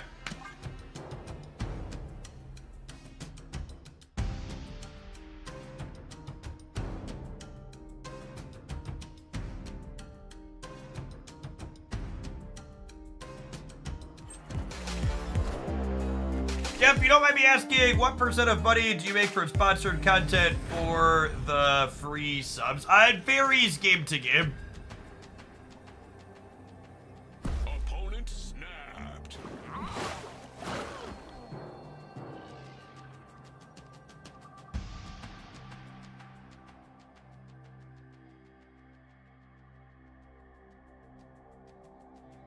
They haven't discarded anything. Their Hela's not doing anything, chat. I think it's just this.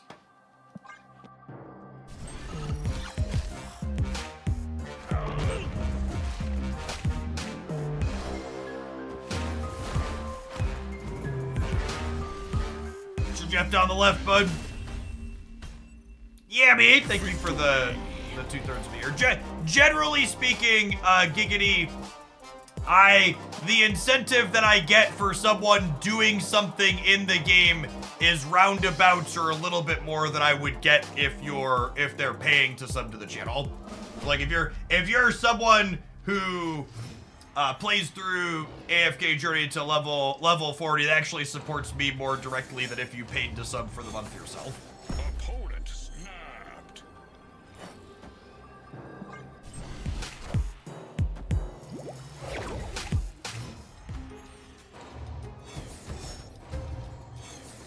Reasons why I do the gift subs for it. Give a little bit of that back to the community.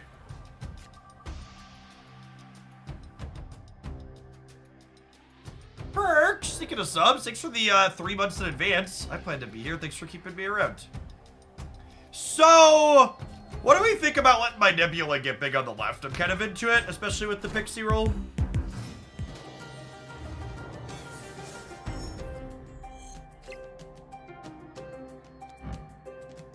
There's a toxic gamer, chat. Holy. Holy.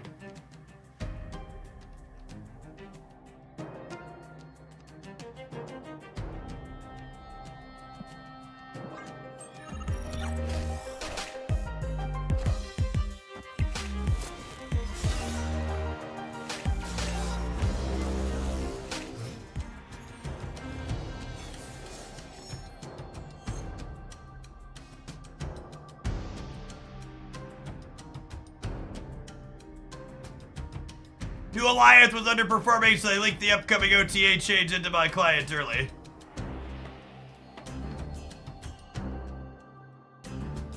LOL. But they discard Sandman and Magneto. Here's my shocked face that the Hela Sandman gamer is someone taking forever in the conquest, sweating it out.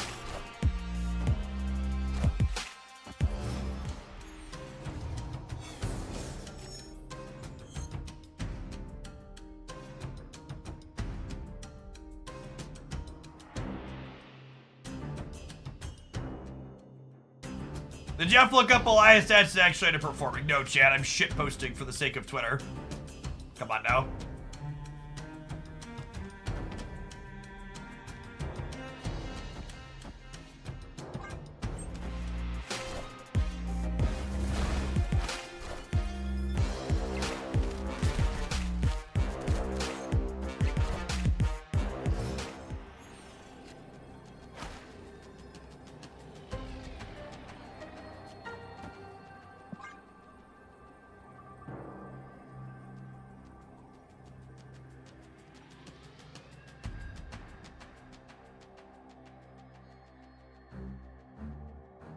You're actually not allowed to post on Twitter if you've looked up the information that you're posting. LOL.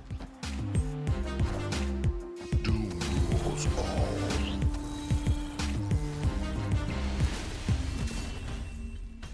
Victory. That's actually a good question. What is, obviously nowhere near done with this deck, but I feel like I need to look up. I wouldn't be surprised if its play rate is just nothing.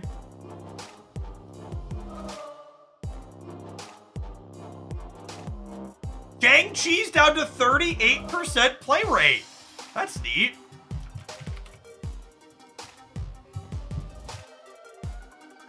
It's actually still performing very reasonably. 0.15 average cubes is super solid.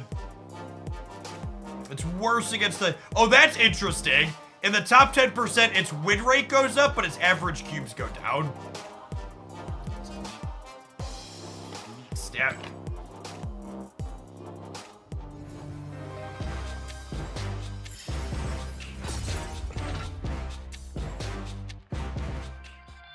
When does that data start? After the patch. After the feature location after the patch. It does not include feature location data.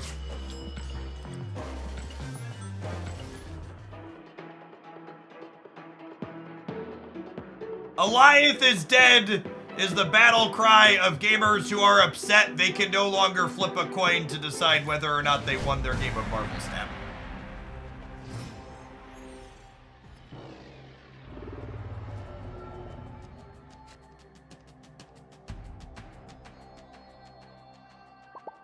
Opponent snapped.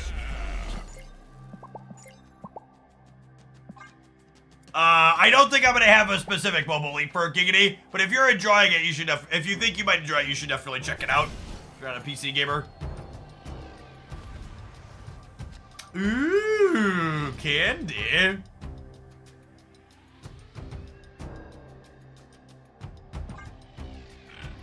I'm actually gonna Jeff rather than Goose, so I can do my best to get priority, so that way if I draw Storm, I could go Jin into Storm to deny them the Black Vortex.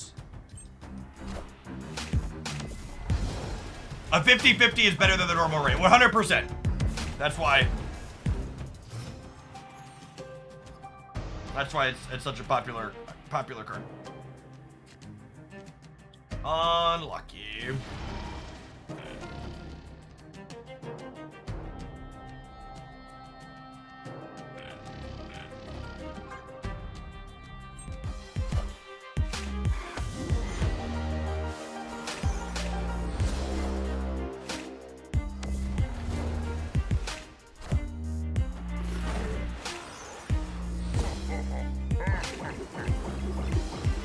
Oh my gosh! The Blob decked them. They're a Bass deck. Oh, they're a Cerebro deck.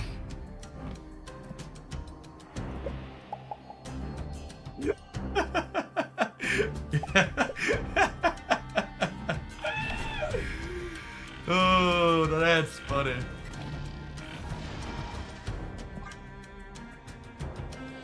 They do not have a deck anymore, no. Y'all float down here, Georgie.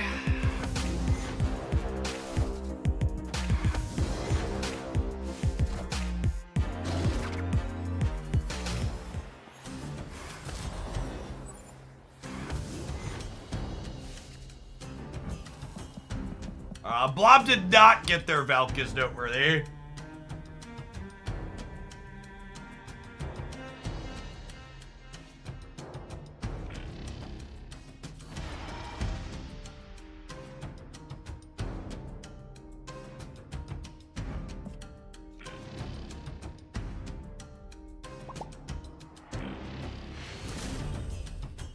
Victory. Do I want to shake their Blob? Yeah, it's probably the line.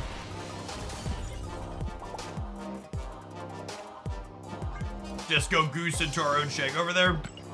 I have to get Shadow King it too. There are a lot of ways to eat that Reese's after they got pretty unlucky. Bad beat for the opponent. Boom, boom, boom. Mm-hmm.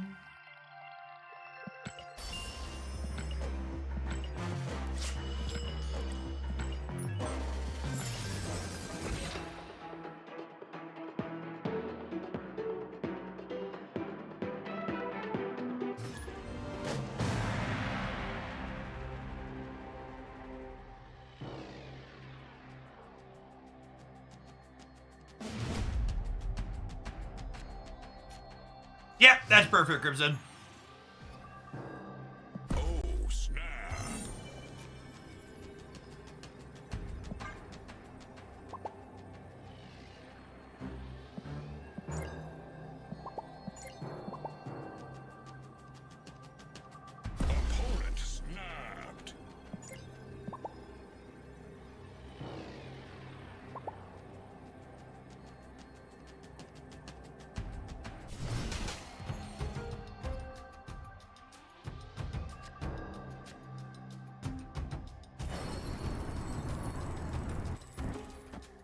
Someone said this the other day, and at the risk of a second dinner economist fist bumping when I say this, the more emotes they have added to the game, the more I personally have found them more enjoyable because it's easier to actually communicate something, and it's harder to misconstrue it. I feel like it's really easy to, like, when there were just a couple of emotes, it was easier to ascribe. It was easier to ascribe malice to what they were trying to do Escaped. than to just take it at face value. It was our turn to get diff, chat. We diffed on the what's it called last round. They diff on this round. Let's go next. Roll with the punches.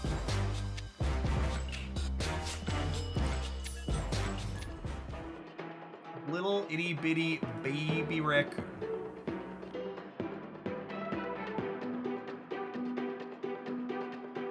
The original batch of emotes mostly just felt like flavors of fuck you. Yeah, and maybe I'm just like horribly biased and skewed from them over the last year and a half with it. But yeah, I tend to agree with that feeling. The original emotes mostly felt like ranges of fuck you.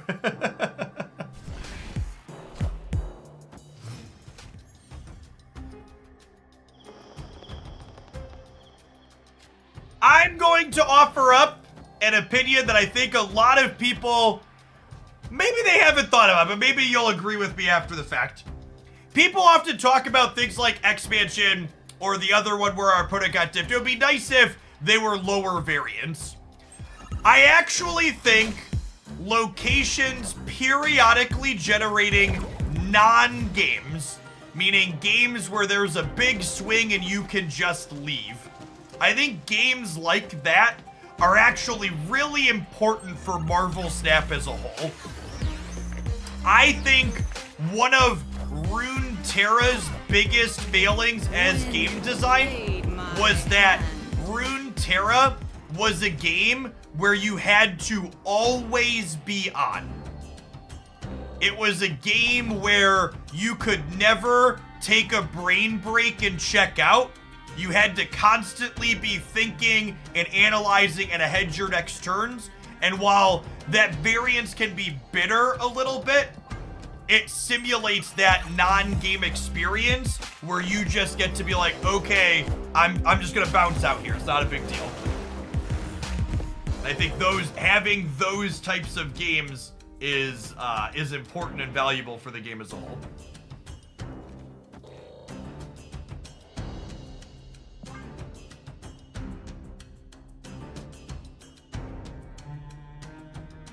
There's She-Hulk with this Mobius here.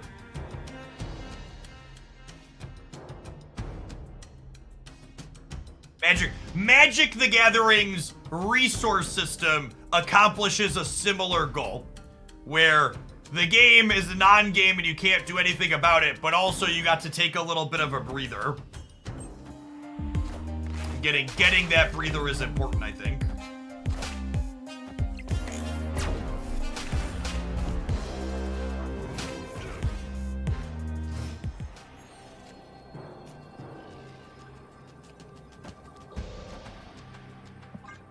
With Red Hulk, I gotta play for all three.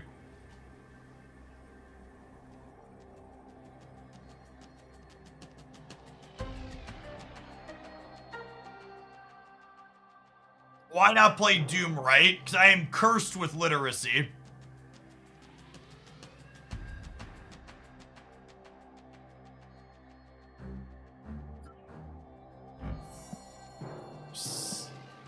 My golden goose! Victory.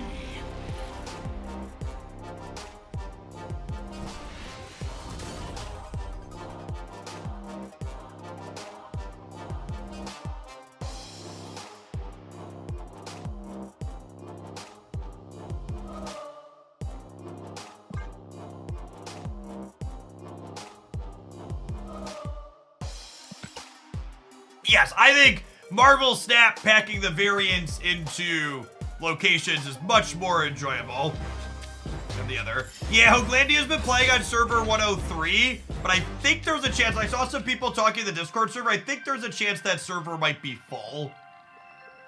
They hit capacity eventually. They just added some cross-server social features, like you can add people to friends lists across servers. Hopefully guilds will be cross servers before long too. In AFK's other game, you could have cross-server guilds.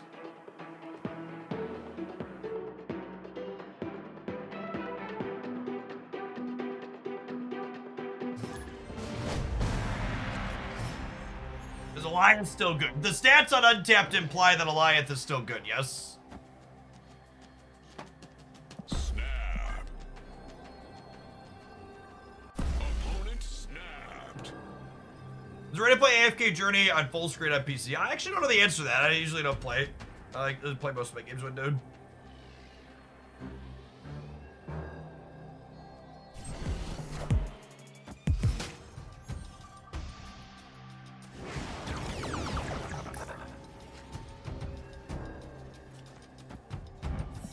Poor Jeff's gonna be downgraded to a 2-2.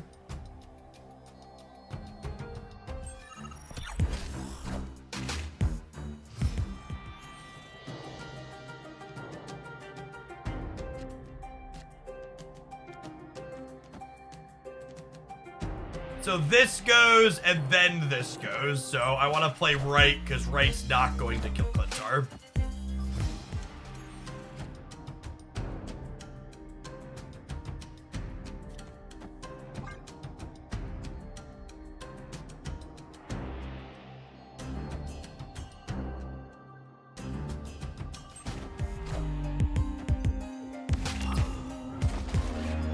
Guys, gals, and non-binary pals, we got him.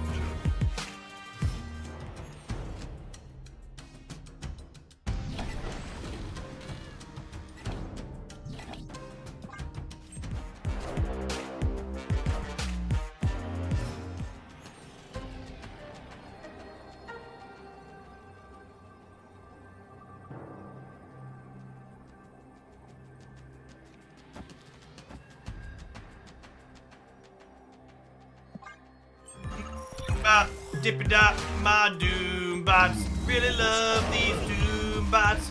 We're whipping up some doom. Yeah, yeah. Victory.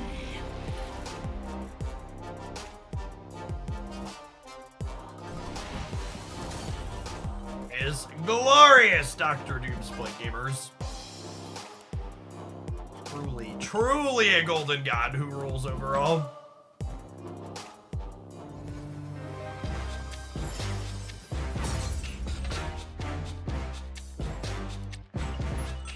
Jay, thank you for the third of a year. Welcome back.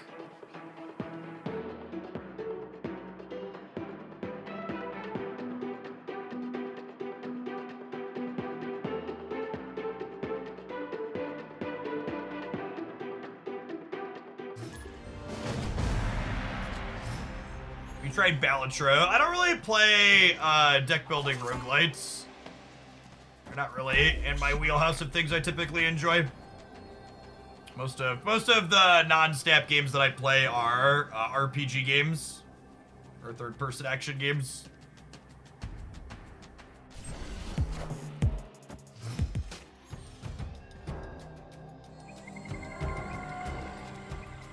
Playing against AIs doesn't spark joy for me.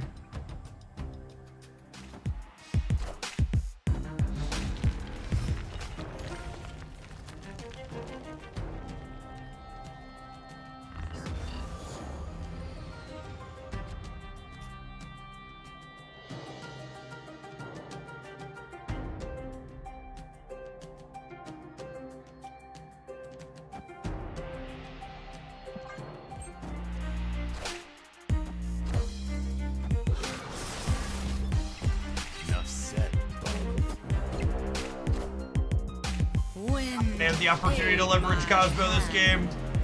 It's never gonna have priority.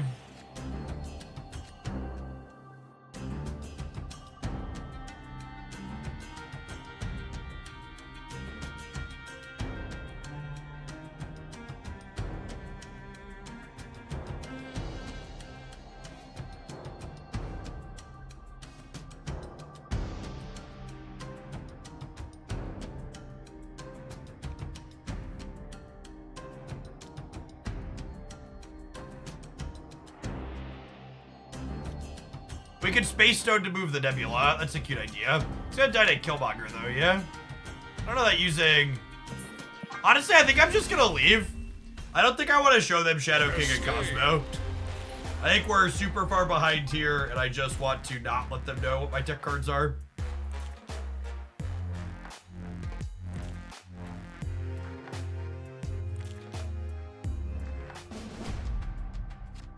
Saying you're not playing with an AI, but you're just playing against yourself or making your number go up is such a peak Twitch chat thing to say about my not understanding of how Balantro works.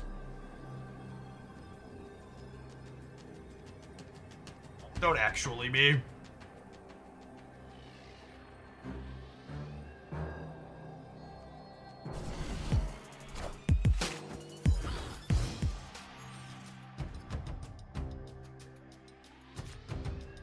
This deck actually has a relatively hard time getting priority to Cosmo on curve.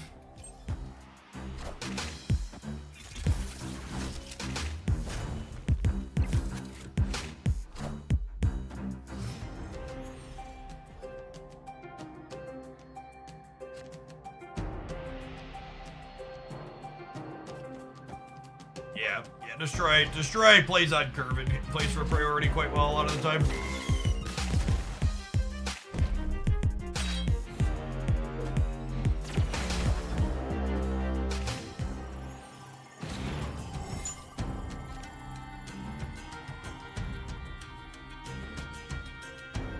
This matchup feels kind of hopeless, chat.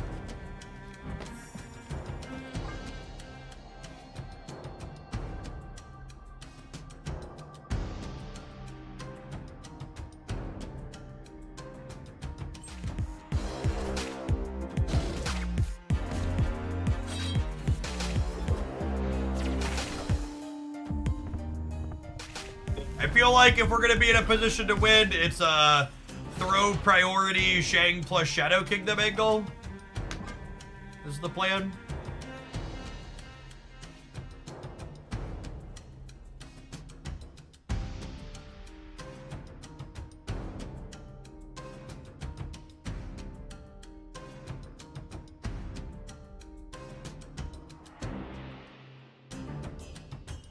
Yeah, we could our sandcastle is definitely not keeping up with theirs, but we might be able to kick theirs over.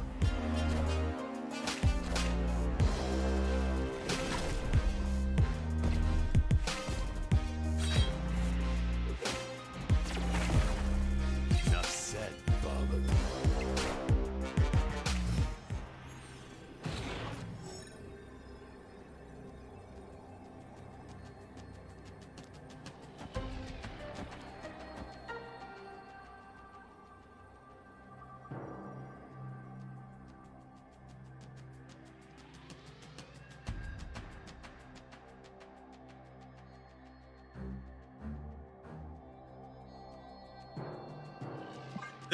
There's ways Wolverine could flip here that could get us. Excuse me? I'm sorry, what? Victory. I mean, Destroy was playing Goliath before the changes. If they would have Goliath left or right, they would have won there. We would have lost to Goliath left or right. It's just we had vision that could move around. That was not a Great Portal. Great Portal's 10 or more power. It's actually in their deck jet. It's in the deck trucker.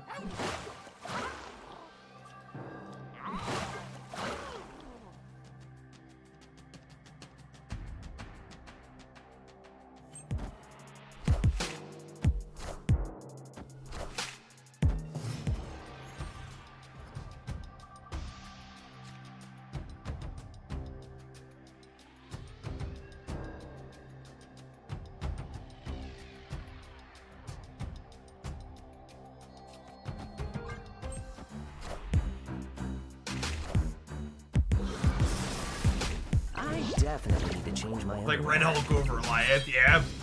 Elias better against, what's it called? Goliath is better against, Hela. Combo decks of any kind? Yeah. Red Hulk's better against fair decks.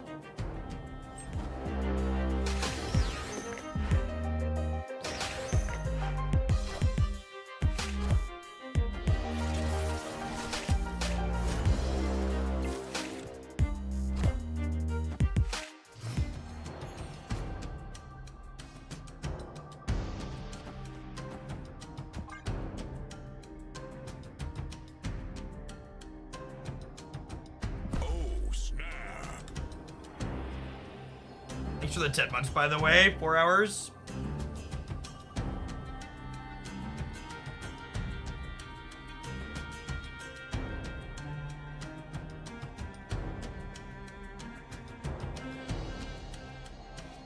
Time to play the Do You Have Killmonger game. I mean, if they have Killmonger here, they want to Killmonger this turn, and they have priority. So Nebula will get to live.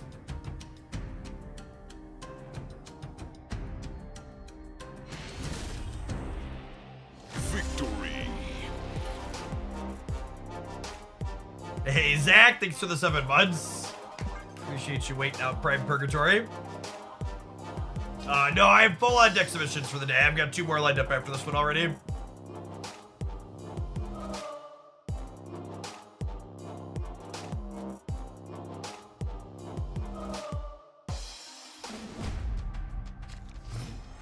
We'll be only doing viewer decks again on Monday, I think.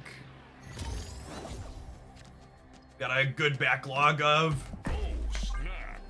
content built up. Sabero, thank you for the 2/3 of a year. Welcome back.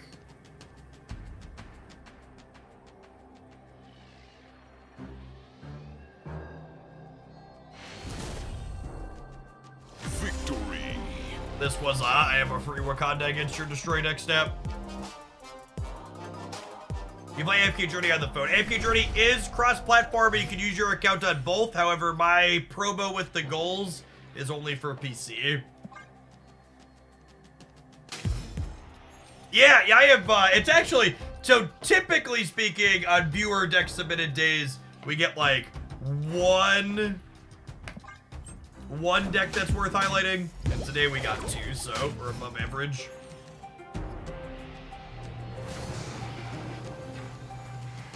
Oh, snap.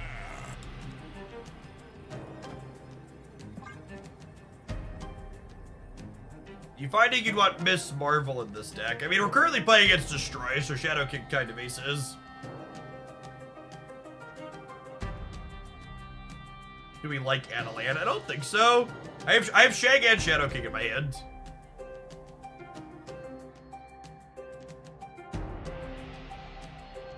I also like restricting their ability to play more with Deep Space in play.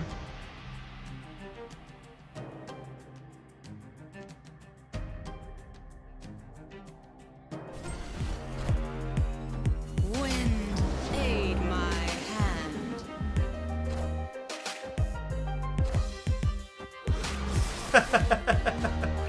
Fair. Ooh. General, that's better for them than us, I think.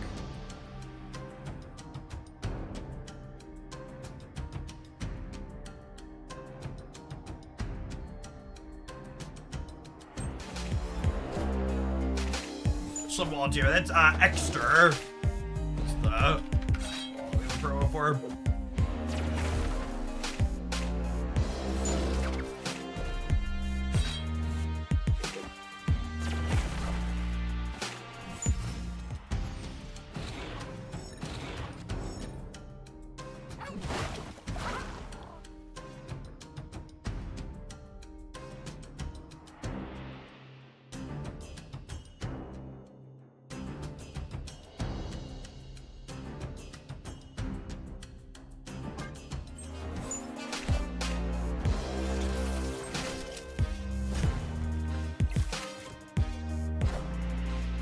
Do I want to try and get priority?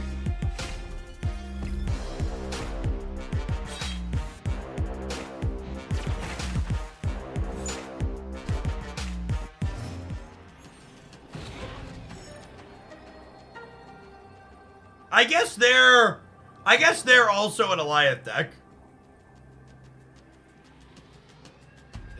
is noteworthy.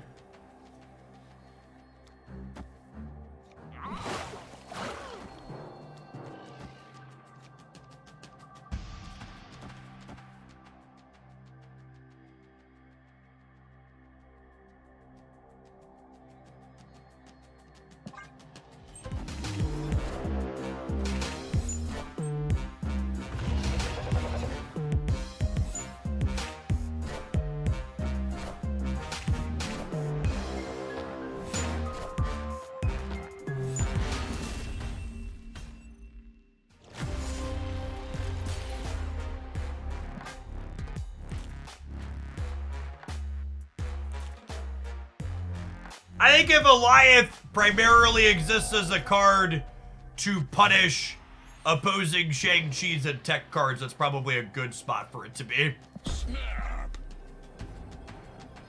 I don't want to play 3 more games. Let's end this.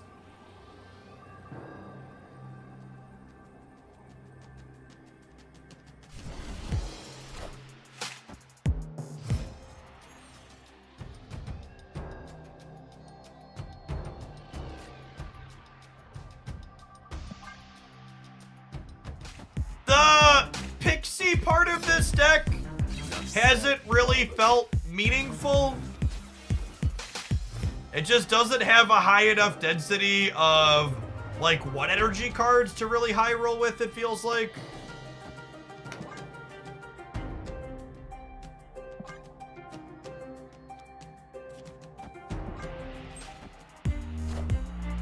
Usually when I build Pixie decks, I like 4 1-drops in it.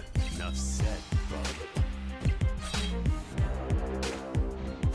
Like, I think having your deck be functional when you don't draw Pixie is important. But I also think, like, this deck doesn't seem like it benefits much from Pixie's ability to swing games.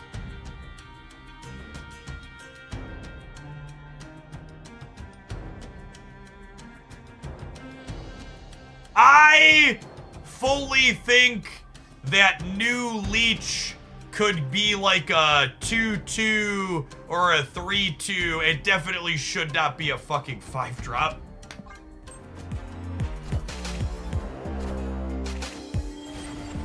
It is very absurd that Leech is a 5-drop still. I also think it was probably fine that they left it gutted for a little bit to start, because fuck that card, nobody loved it, but they could probably roll it back, no problem.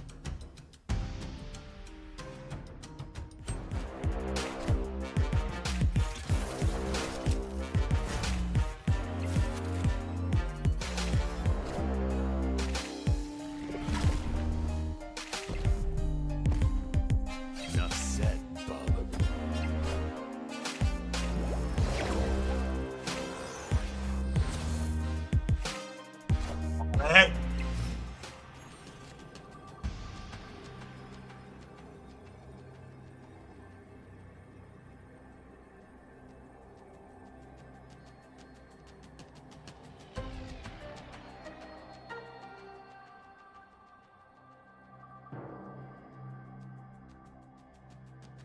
Maybe they null me somewhere.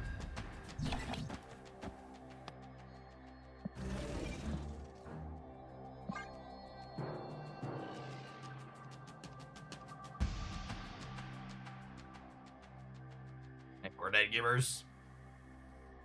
They played right. They have not. So Shane could kill whatever 6-drop they generate. Unlucky. I guess if we expect them to play null, I should always expect it here, huh? This is where they play if they Alliance, but I guess if they Alliance us, I'm not shanking them anyways. That matchup felt atrocious. I don't know, Pixie definitely felt really out of place here. I'm not a huge lockdown enjoyer in general, but I don't know that she really felt like she was doing something that added value. I also don't think this deck is a particularly good Cosmo deck. With the changes to Pixie and Mobius, this deck lost things like Medusa that made it hard to grab priority with early, which made Cosmo worse. Probably makes Goliath worse in the long term too, so yeah, I just wasn't really picking up what this was putting down. You know what we are putting down, though, chat? 2 minutes worth of adverts. We'll see you in 120 seconds for our next viewer pile of cards. We're going to play some Mr. Negative when we get back. Thanks for hanging out. Don't go anywhere.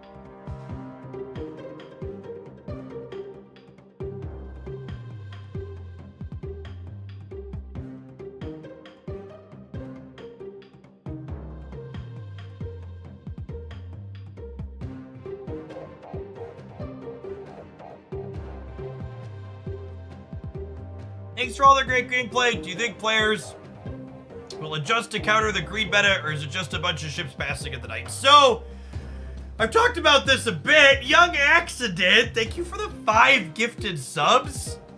I really appreciate that. Welcome back. Part of the problem with the current Marvel stat metagame that I'm not sure we can adjust around is that the reason why the meta gets greedy is because greed is the only way you can beat Hela. And maybe it'll get greedy enough that Hela will get pushed out and then things can adjust for there. But unlike decks like Negative or Destroy or Living Tribunal, you can't just put tech cards in your deck to beat Hela. The way you beat Hela is by making bigger numbers than they do, because there's no cards that meaningfully interact with Hela. And it is worth noting, we've been looking at these stats as we go. Hela's stats are down a bit and the play rate's down. So when we looked this morning, Hela was close to a 10% play rate. So one of the reasons why this Mr. Negative deck is currently the top performer, this is what we're about to play. This is the best performing deck in the top half of Infinite right now.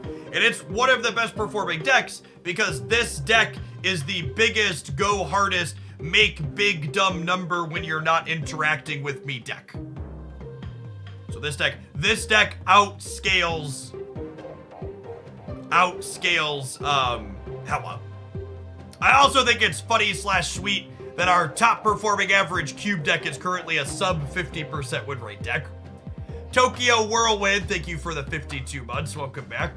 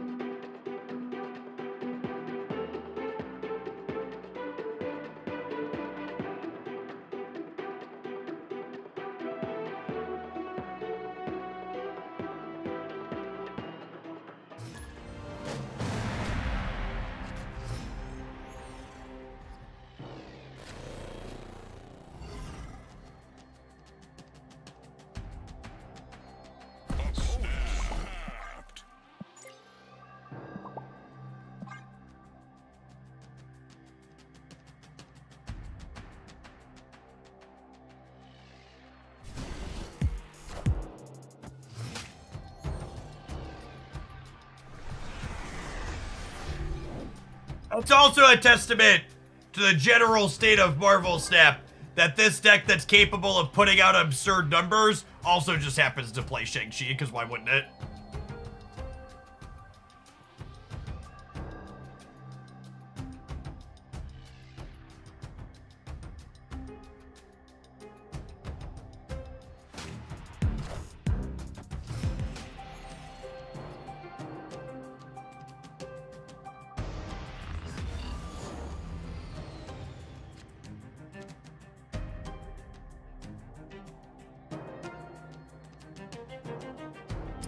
I mean, honestly, I don't want to draw any of my 0-cost cards, right? So I'm just gonna, like, leave Mr. Negative in my hit and not play anything.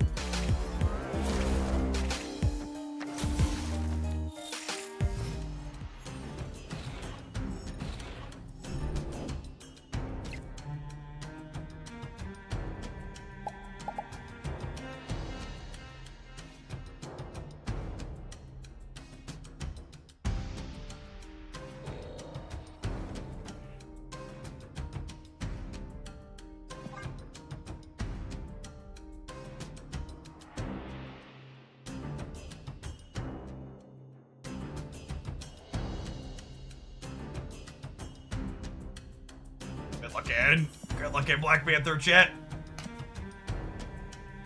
May the force be with you. We just spike Arnim Zola here to have a chance.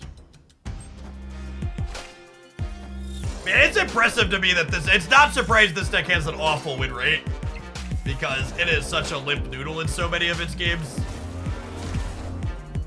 Wakanda forever. 1 in 5. Dead. Dead.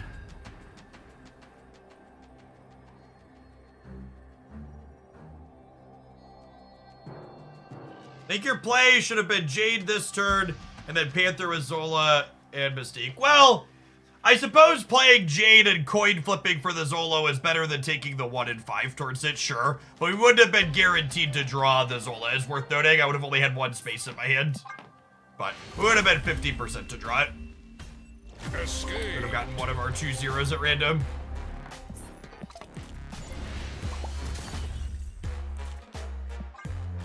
You are correct. It's right to take a coin flip rather than a 1 in 5. Didn't think that through.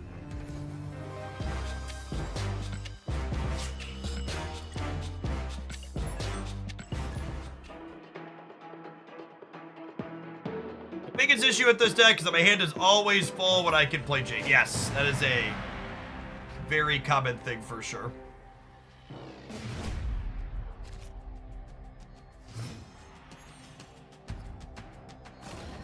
Our Spotlight cache is still bugged. They're not supposed to be. Oh, snap. I mean, I've had less luck with this variation of negative compared to the builds that play Professor X that we played yesterday.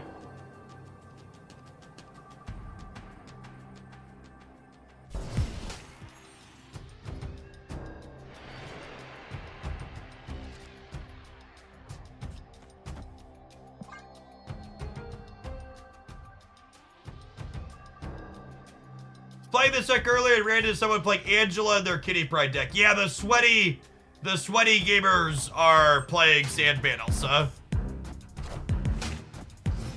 They lost Alliance, so they have to ruin people's fun some other way.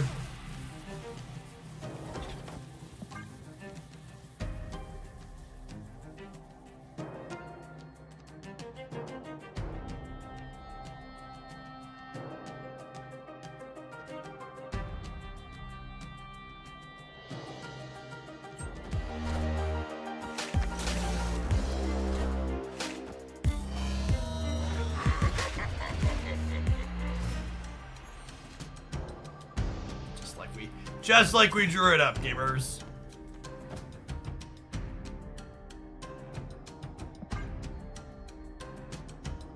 No magic in negative. I copy and pasted the deck list off the internet, chat. This is the one that's performing well.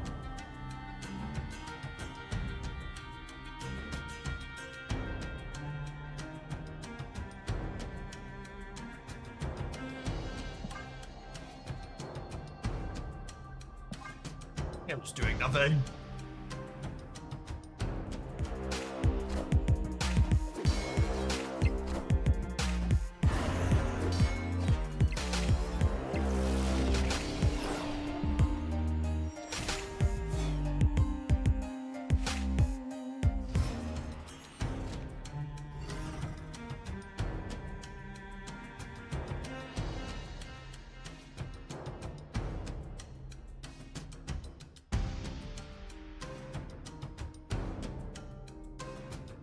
What are we doing, gamers? What are we doing?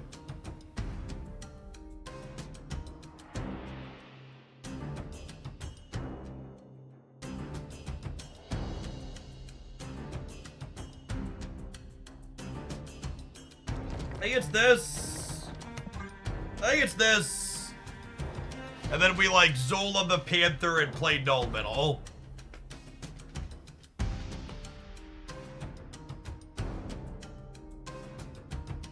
It's Panther into Zola Null.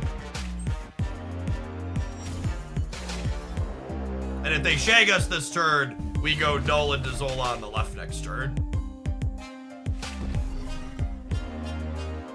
Or on the right, whatever, whichever.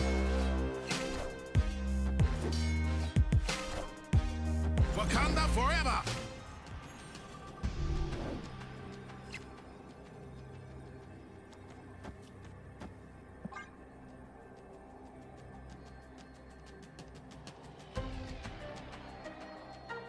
We do lose to Eliath here, by the way. Mafia, thank you for the 50 months. I appreciate the over 4 years. Welcome back.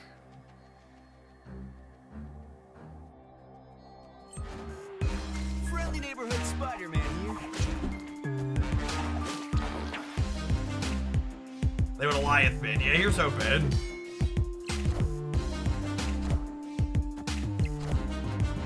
Hail Hydra! Hail Hydra!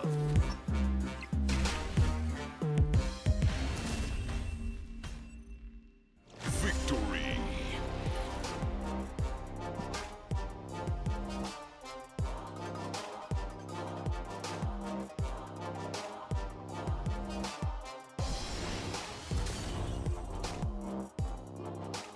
Casual 060, slightly above rate.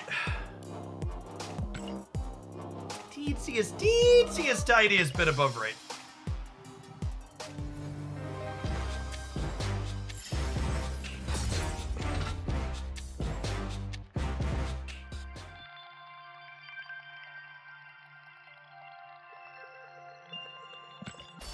Onward, silver. Hi-ho, silver.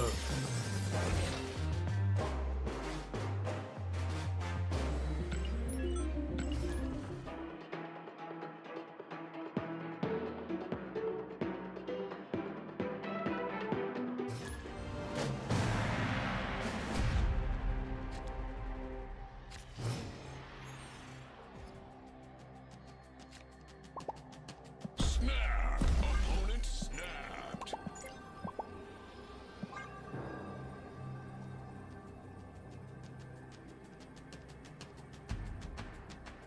Alicia, thank you for the 10 months. Welcome back. Pretty kitty. Ooh, the pretty kitty. Yes, you are. Yes, you are.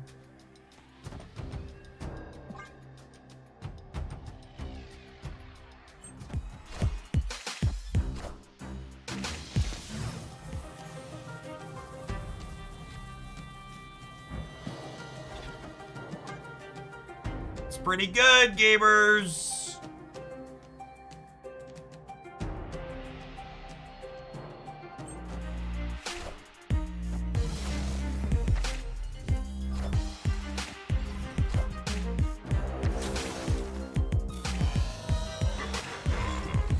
Gotta hope that they didn't take our Zola or our Null. Shang-Chi's, I choose you! Big fan of 312 Mr. Negative, me too. Me too.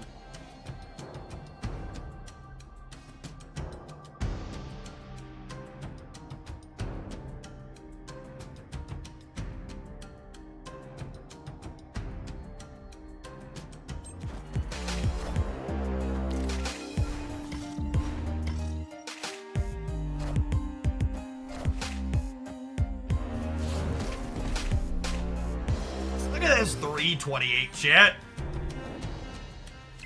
What a terrible card.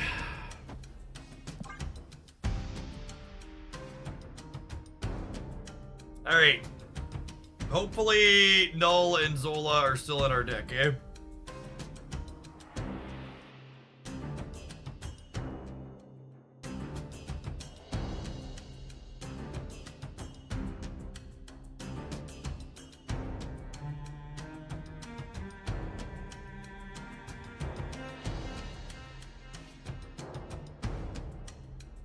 Who's to even say what's above rate this topsy-turvy world? That's fair, really. Like, Shang was a 328 there, but Hela is like a 660 sometimes, so like, he's probably just about on rate, really, when you think about it. In fact, a 328 is probably bigger than like a 660 on average. Get a more efficient rate. No! My Null! Unlucky.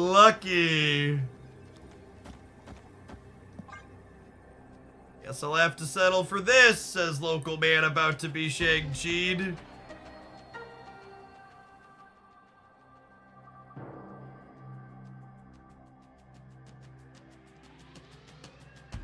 Look at that. Look at that glorious golden negative over here, chat. Looking at these cards really makes me wish that gold background with an inked character was a finish combination you could get. Wakanda forever.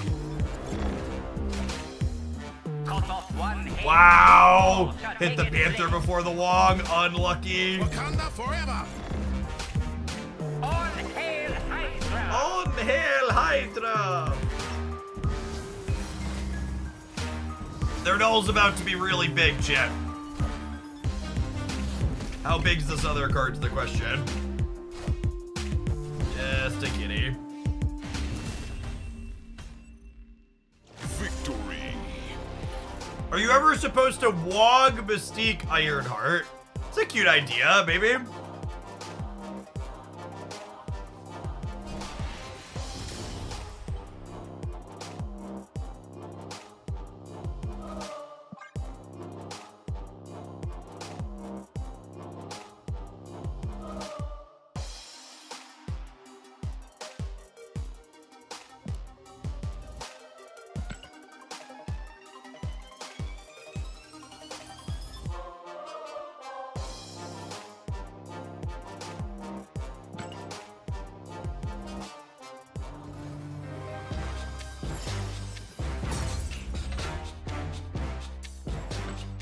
Chat! 6 minutes till the shop rolls over.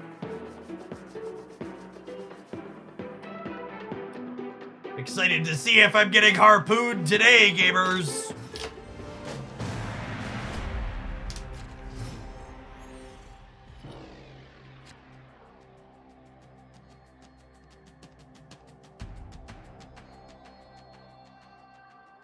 Oh, snap.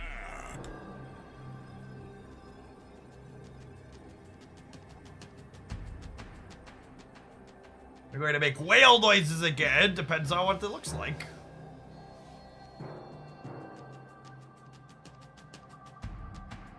It's been a solid day of stepping insurance.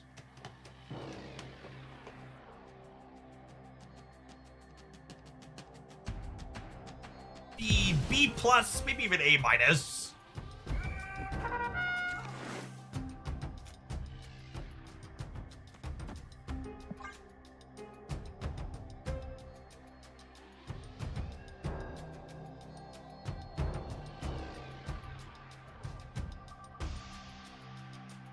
I might also have the end turn bug. I thought that was supposed to be fixed in the update they did last night, but maybe it wasn't. They pushed out an update yesterday that fixed spotlight caches. I'm supposed to fix that too.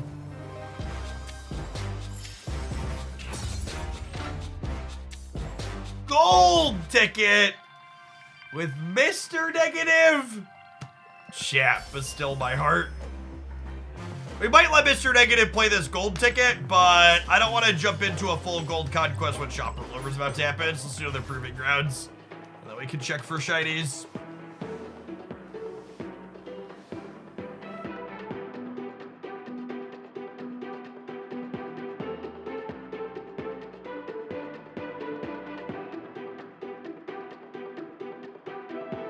Look at this best deck streamer. This is a deck that can't really stay a best deck for long, Gap. Seeing this deck at the top of the chart means that we're still waiting for Flux to happen.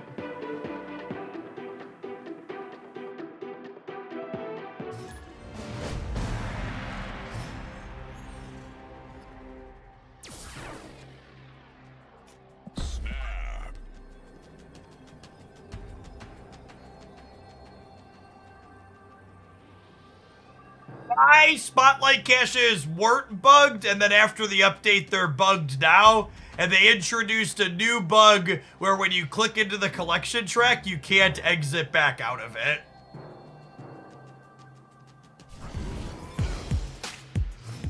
You say Martyr is worth tokens. There aren't any decks that come to mind where Martyr is competitive currently. The 3 Gamma Labs that are a life's a batch and then you die, Chip.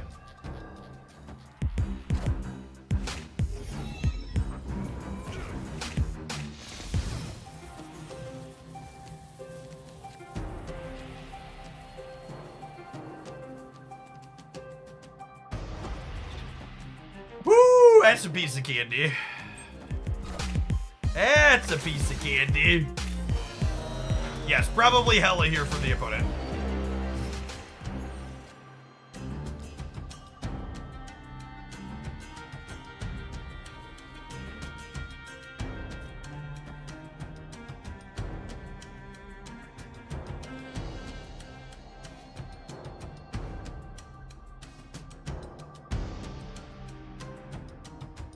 If I don't play Arnim Zola, I'll miss a draw.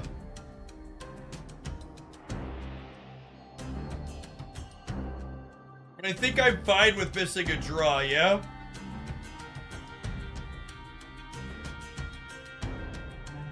Wong's the only other card I kind of want to draw.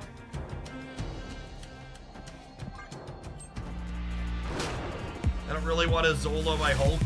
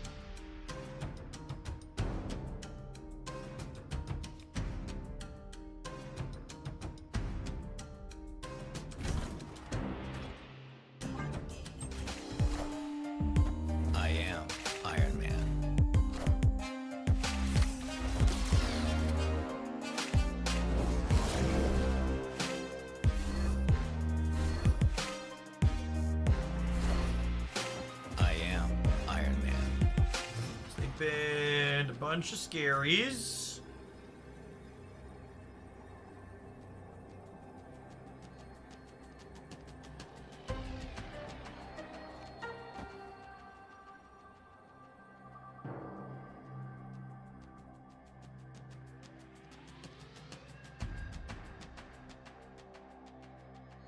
This could be a Hela. They could also have top decked Hela.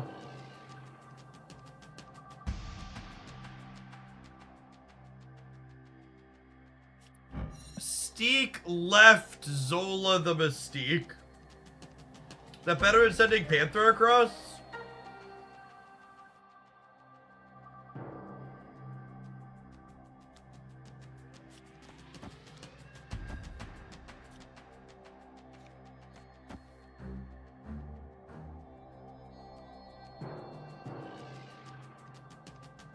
Well, they drew Modok. This could be Hela, though.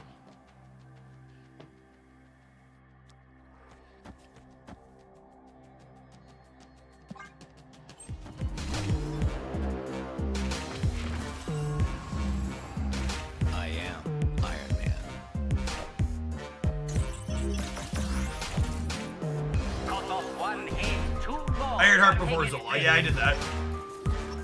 I am Iron Man.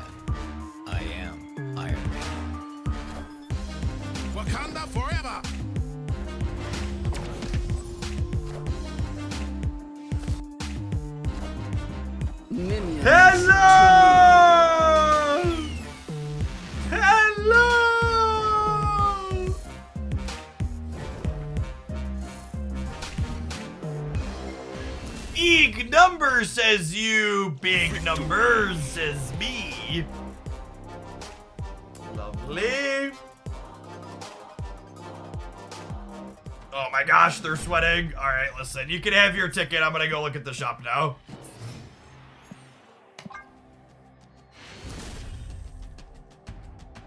Escaped.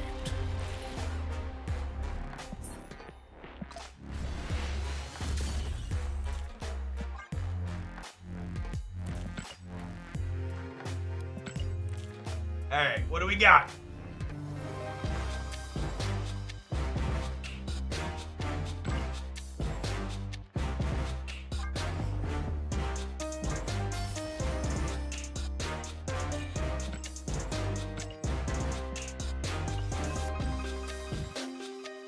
No new bundles, chat. Ooh. Wow, really good Killmonger variant too? 2 new 700 gold variants. Oh, there's a 30.99 album.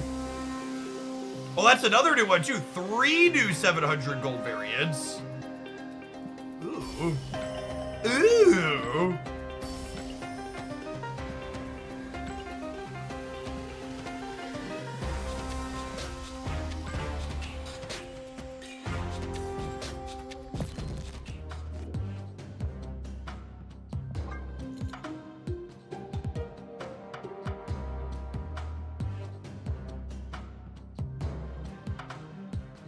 So most of these are 1,200 gold then, yeah? How do you get Miss Minutes? It's in the emote shop. Oh, there is a card back in here too. That's actually great. I like that one.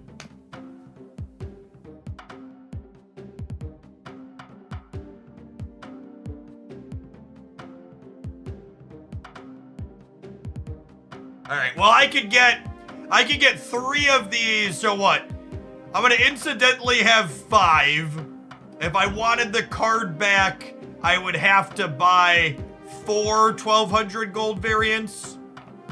So it would cost me 4,800 gold to get this. We'll stew on it. We can incidentally get almost to here. We will get 2,000 gold and a card back out of our 4,800. It's not terrible.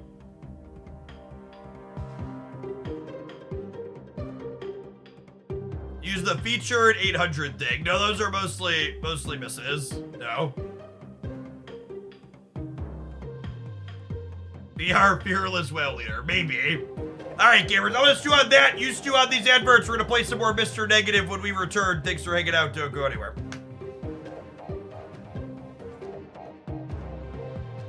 Subs, I'm gonna run to the bathroom, BRB.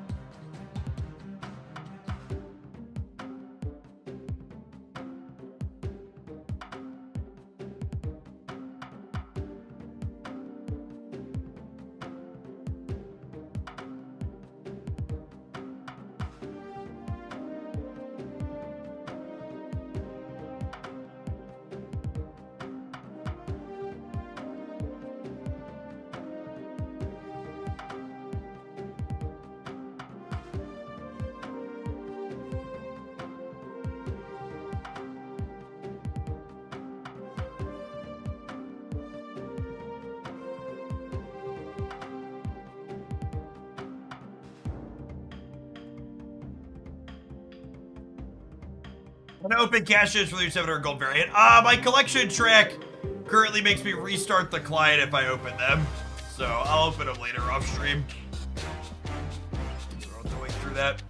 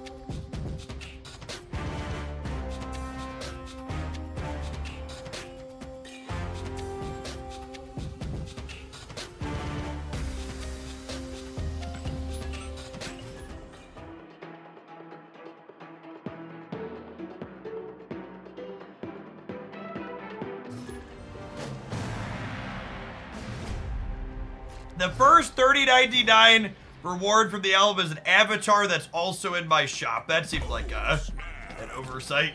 Wonder if that's intentional.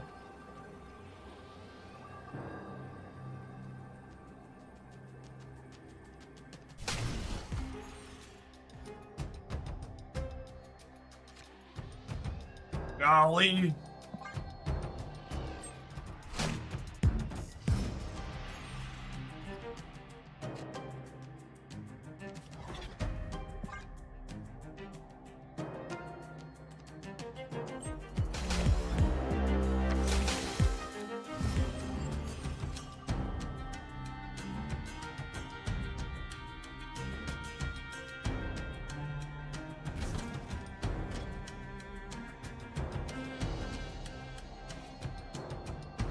I think I'm gonna win the middle, chat.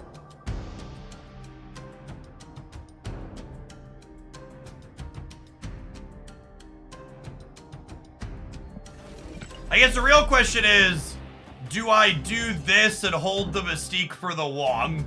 I think I'm gonna do this and hold the Mystique for the Wong. I am Iron Man.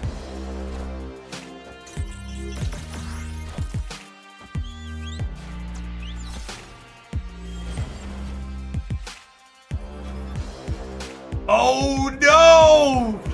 Oh no! Oh no! Wong's the bottom card! Oh no! Rip.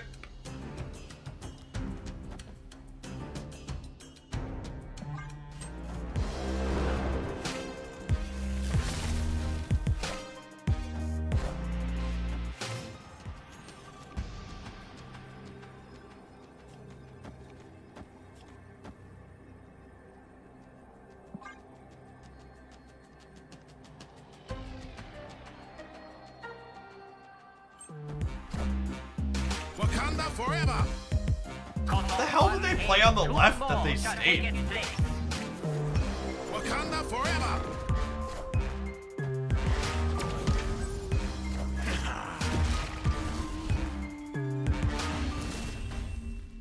Cube donor, thank you for the 15 months. Welcome back. Appropriate username to resub while we're currently experiencing this game.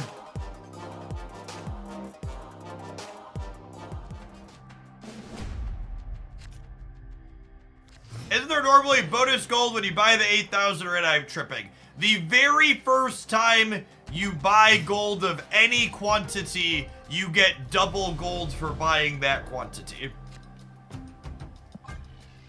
So the first time you bought 8,000 gold, it gave you 16,000.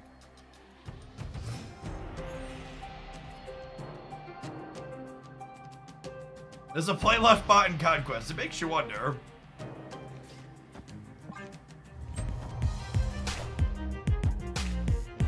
Wind, aid my hand.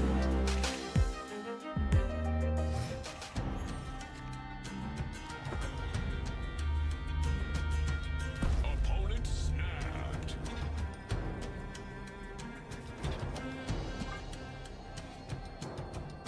Get Baron Z-mode out of my null here and curl up in crime.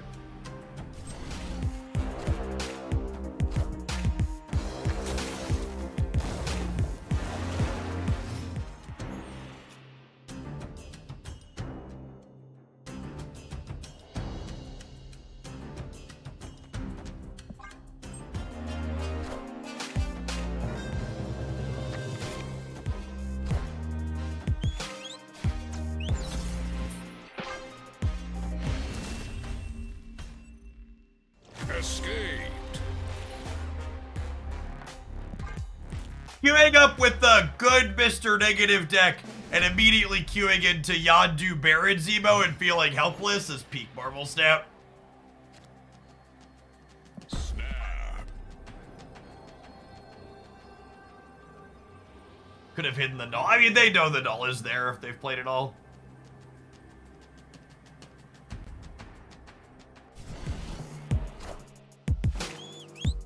Oh!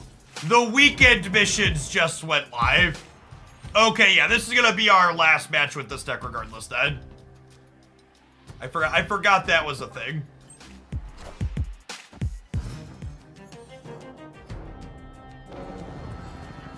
Oh, is there no Zebo mission again? I thought there was supposed to be one this week. Yes, this is the best performing deck on Untapped for the top half of Infinite right now. Zebo missions are only the last 2 weeks of the season. Okay. Neat. I actually kind of like that. Oh my god! Alright, we're done. We're done. I quit. This deck is unfucking playable, chat. It is a Christmas fucking miracle that people are performing well with this deck. Lies, damnable lies, and statistics.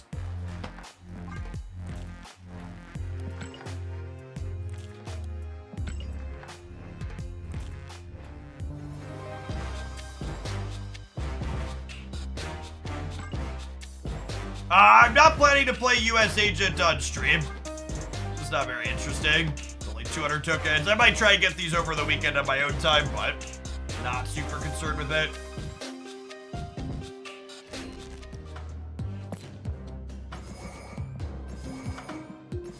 Okay.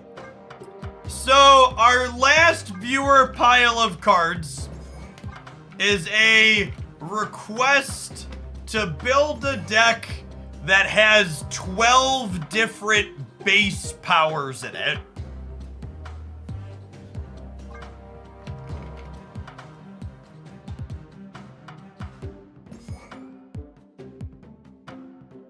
Which, alright, hold on.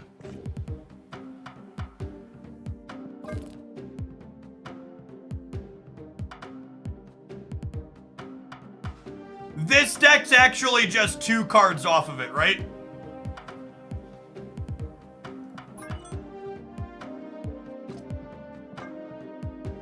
I started filling it in, and I was just like, wait, this deck's almost there. 3.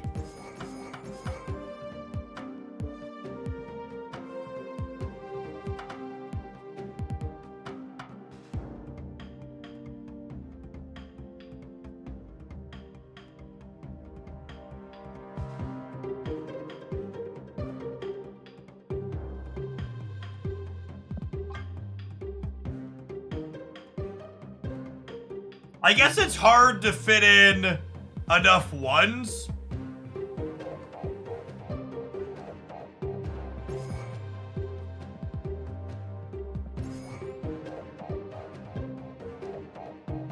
To play the Pixie aspect of this.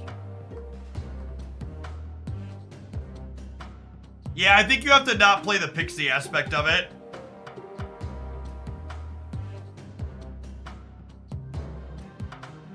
It's a little different at least.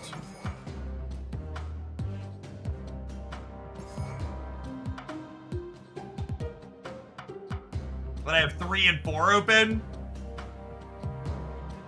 0's technically open.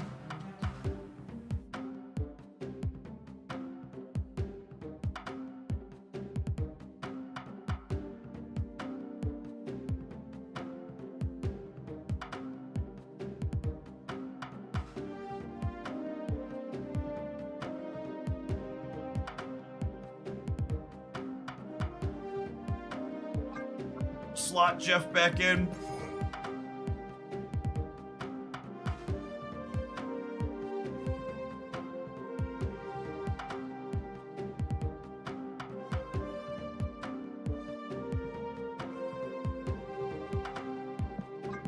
It's a playable 4 power thing.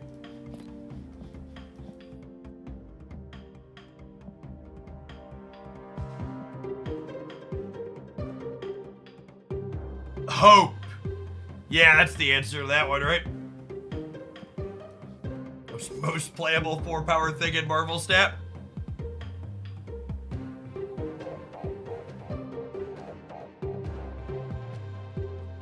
Hope lets me play another 6.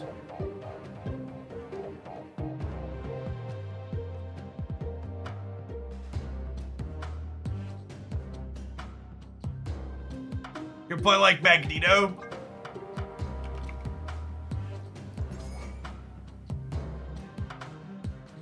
Could play Angela's last one, maybe?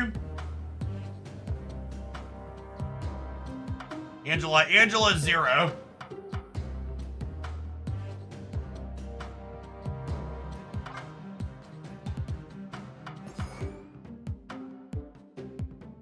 Havoc. As much as it hurts me to constantly say Havoc's not really a playable Marvel Snap card. Ooh, Vision's a good call out.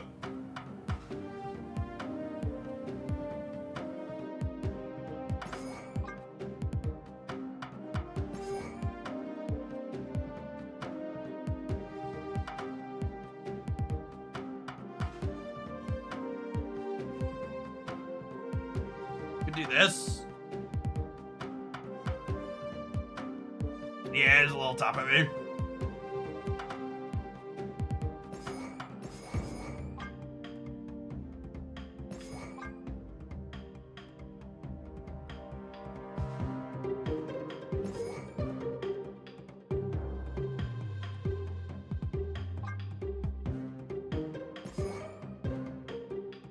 Could also do this. Right, this is 1, 2, 0, 1, 2, 3, 4, 5, 6, 7, 10, 11, 12. Vision back for Lady Death Strike. I think Lady Death Strike's a generically fine card that also clears Hooded Sentry Void.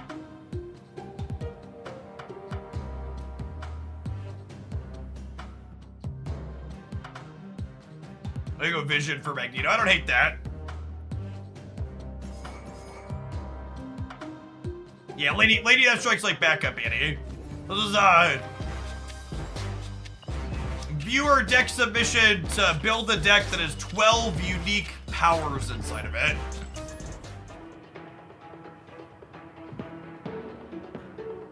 I think we have accomplished successfully. Yeah, it's a real pile of cards.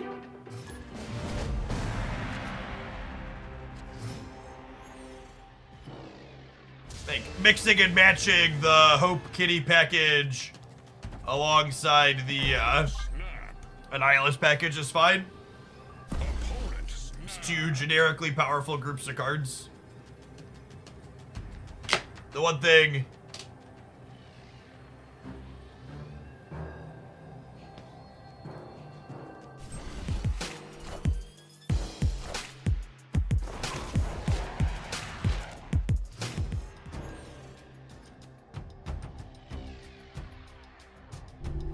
Sage cares about, is Sage unique powers or unique costs? I forget.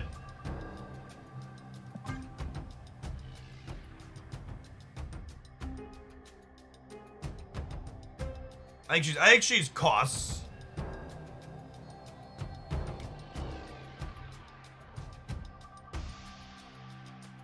No, it is different powers, sure. She's not, this asks for specifically base power though, so it's a little bit different than what Sage asks for.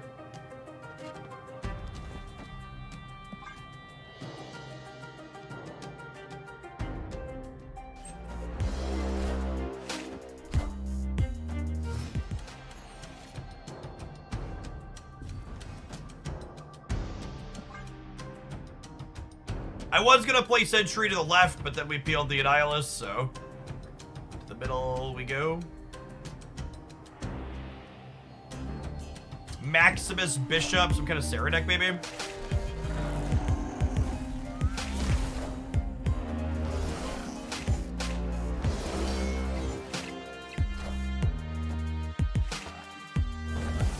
Blade Strong Sarah.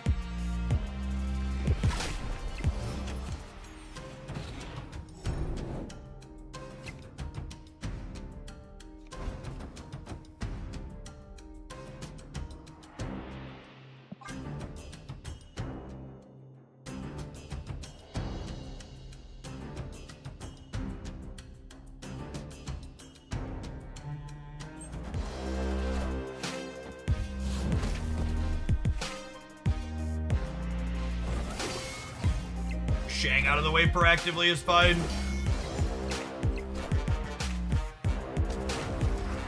You ever play around Cosmo here? No, I don't think that's in their output range. systems go.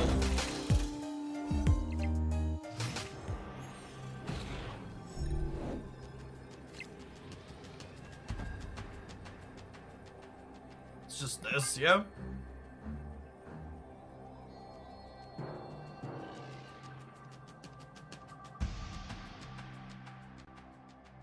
They could use all their energy here. We're probably dead.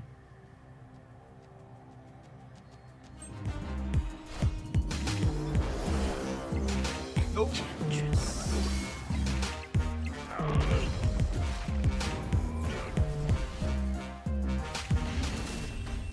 Nice enchantress split. Victory.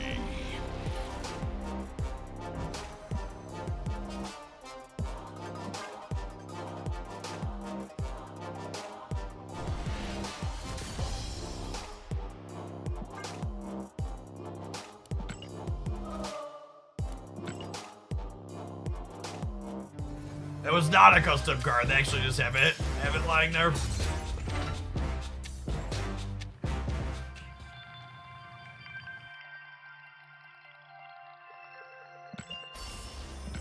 I gotta say, post custom card tool, it's a little tilting when I open up random Twitch streams and people just have like all these half-ass mismatched borders in their decks. Like, before the custom card tool, it could be like, okay, maybe they just don't have resources or whatever and they want not infinite borders on some of their cards. But like, for the love of God, take 30 seconds and make your stuff uniform. Pick a look that you like and apply it. Per deck border color setting. Yeah, that would be nice. I would enjoy that feature. Snap. Opponent snapped.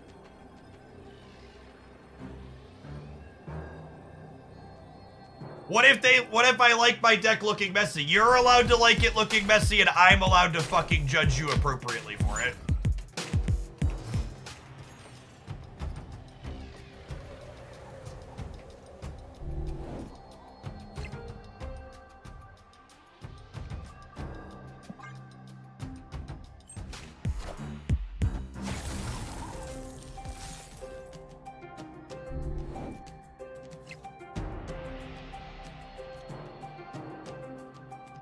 I actually don't want a Polaris, really, yeah? Want their Black Knight to sit there and shrink?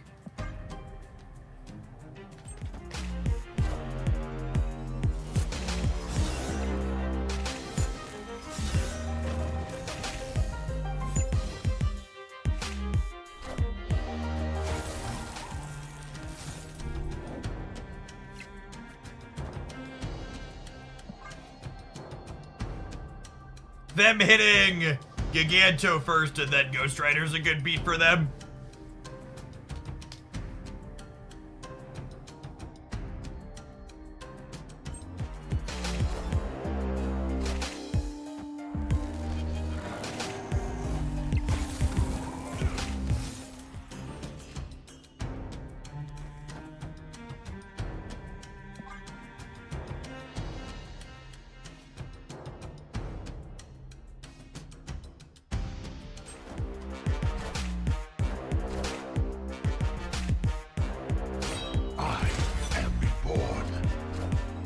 Dracula, Hela.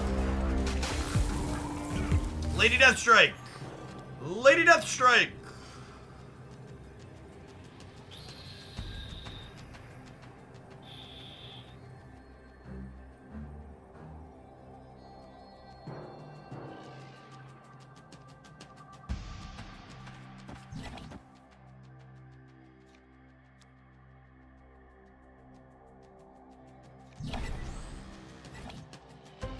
I don't think we can beat Modok, yeah? Their Apocalypse is 10, so they're currently getting 14 on the left up to 18.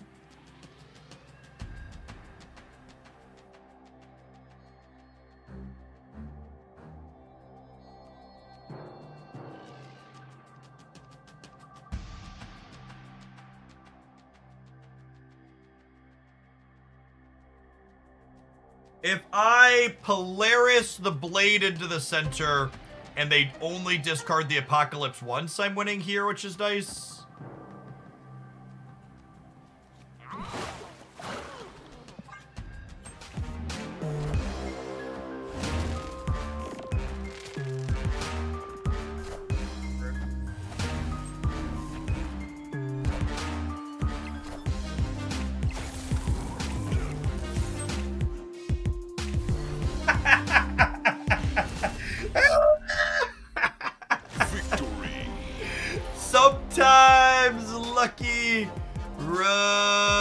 Kentucky.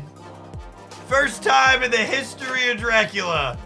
Discarded not the massive thing that beat me. Nice, Morbius, gamer. Snap.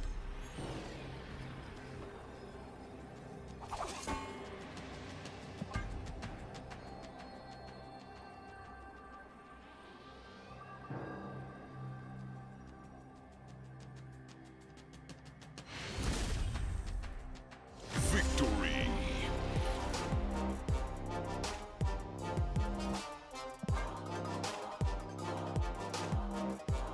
Nah, we're just kind of playing Jeff to play Jeffster.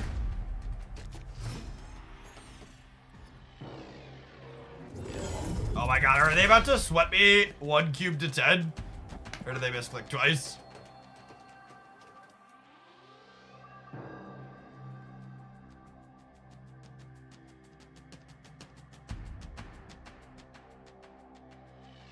I think they're about to sweat us 1 cube to 10. At least I have an emote for that now.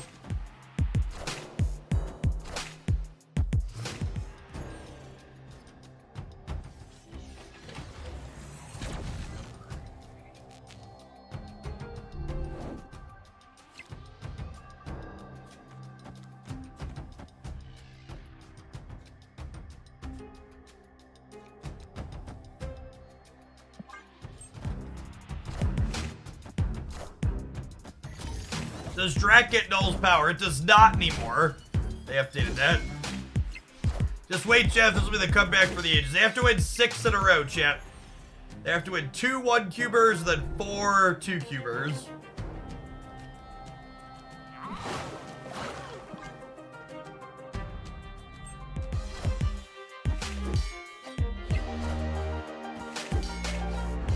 To be fair, without Red Hulk in my opener, they are a favorite to win the Nexus.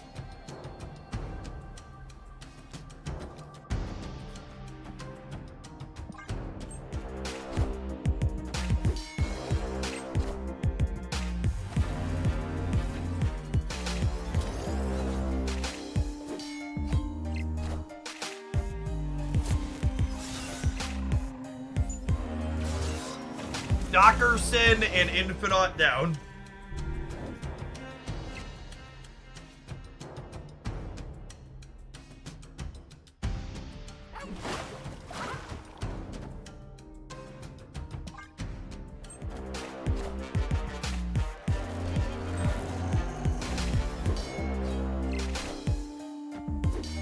God, I missed old Angela, chat. She's so lovely. Truly, truly a delight.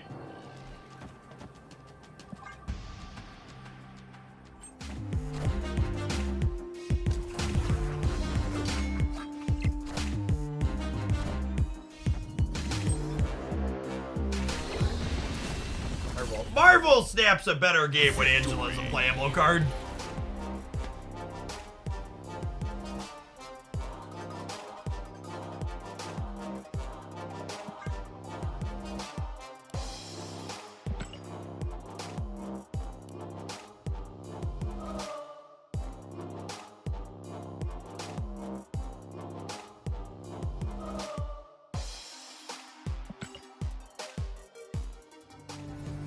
It's 218 above right now. We worked really hard to pump that sandcastle up, okay? Stacked it all up. Nice and pretty.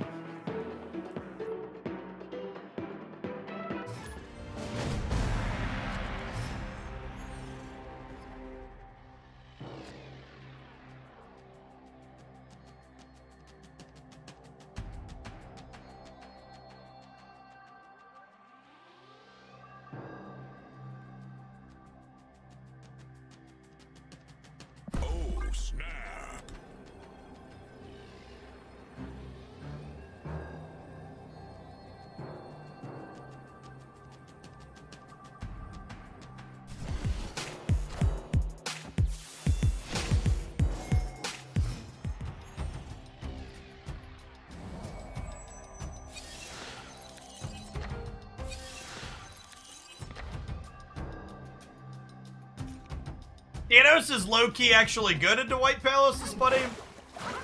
We'll play Jeff out here, and then we'll definitely be visioning into the bar, Sinister.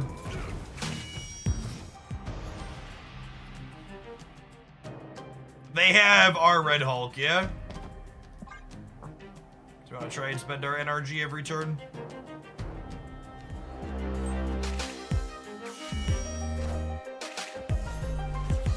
Join us in the center, Timestone. We have much to discuss.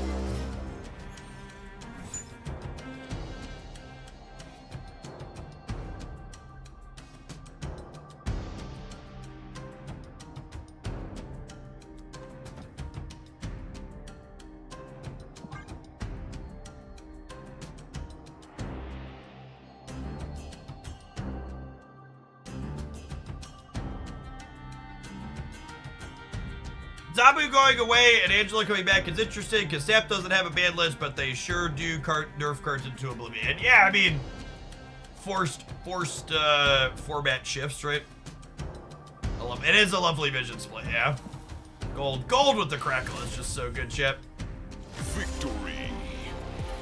Time Stone should be a permanent reduction to Thanos. Disagree. I think making it so you can't freely play Time Stone on curve is a good change. Choose between curving or...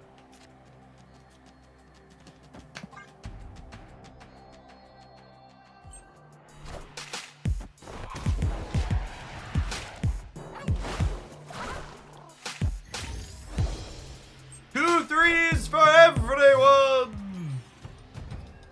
Yeah, playing on curve or getting your cost reduction should be a choice you have to make. Oh, snap.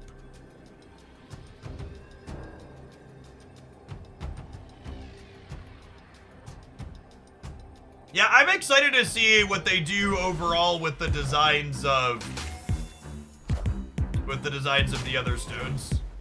Since they said they're gonna rework them to make Thanos more relevant in his own deck, which is a good change, in my opinion.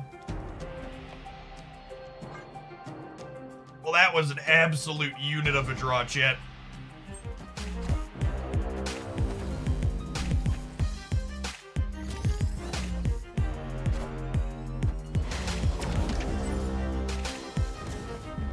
Kitty's sad because a 1-drop would have let us go Sentry into Annihilus into Vision while not buffing their Red Hulk.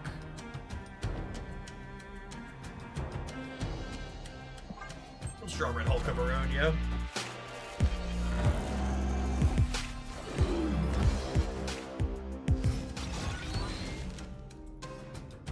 What do you think about people claiming they should get refunds for nerf cards? I think they should go scratch.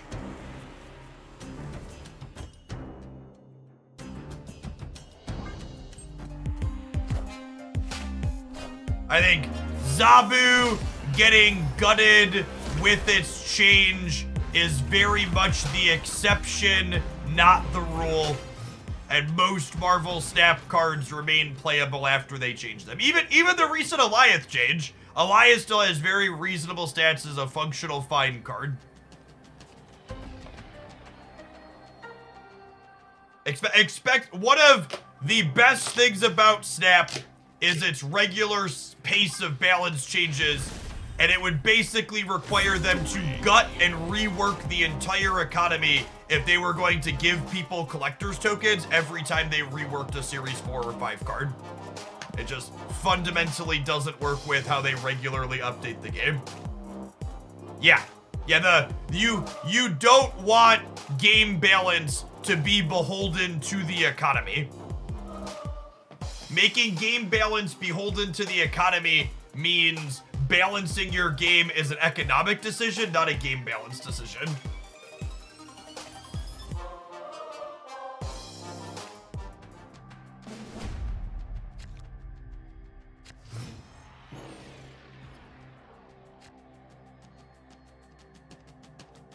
Snap.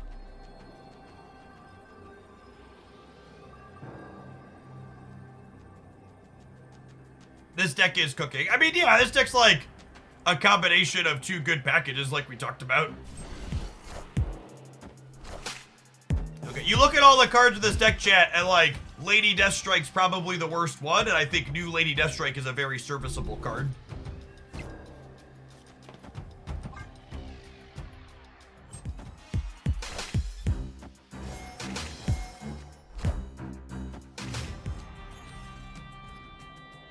While there is definitely more than one example of changes that left Marvel Snap cards unplayable, it's also incredibly fair and reasonable to say more Marvel Snap cards are playable after a change than aren't. Most changes leave the Marvel Snap cards that are getting changes playable.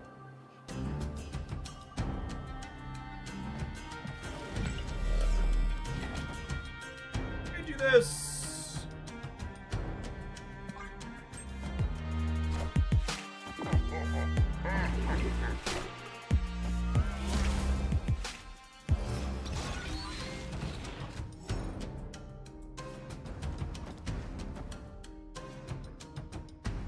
I like this.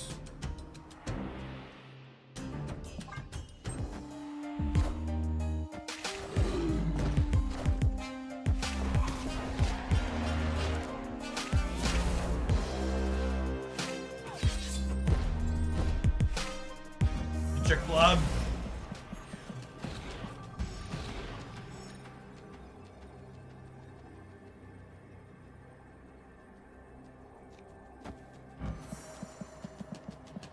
Magento is notably not in there.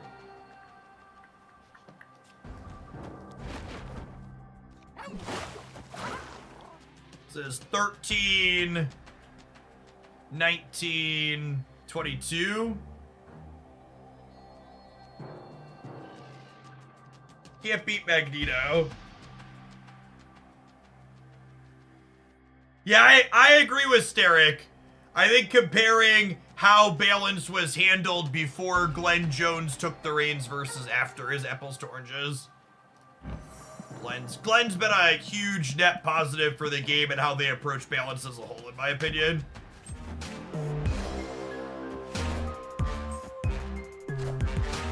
It's also 12 for him.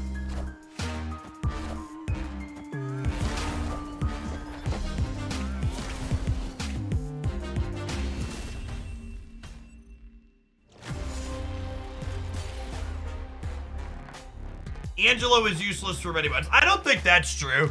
Angela wasn't a top performing card, but I played plenty of Angela in there and she was fine. How long is Glenn came? I believe Glenn came on in January of 23. Sometime around there. Oh, snap.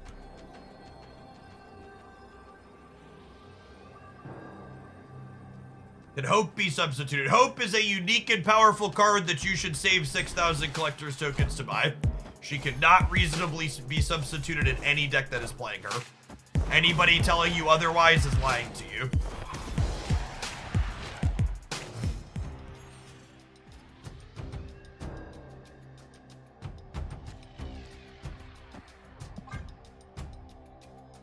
Hope is not in a cache for a long time. That is correct. You should save your collector's tokens and make her your next purchase. In my upcoming Spotlight cache review, something I always do is include in there what cards are good token purchases because they're both powerful and not in any upcoming Spotlight caches.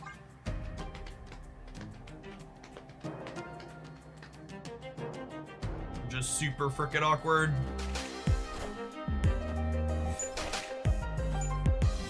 Loki worth 6,000 tokens. I'd encourage you to check out the video I just referenced and find out my opinion on that topic.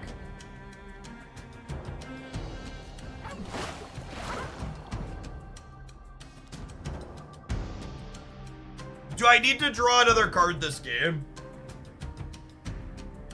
I don't think so, yeah? Is US Agent good? No.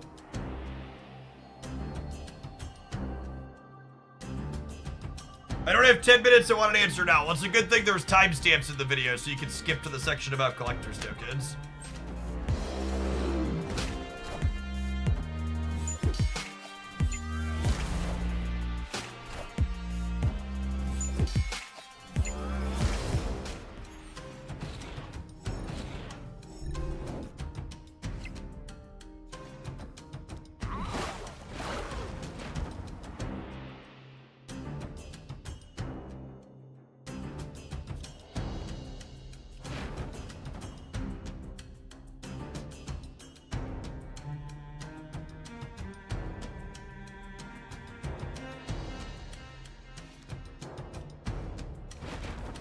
It's just this. I don't need to draw.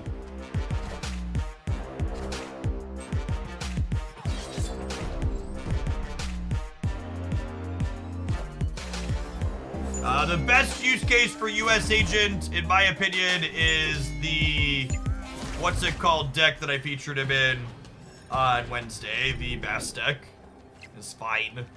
Not gonna call it good, we're gonna call it fine.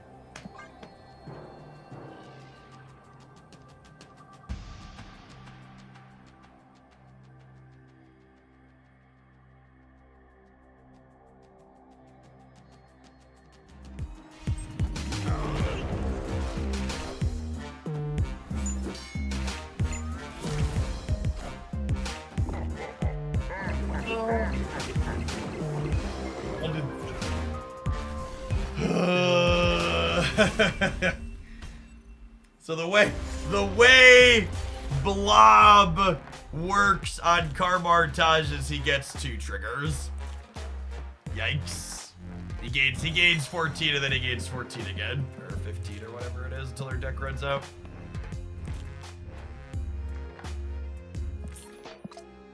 Twin to Win, thank you for the 63 months. And Thazzle, thank you for the 12 months. I appreciate the entire year of support.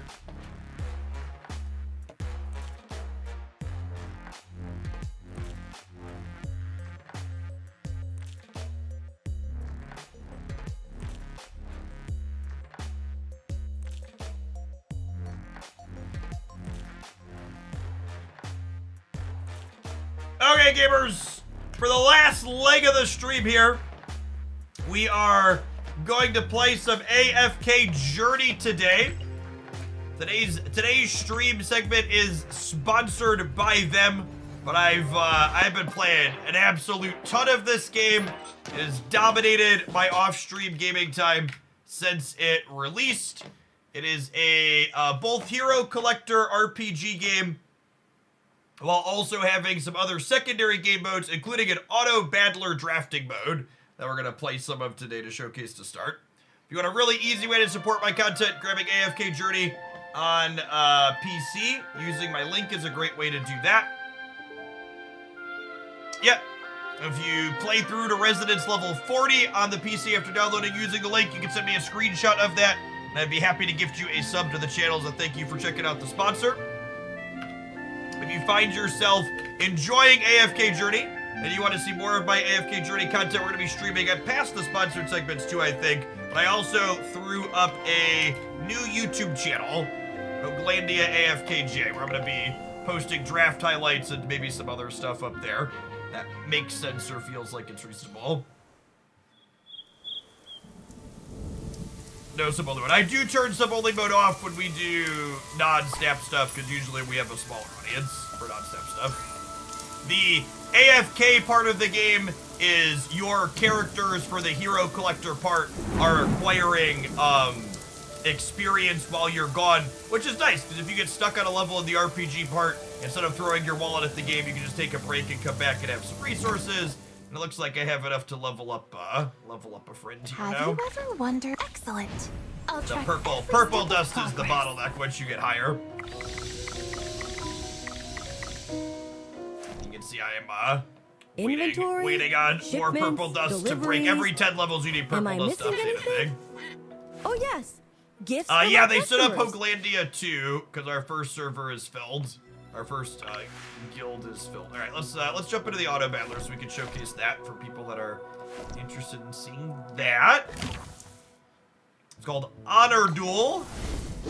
So the Honor Duel is their auto battler, and you don't have, there's no wailing or spending to gain an advantage or anything like that in this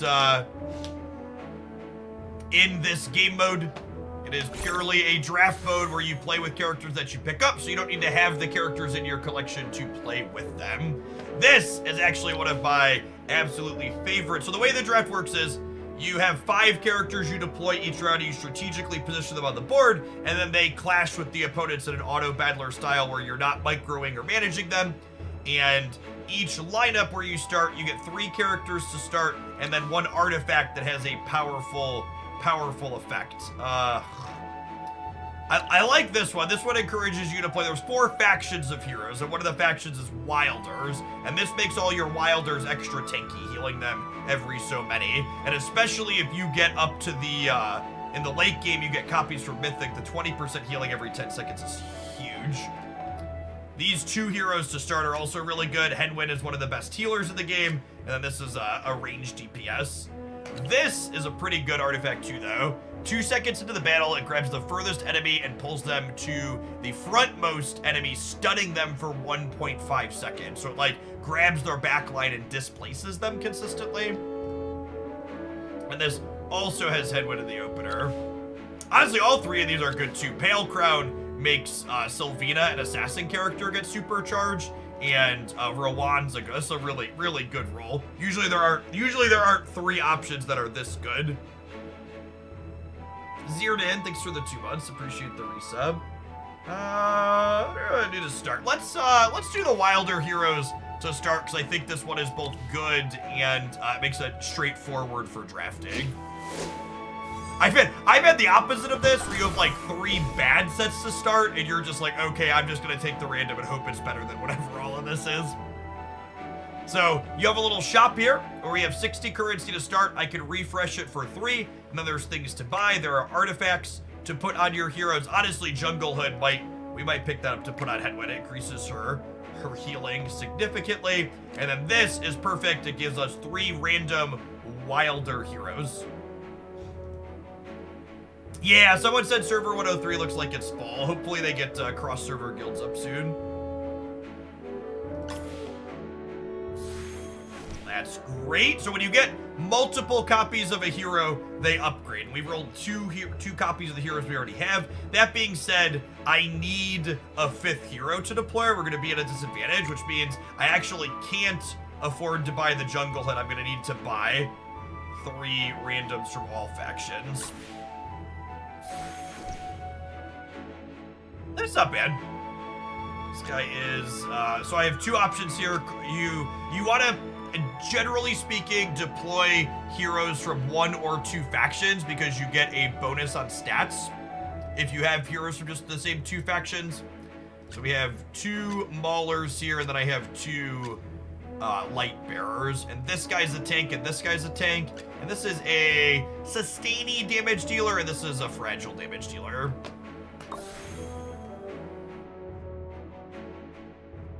Yeah, whatever else the community wants to coordinate. If you want to coordinate guilds on other server, feel free to use the Hookland name. The real guild is the thread in the Discord anyways, where we group chat together. It's been fairly active.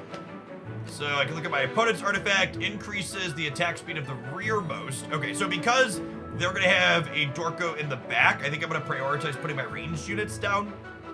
And this guy's a tank, but he also has range for the tank. So how this works is each team puts down 3 champions.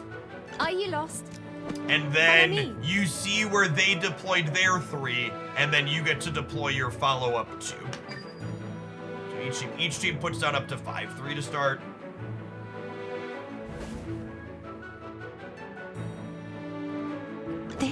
This is not only an auto battler. In fact, the auto battler is a side game mode in this. The primary game mode is this is a single player RPG hero collector game. I guess it's technically an MMO. You see other players while you walk around. It is a fully voiced story hero collector game where you open loot boxes to collect things and power them up and level them up. It's a very polished version of that too, honestly. I enjoy those hero collector style games. It's well done. My characters are getting absolutely first tier, looks like. I did not get to ultimate on 2 of them. Although our backlight is hitting now, so maybe we have a shot. Woo. If I get to my ult here, we might be good, but nah, that was close. I like the art direction a lot. It has a very unique feel to it. I really want a Wilder tank. So in this game mode, you play until you get 9 wins or until you lose 3 times. I have a handful of 9-win runs, and then a bunch that are a lot less than that. I'm gonna take 3 random Wilders again. Perfect. And there's Granny. So that's a tank, and this is another secondary healer for us. Is it only auto, or can you play manually? This mode, you can only auto. In some of the other game modes, you can control the timing on your character's ultimates, but you can't manually move them around the battlefield.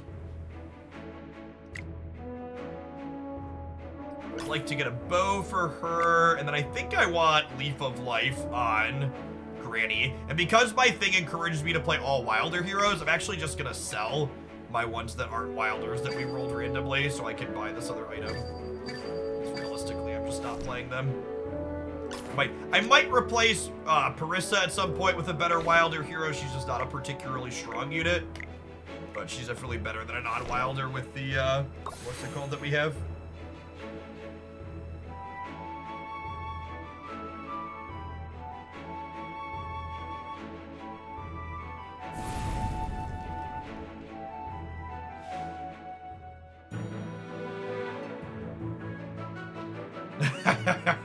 That sounds like a lot, Shoebox. Alright, so they're playing... This doesn't tell me anything about the types of units they're going to deploy, but their things will not be using equipment because they get bonuses to not use equipment. Get behind me, We'll put our tank up front, we'll put our healer behind them, Check out my put our latest secondary invention. healer off to the side here.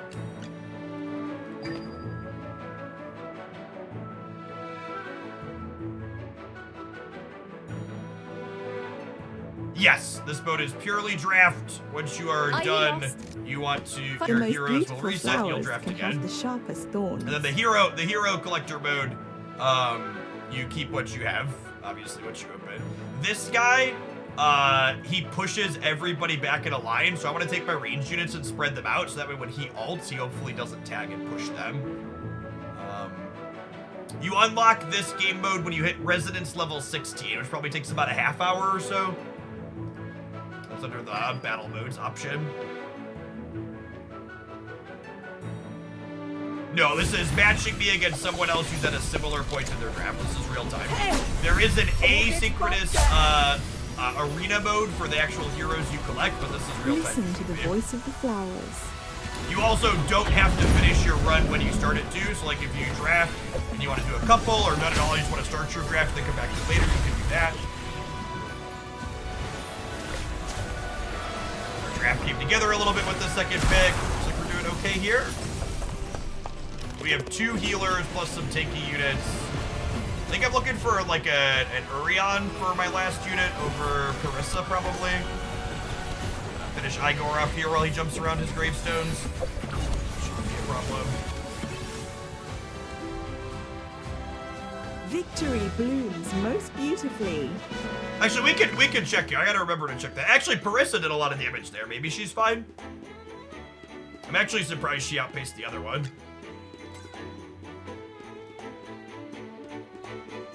Unfortunately, the promo for this game with my referral is only for PC installs. Once you do it on PC, your account transfers to mobile and you can continue playing there, but if you want to be able to support my campaign here, you have to do it on PC. I think I might just take 3 random Wilders again. There's a good chance we did an upgrade for one of these. There's a couple other Wilders I wouldn't mind hitting. Yeah, in fact, we hit 2 upgrades, and this is the other guy I was talking about that I wanted.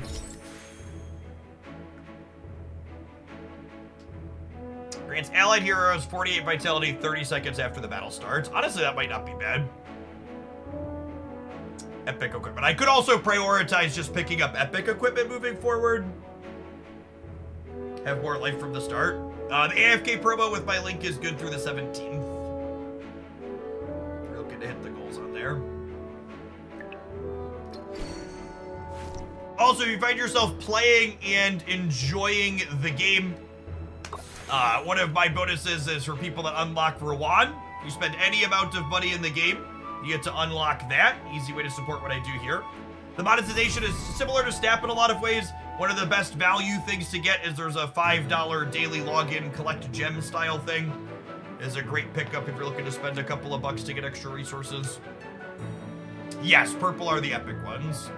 Who am I cutting for him? I think it might be this Stormgo, this extra healer. Get behind me, children. It's close though.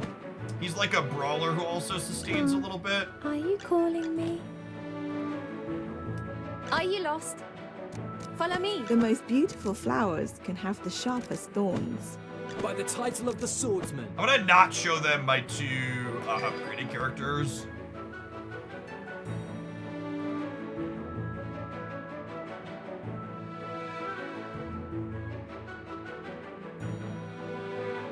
Wait, Epic is yellow? Really?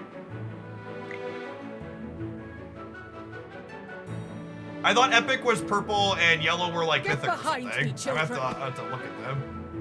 Oh, I guess it says Epic on here, huh? On the heroes? That's interesting. I've been playing those wrong this entire time.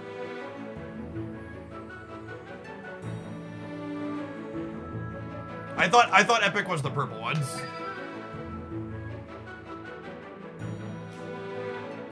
I thought it was purple. Now I'm gonna have to go look.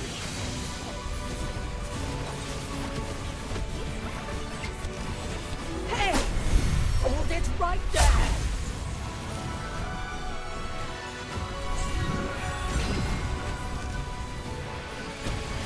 Purple is elite. Okay, well, today I learned.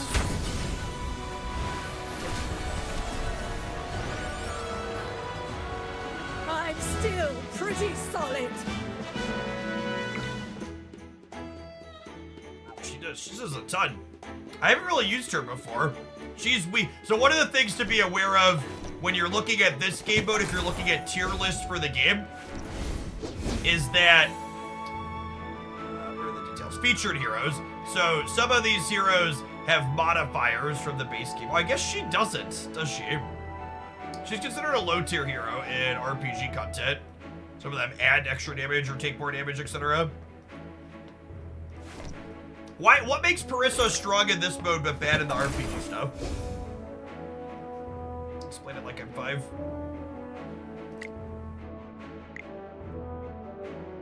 Is there anything that says the item type on here?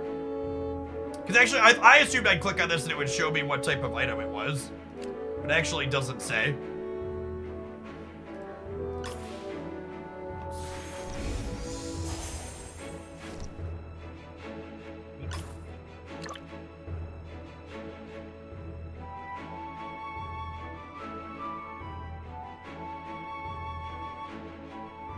That should definitely be communicated in there somewhere.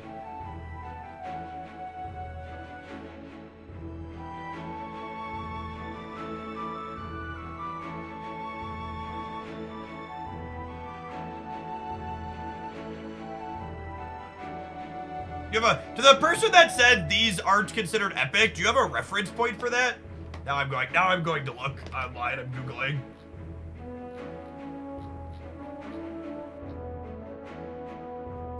Called epic they're called equipments, not artifacts.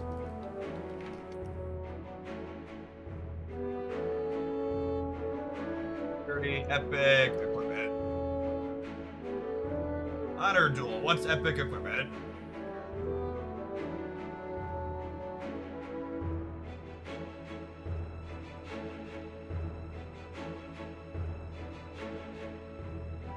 Random Reddit thread agrees with the Twitch chat commenter. I had been assuming it was the 20 cost items, but apparently that's incorrect.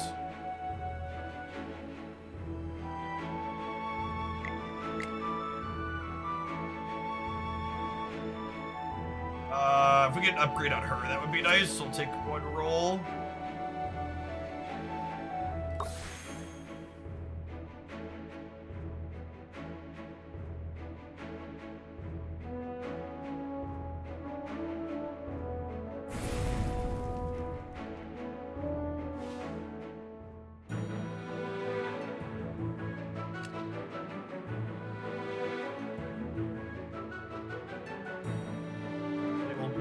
Light bearer heroes, which are neutral into each other. Get behind me, children. Our defensive dork lost? up front. Follow me. I probably, against a light bearer team, I want to not show them that I'm deploying squishies to start because they're likely to have Vala, who's going to jump into my backline. So I want them to not know where my backline is going to be in a perfect world. The most beautiful. Are you lost? Follow That way me. their Vala's more likely to grab these when they deploy her.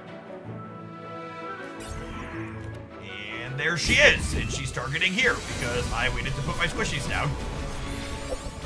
So the assassins and characters that jump into the back line, you can know where they're going to be going, so you want to deploy those second, but you also want to be thinking about on your side how you want to counterplay against those if possible. Go, Granny! Oh my god, can we kill them before she gets her ult off? Nope, that's a big one. Ouch! Think we're good though?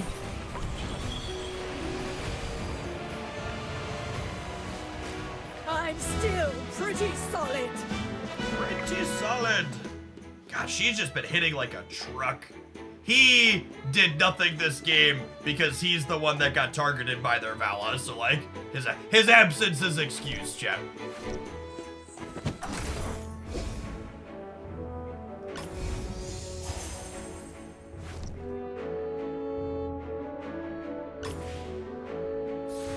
Oh my gosh, that's 3 that I wanted? That's insane.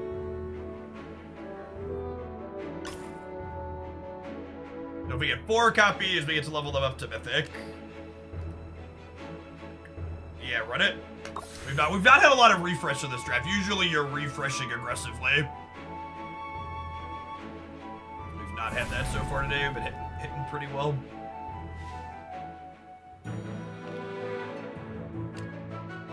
Seconds into the battle, drops aerolites into the densest area, dealing damage to enemy within 2 tiles. Okay, so this, you always want to check their artifact when you start, because their artifact can dictate to you how you want to space your characters in the game. So obviously my melees are going up front, but then I'm gonna take my back line and spread them out a little bit along here, so they're less likely to all get got by this at once. Oh, it takes it to 40. It probably takes a couple of hours to get to 40. It's not super quick. Follow me. The most beautiful flowers can have the sharpest thorns. Vala targeting my healer is really bad for me. You can see she's targeting my healer because I got the star over the head. I wonder if Vala targeting my healer means I'm supposed to deploy the second one. I can see that being the case. Fast ult from their Granny. Listen to the voice of the flowers. God, her ult hits so hard. Yeah, their healer is ulting and mine died because Vala stuns. Getting put in here. Shine, stars.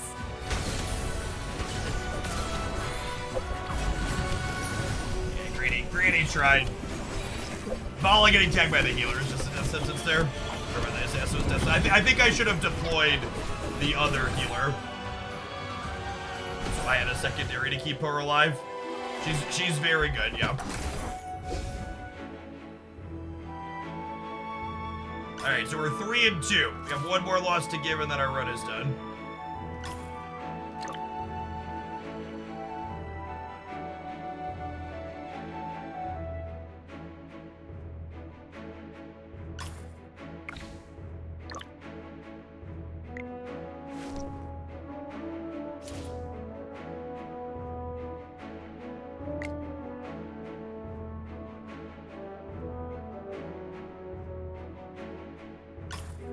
Don't think I want the full random one again. I'm debating on if I want to pin this or not. I feel like the answer is no.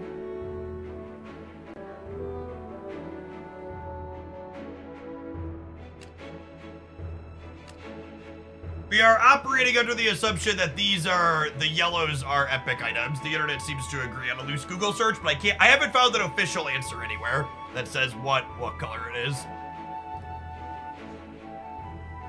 Part of me wants to pin this, just I'm so close on all of these. That rolls well. Win 1 more and then roll well on that, it could be good. Maybe I'll wait to deploy our other melee character in case I want to deploy our other healer again. It would make sense that it matches character, I already agree. Okay, so this increases the attack speed of their rearmost ally, which probably means I want him. But still, I'm going to err on the side of... Are you lost? Follow me. Err on the side of waiting to deploy him to make a decision between these two. Howdy, Dylan. The most beautiful flowers can have the sharpest thorns. Yes, this is an auto battler game mode here.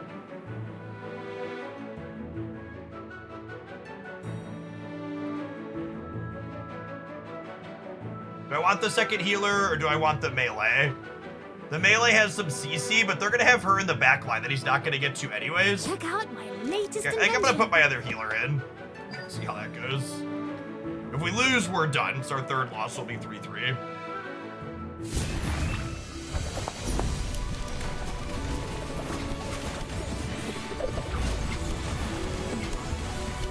Shine stars.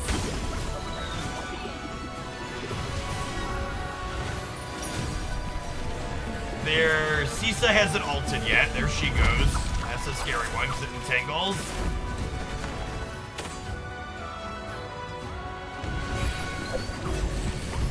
Looking okay here so far. Everybody's still up. I think we're good. Cool.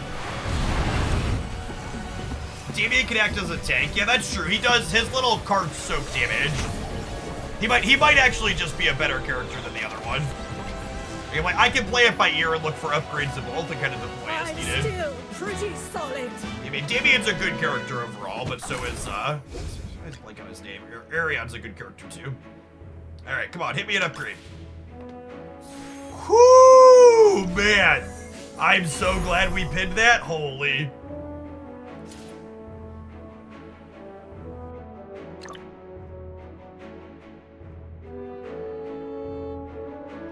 I just don't think that one fits on any of our guys here, yeah?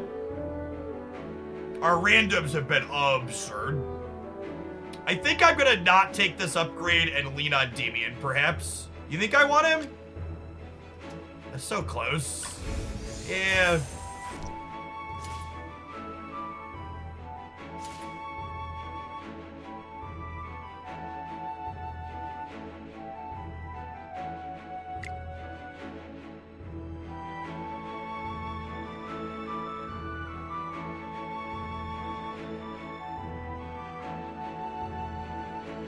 I like that.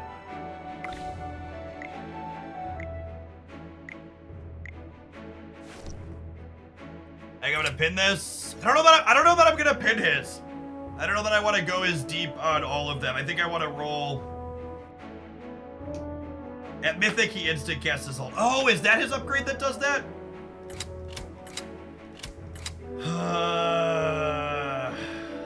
All right, we'll pin him.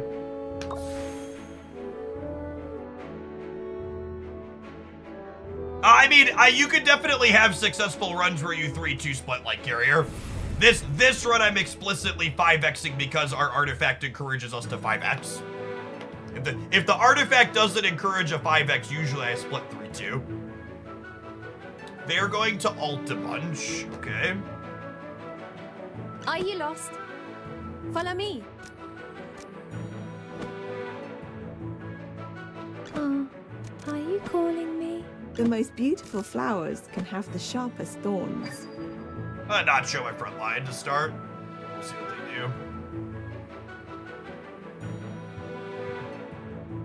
Get behind me, children. He's definitely up front. And then it's like, do I want him or do I want the other healer? The nice part about him is if it's close, is that he, what's it called? He gives me extra resources. I think I want the extra healer though into Thoran. He's so chunky. We do have the type advantage in the Great Board, yeah. And I'm gonna put him in the back just in case they have a Sylvina that's gonna jump in. Maybe not. Yeah, this is very common in Great Board. There are 4 Great Boards plus a healer, usually Roland or Smokey. Very, very common. All right, the Thoran already reset, but there's the first ult from their mage. Never remember her name. Okay, our healer popped. Oh my god, I killed our healer. But we did put the backup healer in. Oh my gosh! Carissa's ult has just been absurd all set. Hold my majestic. I have a newfound respect for her after this set. I had been rating her kind of low. Is the Great Board support good enough to run 5? You could definitely 5x Great Board. Victory But blooms often most it's just beautifully. 4. 224k. Yes, please.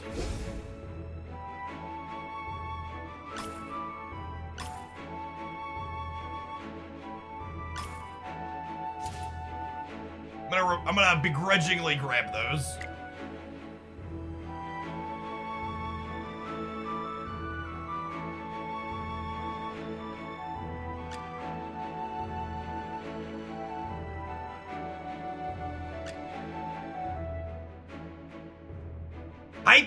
As much as I want these artifacts to enable the passive bonus on this, I think I'm supposed to roll aggressively looking for my mythic upgrades right now.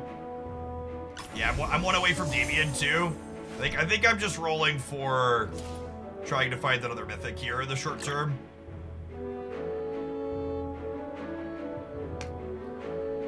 Oh, I'm gonna pin that because I have the Arbiter. I want that.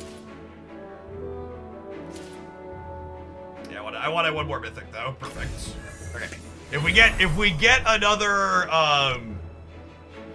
if we can survive this round and we get to put the Arbiter's armor along with the Arbiter's blade here, they pair together on her, it'll be great.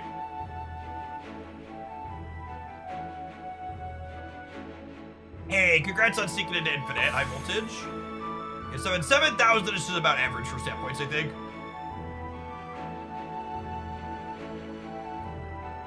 You think instant alt is good on Headwind? I think the instant alt actually is often wasted on Headwind because she's not a character. She's a character where you need your characters to take some hits before she ults, yeah? Her instant alt is like good against assassins.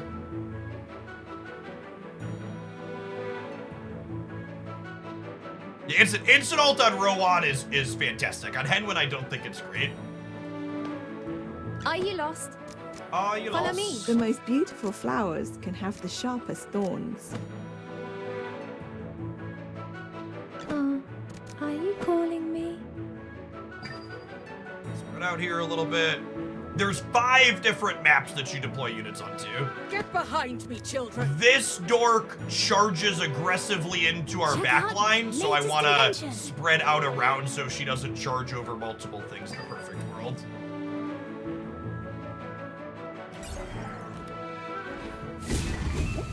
They are very tanky. Who's getting hit by Vala is the question. I missed it. Is it her? Oh no, I think our DPS is gonna... Listen to the voice Nope, of the she got it flowers. off, okay.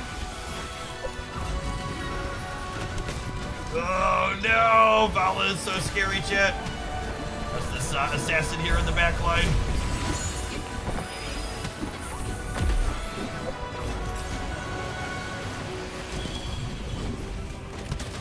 Oh, Parissa's not dead yet.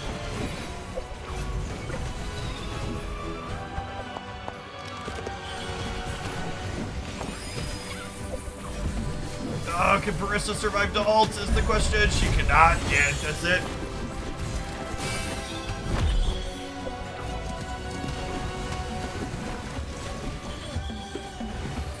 There is a small chance here we could get a draw if our team, we have 2 healers and a tank left.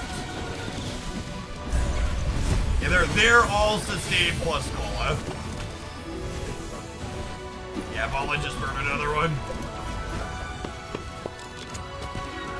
Yeah, I bet when we check Vala at the end, it's gonna be, yeah, it's just Granny's trying, but.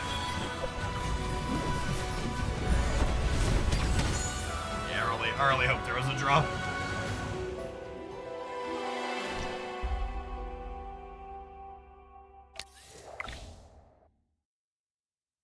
Their charger, Tamisia is really good too. You can see we just did not have any damage. Our backline was just completely stunned out by her. That was a bad matchup for me to decide to deploy my backline first as opposed to deploying my frontline first. I hate that map. It's definitely my least favorite map where it's split. I feel like I'm always at a positional disadvantage. All right, gamers, we are not done, but we need to take a quick ad break. I'll see you in 120 seconds. I'm gonna run to the restroom. We're gonna do another one of these when we get back. Thanks for hanging out. Don't go anywhere.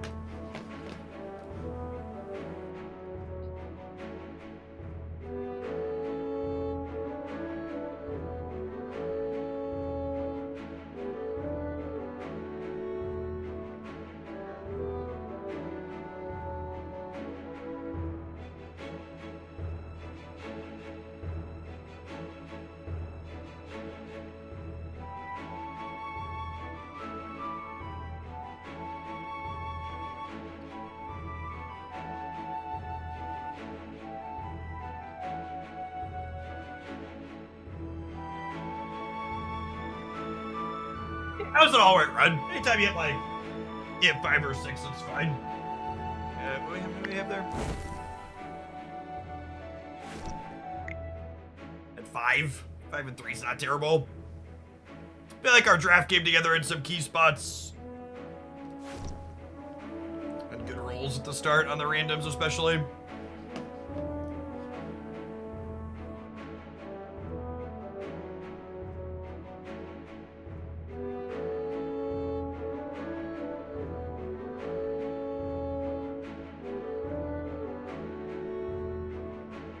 Hey, Dannon, thanks for the 68 months. Life been swell. Life is good. Staff's been in a solid spot. Kids and wife are great. We played AFK Journey. It's been a ton of fun.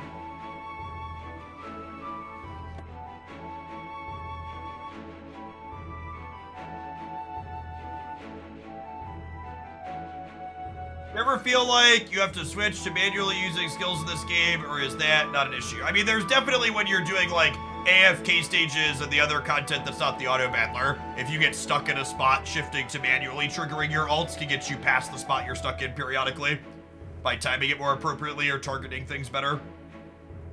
So if you get stuck on a piece of content, you're close on the auto battler, making it so you manually use the skills can be good. So you get 1 honor duel for free every day, and then you can spend 5,000 or 10,000 gold later on additional ones. And I don't really have a good baseline of how much 5,000 gold is, but for reference, my account currently has like 14 million gold on it, so it's a fairly negligible amount.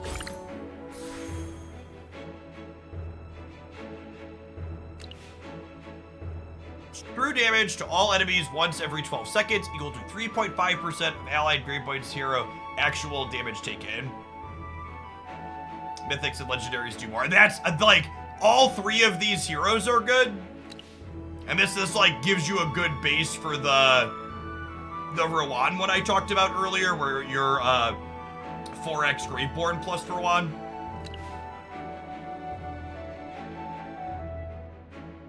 I think most of these are gonna get, honestly. This is a good one for stalling. I don't love this hero combination. Smokey's really solid, but these 2 other supports, oh, Lamont's okay. The Bone Scroll's pretty good, but this forces you into one of the 5x team comps. This one will probably play one. I'm gonna do this. I'm gonna do Graveborn in a minute. Graveborn tends to be strong.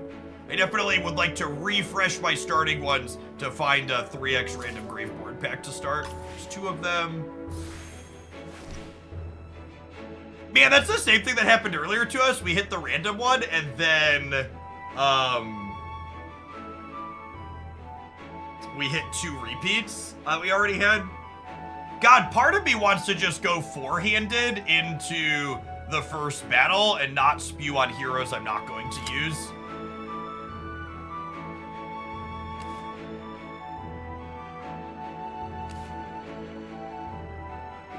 Increase the attack of the ally placed by the carrier by 12%. I'm gonna try this. Let's grab these items and let's try and supercharge Igor to start. Let's see if we can win 4 to 5 instead of buying heroes that we're gonna resell at a loss later. I feel like the first round or 2 is the highest variance round, where you're like really trying to get your footing under you. And even when you hit okay, you're just gonna have to Let's go take it all some amount of the time. A battlefield more merciless than the frigid winter. Potions for sale! Buy 4, get 1 free! Artifact restores 30% HP, max HP for an allied hero. They drop below 50%. Happens 5 times per battle. You think Maulers is the best 5x comp? You think so? Let's turn the battlefield into a In cemetery. this bonus spot here. I will say I think it's a little silly that it tells you, do you sure you want to deploy less than 5 heroes when you don't have a 5th one? It's one of those like, duh.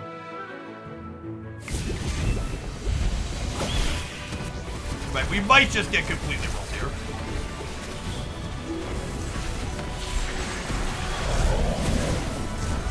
Rowan did not get to ult there, unfortunately. Bury, and then burn.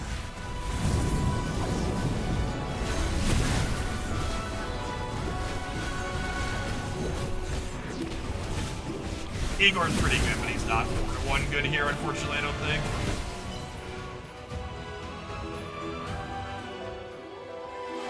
We knew that was a likely outcome there. We're waiting to roll up another pile of grave boards, and there's a Thorin.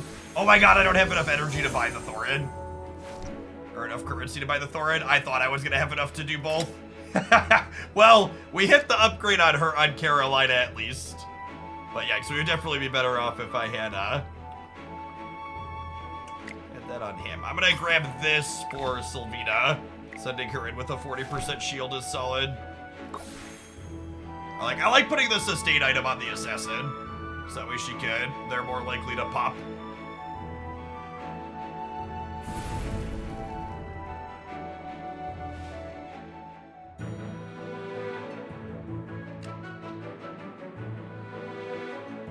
Okay, so I want to wait to deploy my assassin because where I deploy my assassin will dictate where I deploy my assassin will dictate who she's targeting. Potions for Let's turn the battlefield. And similarly, I'm gonna wait to deploy my mage, so if they have an assassin, they don't get to free target where she's gonna be. So now, my Sylvina, you see the dagger appear over my enemy's head, and you can see the dagger move as I reposition her. So where she starts is going to dictate who she's attacking. A battlefield more merciless than the frigid winter. She's gonna jump in on Muriel here, their mage in the back line.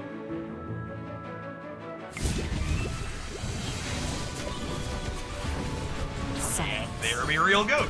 You can see our assassin got to live because she had that shield. Listen, you still can. I want to replace this guy with Thorin, I think. Otherwise, our comps come together okay here. We're also going to look for an item. We want an item for Rowan that helps him ult a bit faster. Is ideal. Because Rowan ulting faster means Carolina ults faster. Is real good.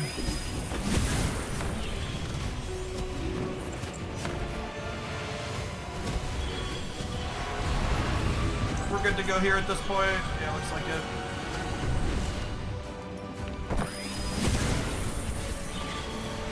Yeah, the resonance level pop-up isn't instantaneous. I think it refreshes periodically.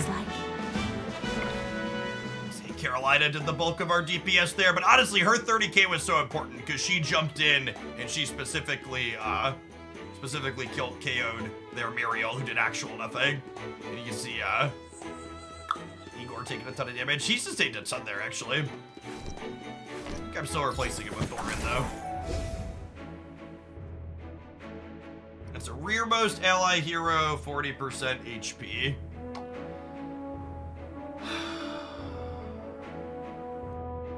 I want to play for the long game with the epic equipments again.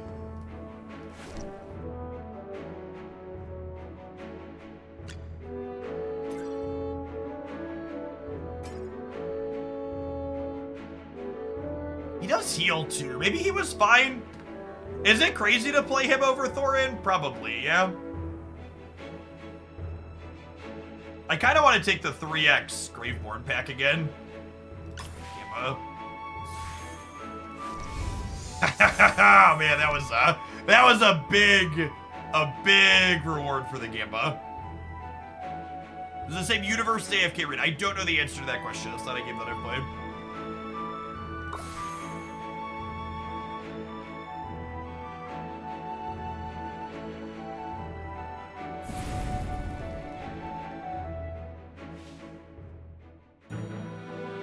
It is. Okay, cool. are the equipmentless one. I think I'm just gonna open the same way I did last time. Just put these up front, give him the bonus, and then position our assassin and our mage after the fact.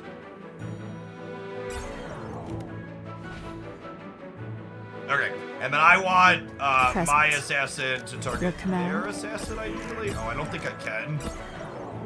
Targeting that one is A fine, I battlefield guess. more merciless than the frigid winter.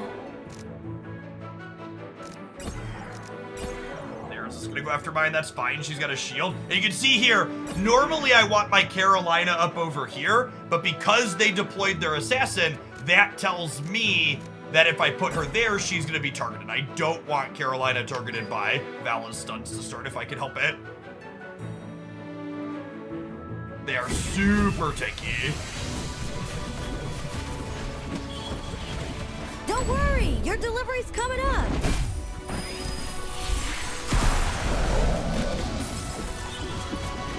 Alright, Sylvina's dead.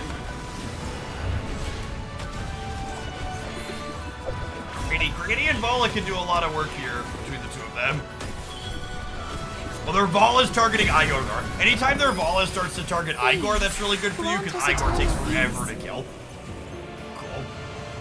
Is this what victory feels like? He's been pumping damage. I might, is it? Part of me wants to skip the Thorin and just stick with these 5.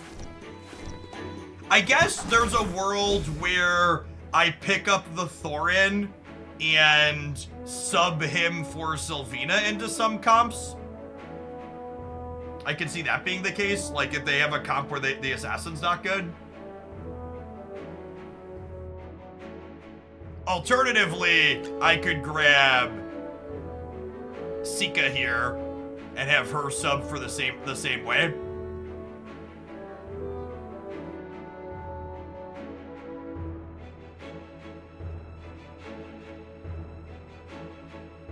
She is pretty slow. I think having her and Carolina on the same team is often a mistake. Because they're both clunky in a similar way.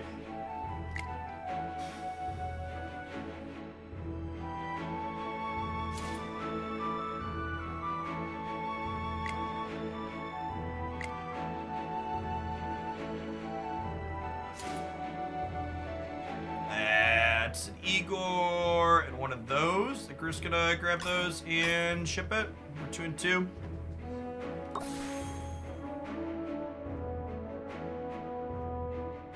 Thorin's raw power is definitely higher than Sylvina's raw power. However, there are certain characters where when you put Sylvina on the battlefield, they just die.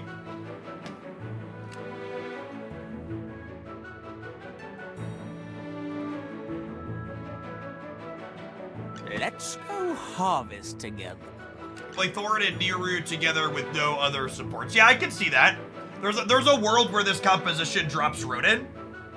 Rowan, I can see that being a thing too. Let's turn the I'm definitely opening on this. Do you want to try that? Because our thing does reward us for having more Graveboards.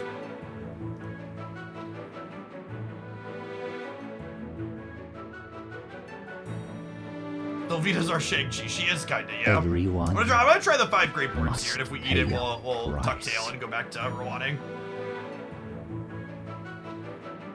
Yeah, like this is a composition where, you know, honestly, Present. Your command?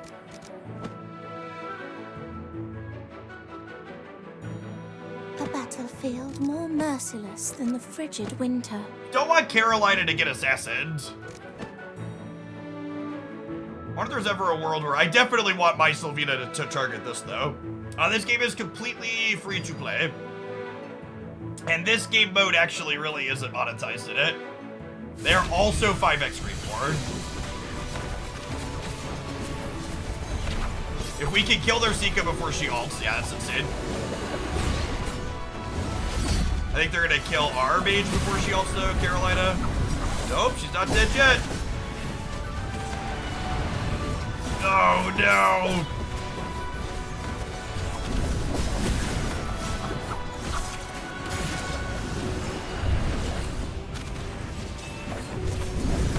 I still have my Thorin alive here. And then burn. All right, we have Igor +2 into their Igor. Igor +1 into their Igor.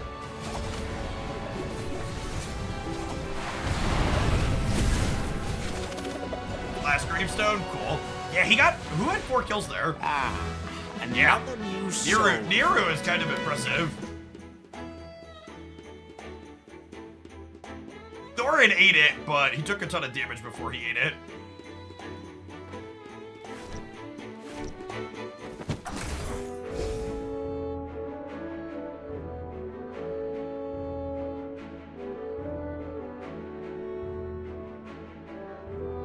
I think I'm gonna take the try and high roll on this. These have been good for us today.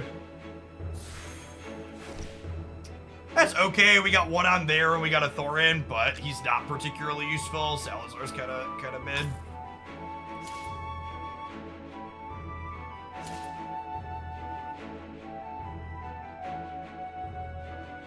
Ooh. That's Rawan's best item, chat. Not close.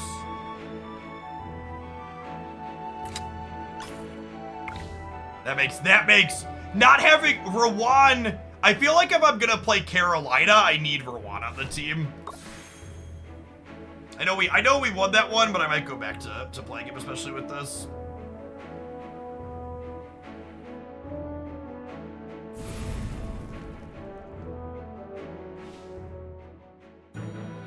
I hate this map.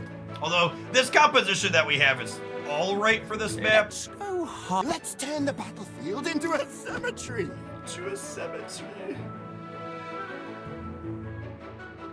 Potions for sale. Buy 4, get 1 free.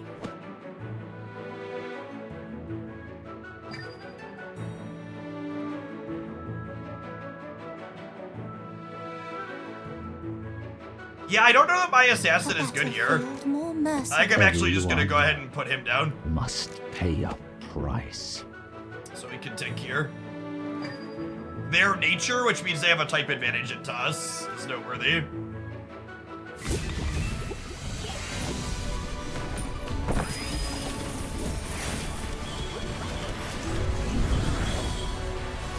Yeah, we're about to get torched. Carolina! Oh, please!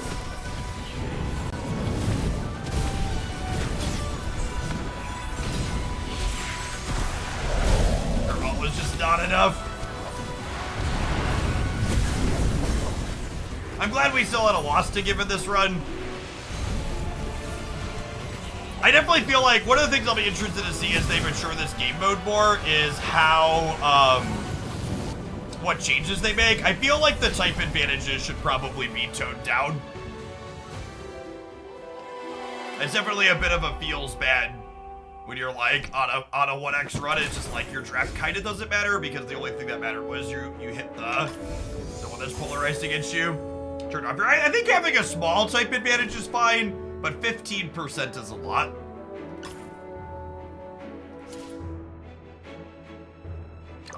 Big percent.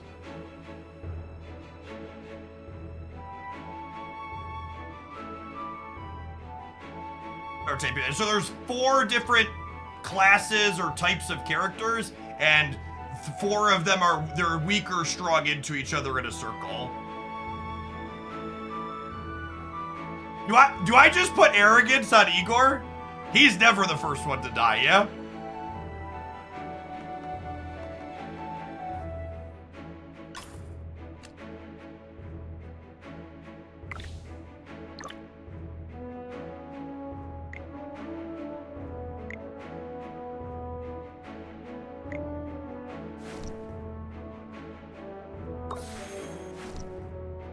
All right, we're 3-2. No more losses to give.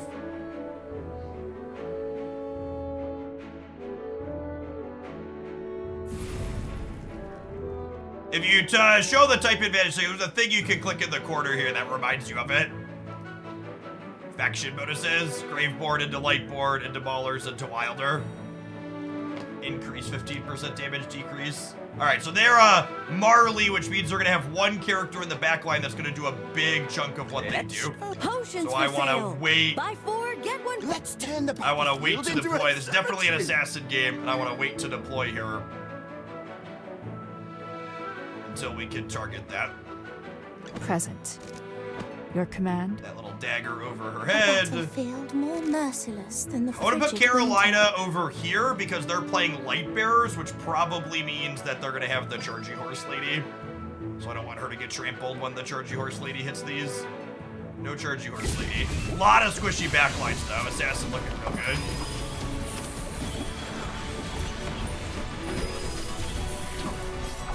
Listen, you still cannot leave.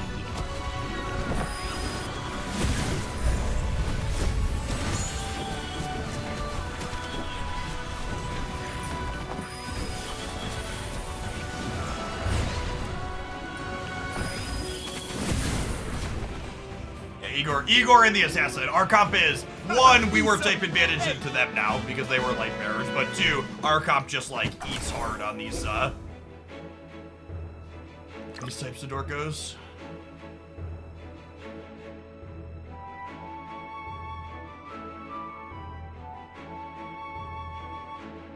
Do I put this on Carolina? Getting an ult out of her right away seems absurd, yeah?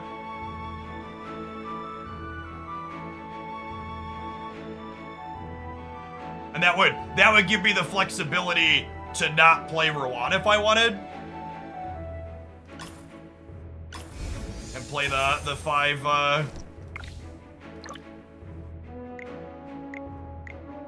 Graveborn.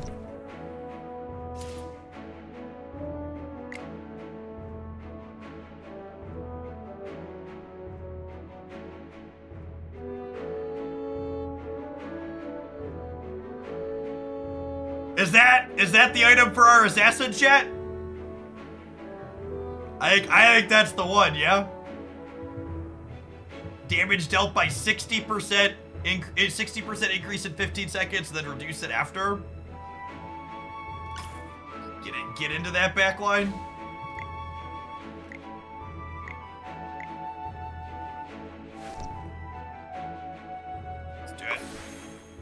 We really need to roll an upgrade for her. The fact that she's still only epic kind of sucks, but she's mostly targeting squishies anyways.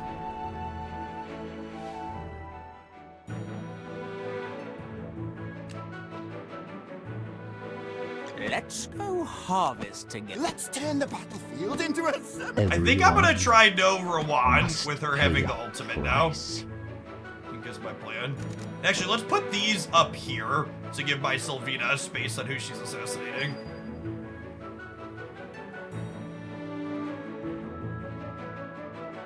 Present. Your command? I would like to assassinate your A healer for sure. battlefield more merciless than the frigid winter.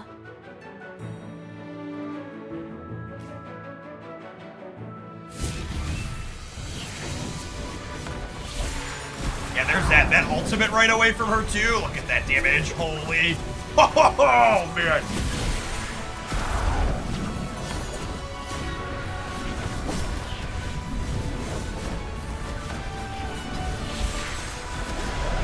Bury! And then burn!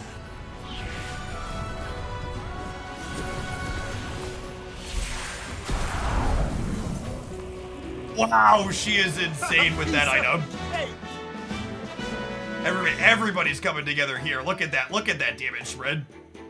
Both of them pop in, and she stuns with her ultimate too. She puts them in an ice cube.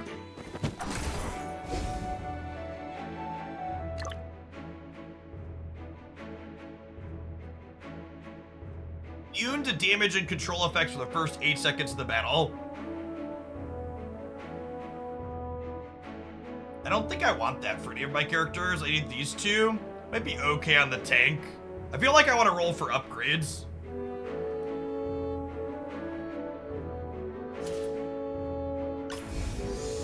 Oh. It's a huge hit on her.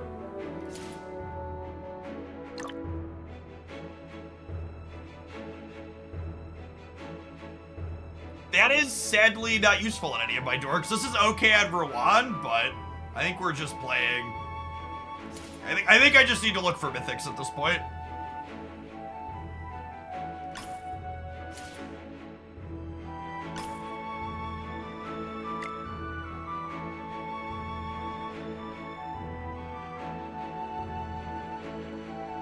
75 haste is a lot, yeah.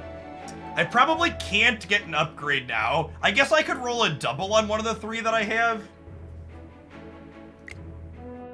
This could be good. Violet Horn could be good on Niru. He does some damages. The question is, do I roll for mythics or do I just take this guaranteed upgrade on him? I think I just take the guaranteed upgrade.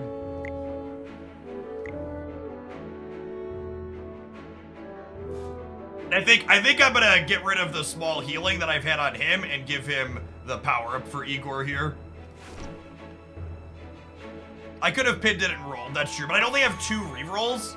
I guess I could have looked for a double up and 2 rerolls.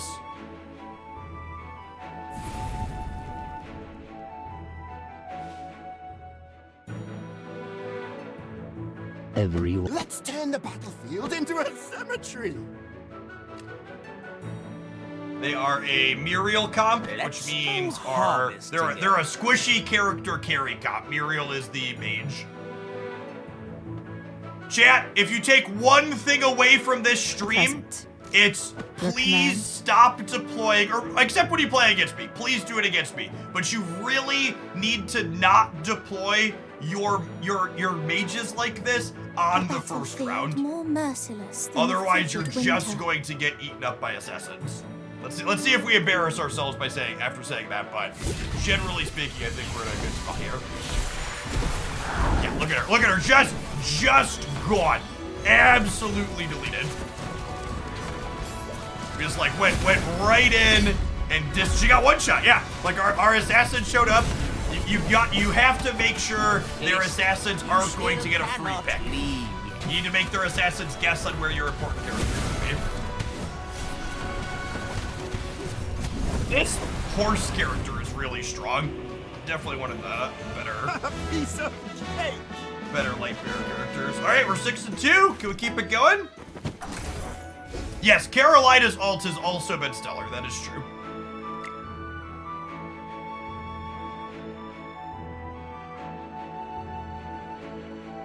Okay, well, this is better than the one I have on Carolina right now, yeah?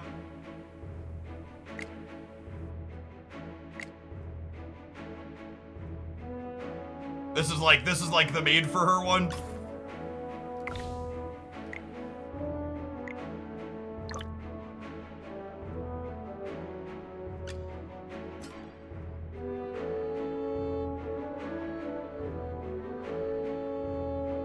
Do I put this on someone else?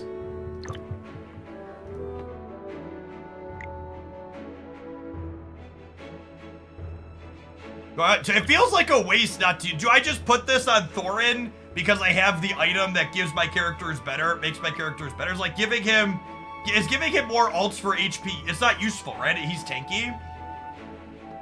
I feel like I'm just out this Crimson Abyss now. Hello, toddler girl. What do you got? New boots! That's exciting. Mommy got you new boots? That's really exciting. Yeah, they got green, yellow, pink. Those are really cool, Haley. How does Survivor...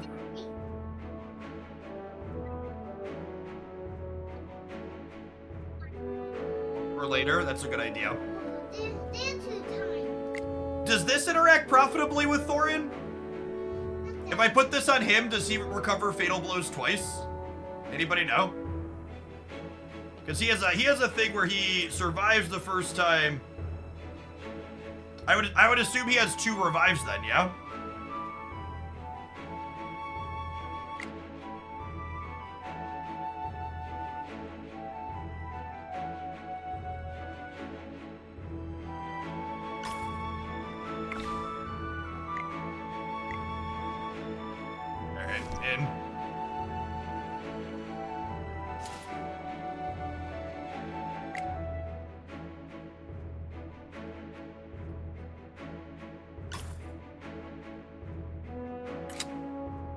See if I can roll one of her on this next one. Whoo! We hit it! Oh, baby. Oh, baby. Don't be afraid to pin and spin, chat. She's beautiful. Do. That's gorgeous. All right.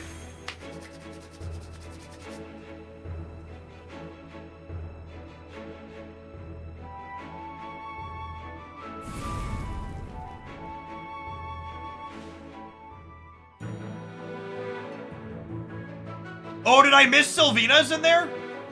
Oh my god, did I just miss pinning Sylvina?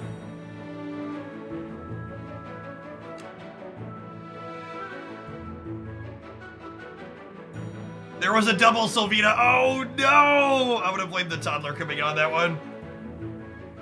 Let's go hard. Let's turn the battlefield. Everyone must pay a price. And I just spread eagle on my melees here.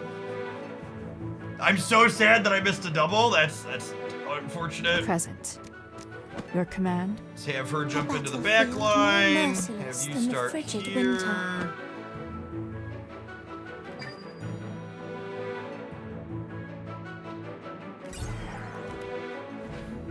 They've got a few mythics here, but we've got a type advantage. We've got insane items. Vala is Vala though.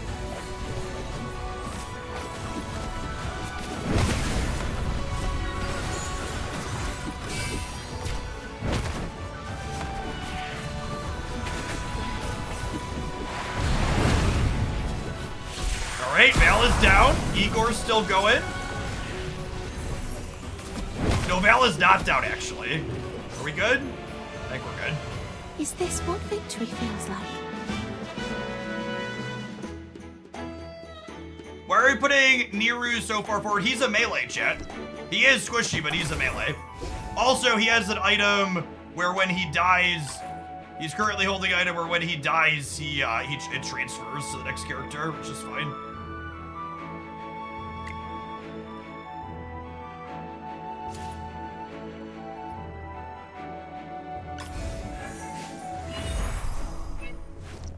Okay, this is it, chat. This is our on-stream 9-0, right? This is our on-stream 9-0.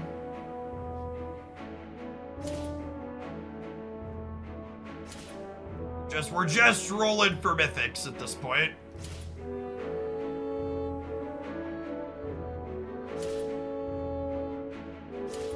Can I get a Niru? We can. That's okay. Whoo! And we got the cooldown reduced to 6 seconds with 2 games left too. That's juicy. Usually I don't hit this until the very last one. If that. Sometimes you get all the way through and you never hit it. Definitely had 9 win runs where that doesn't hit.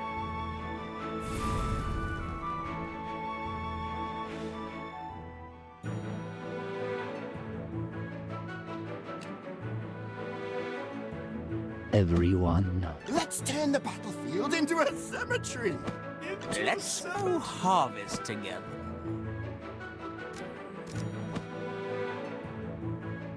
Oh, what is this thing above the head? Does he get something else at Mythic?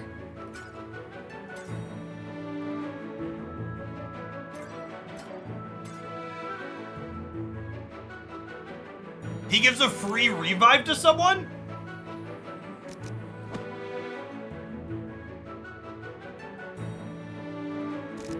Further back for Valak game support. Yeah, that's good, true.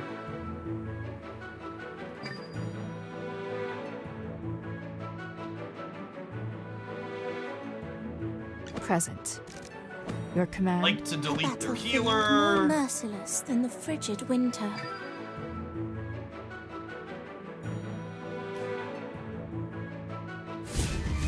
They have a type advantage here, chat.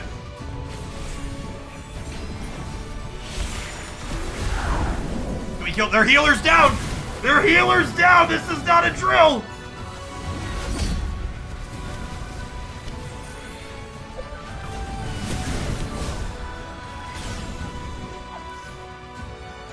Oh no! Chat! They killed Igor! They killed Igor and we lost! Oh no!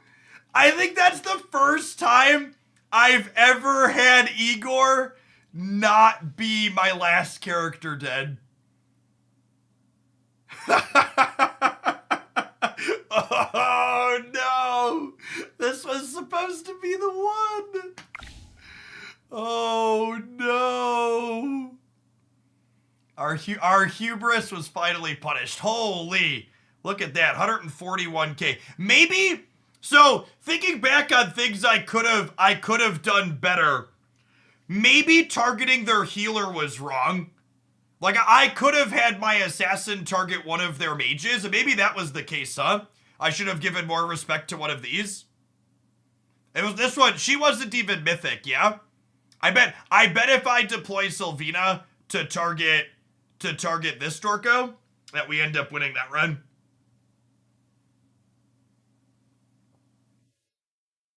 Healers are bait. Yeah, I think so. I think I need to prioritize. Prioritize targeting the healers more, or the actual damage dealers more.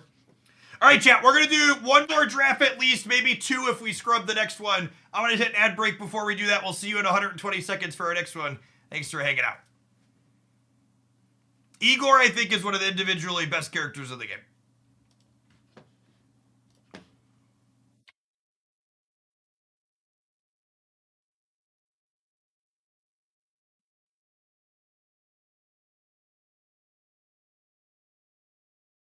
Very strong.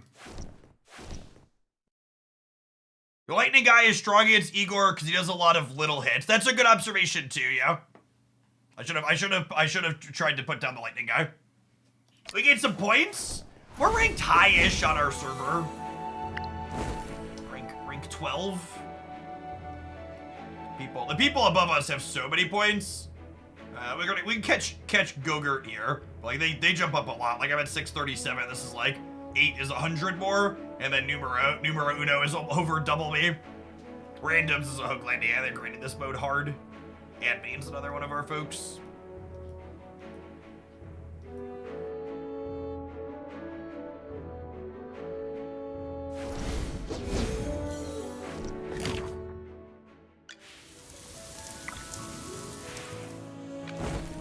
There's some extra prizes for doing this game mode right now.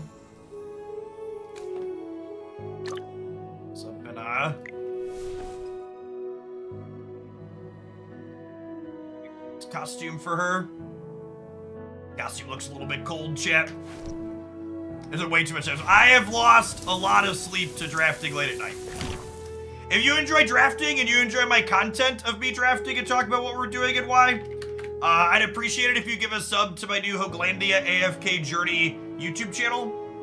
We're gonna play it on stream. I think we're gonna play this on stream a few hours a week. We're gonna grab some of the better drafts and put them there, and maybe I'll record some of my late night ones too and do some direct to YouTube stuff, but I'm interested to see if we can spin up some views on some Honor Duel focused stuff. It's definitely my favorite thing. I'm enjoying a lot of the game modes in here. I have a bunch of characters that are decked out. We're AFK stage 600 or so, or 500 something, 574, but Honor Duel's definitely I like this the most. We're up to almost 100 subs on there, sweet. Plugging it today.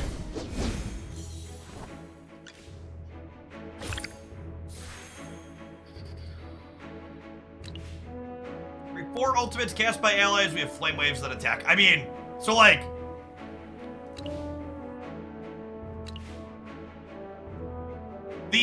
this hero group is insane. I actually kind of like this one too. I like the ones that let my characters ult more frequently, or like reward us for ulting more frequently.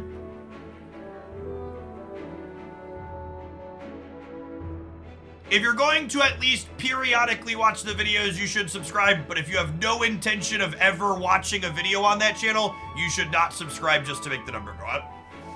It actually hurts YouTube channels if you're never clicking on anything. Obviously, I don't expect human beings to click on absolutely everything, but if you're like, I'm just gonna help Jeff's number go up, don't do that. But 100% if you're gonna watch him at least sometimes. Click the button. I think I like this one. Vala and Rowan are so good, and Granny's such a solid frontliner.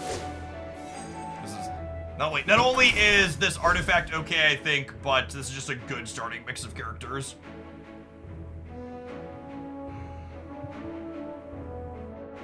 I usually like a secondary healer slash support with Rowan.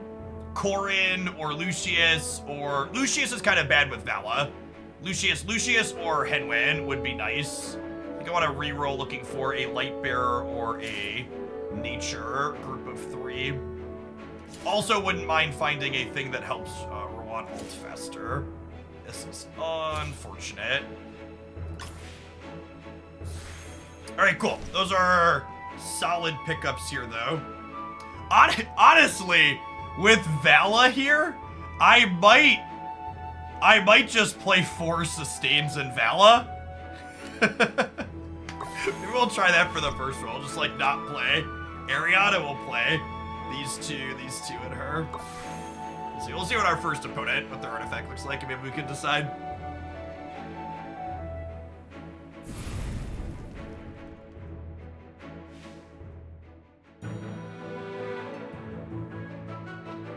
You start on PC, immutable to hurt your minutes. Yeah, unfortunately, if you want to help me out with my promo, you need to get all the way to 40 on PC. And then obviously your account ports so you can play wherever after, but in order for it to register on my tracker, it needs to, So this is an interesting one. This reduces enemies' heroes' current HP by 50% when the battle starts and then slowly returns it. So I'm actually going to take my characters and just deploy them all in the back. I think is my plan. Just further back so that way they have to get a little bit of a run up towards me so I get some healing back before that actually hits.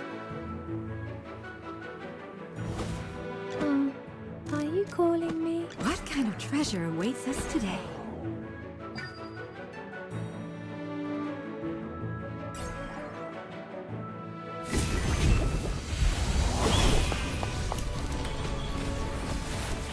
Oh, Granny died. Don't worry, your delivery's coming up.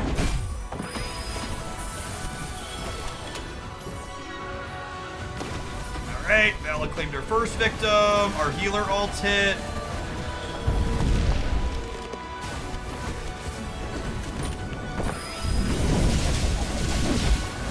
Vala jumping into their guy about to spin Zenoy, but it looks like we're gonna clean him out here.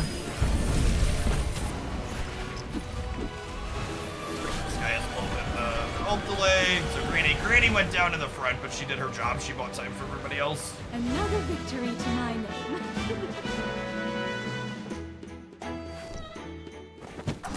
Yeah, I might be undervaluing the 3 randoms.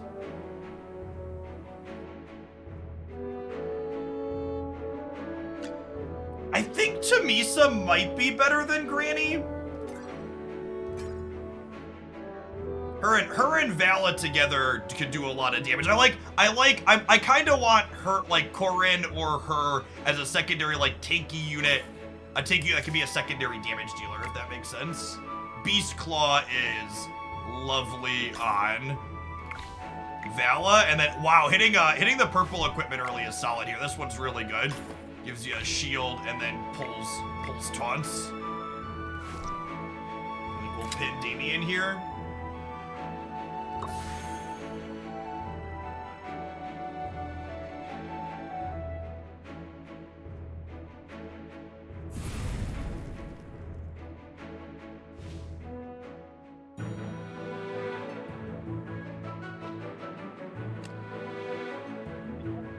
Aerial composition, which means we definitely want to wait to deploy Vala, and having her up front for the will be potions lovely. for sale.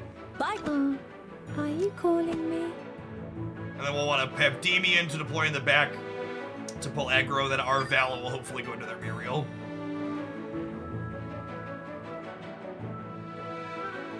Yeah, there's no timer. You can play this game fully asynchronously. You can even take a break in the middle of it and come back later and finish. Check out There's my no latest invention. rush.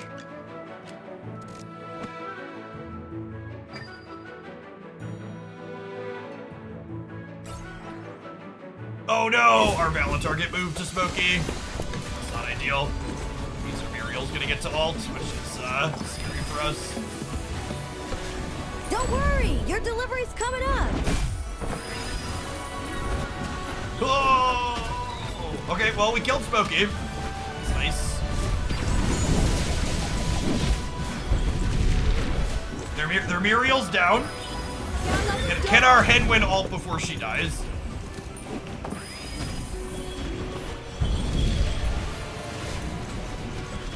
Our Vol is down, but our Tamisa should be able to finish her, I think. Maybe? They've got big shields. I would not be surprised if the comp that we're playing, especially in games like this where Vala dies, we end up drawing. Oh, our artifact is punching through here. No, we're good. We're good.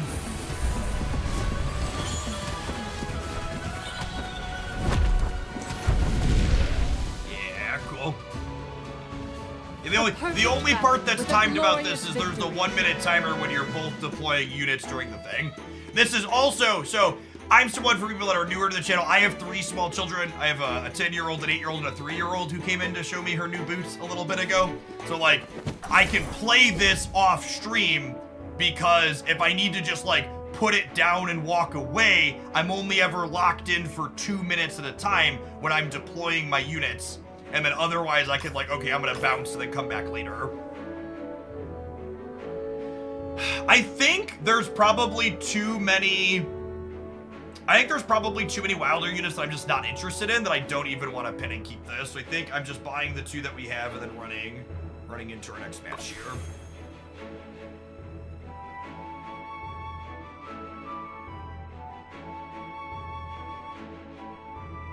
Yeah, if you're a subscriber who ends up enjoying the game too, we've got a super active AFK Journey thread under Gaming General in the subs Discord server. Randoms, who's ranked #1 in our server, is in there as well. They're a Hoaglandian. There's some people, a lot of people chatting about this game mode. He's fun. Charge brave potions for sale. Buy 4, get 1. Check out my latest invention.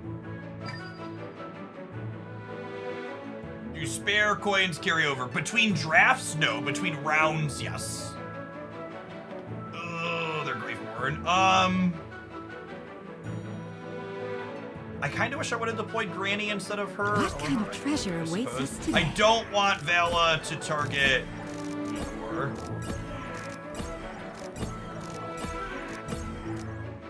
Hopefully they deploy something else that Vala's going to target, because Vala targeting Igor would be a disaster.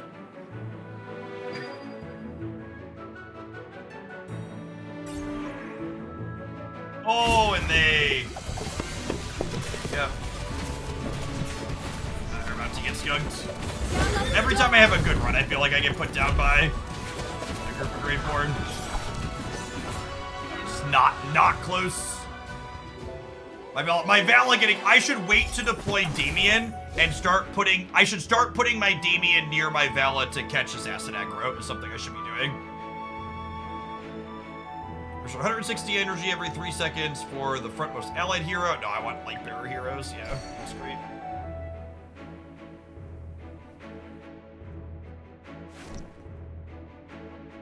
And this is Rowan's best item. Gives him a free ult, which lets everybody else ult, and our item is based around ulting. I don't think I want Granny. I guess there's a world where I draft this Granny, and then sometimes we play Granny over Damien. I could see that being the case. Or even we play Granny over Headwind sometimes.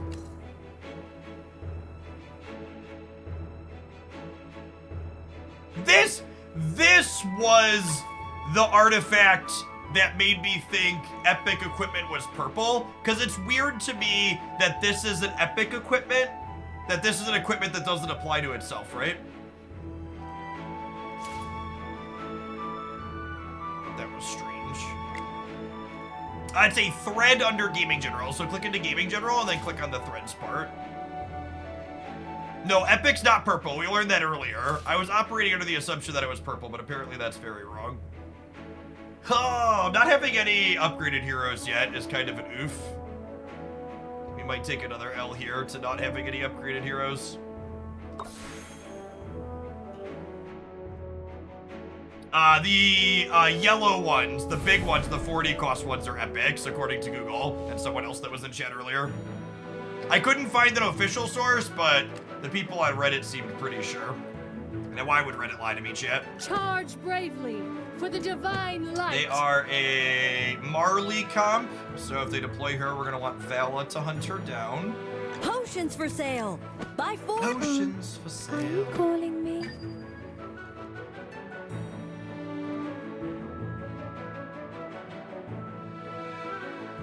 What kind of treasure awaits us today? Check out my latest invention.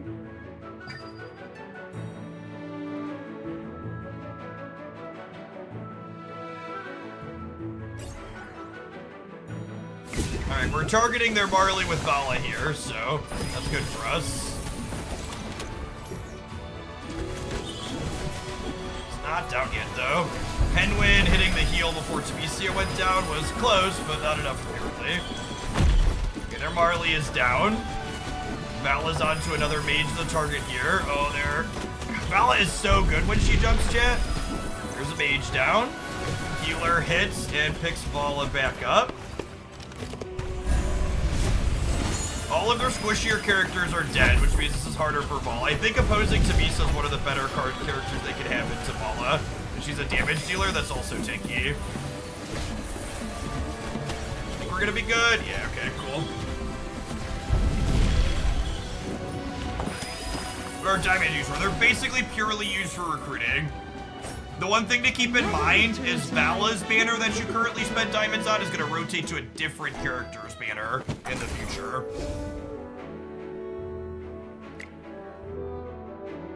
Well, I want Fallen Dagger for my Vala. I would just like her to ult constantly. Please and thank you.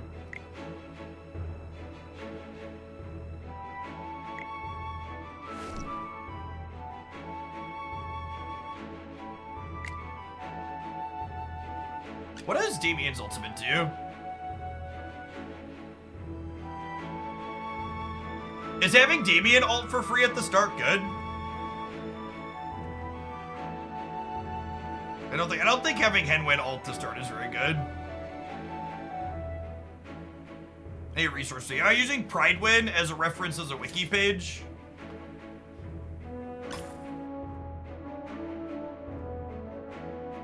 I actually think, oh yeah, there's a drop-down description. Attack, he builds a Tri-Chariot, inherits 85% of HP and 100% of other stats to take his place. Stays out there. If there's a Tri-Chariot, Dare makes the chariot charge and explode. If there's no other Tri-Chariot, he builds a new one and moves to the target location. That could have been okay. I actually like Exquisite Letter for Henwin better than I like the free alt one, because I think getting her to her first alt faster is better than having it for free at the start, because you want your characters to take some damage before she pops her healing ult. Stop playing Granny. I want upgrades on something else. I guess I could draft Granny and then deploy Granny instead of Tamisa, but I have a bonus for my Light Bear here, so I'm gonna be greedy and roll here. I guess I can pin it since we rolled another one. Oh my god, go away, Granny. Want an upgrade for someone else, Granny?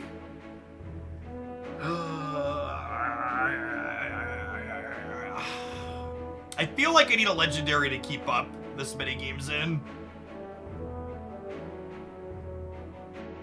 I guess I could grab her and deploy her over Damien. Is probably realistic. And then keep that one. Let's do that for now.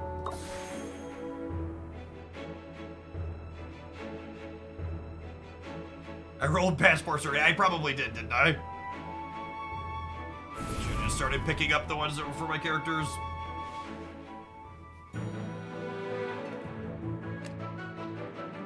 Shoots rocks. Sure. Get behind me, children. Potions for sale. Are you calling me? And then Tamisia can charge over. What kind of treasure awaits us today? Do I just deploy Damien now and have a third Wilder hero into their Graveboard. I don't know. It's close. Her pulling aggro is good. It might honestly be right to just forego my character that is the item on it here. Their assassin targeting this instead of Vala is Don't huge. worry, your delivery's coming up. Yep, there's Henwin hitting her ult on time.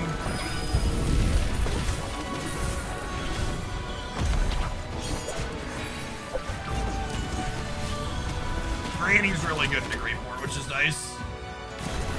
Okay, there's Vala's first KO. Oh, is Henwin gonna go down though? If Henwin goes down, we could be in some trouble here. Gerwan is not a lot of sustain.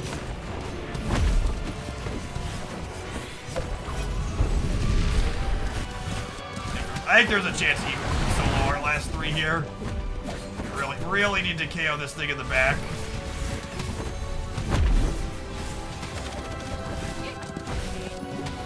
Igor is just such a fool here. He's just the best character by a lot. Oh my god, they got him! Alright, cool. Yeah, I think Tamesia is one of the better light bearer characters. Victory. She might honestly be the second best after Vala.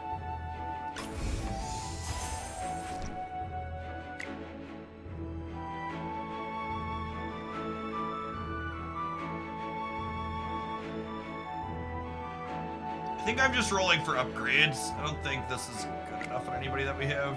Checking the items that we've already got. So Demian upgrade, our first Vala.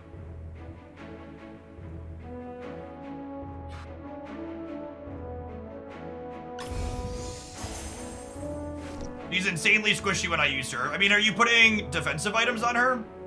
Your tanks often make or break based on their equipment.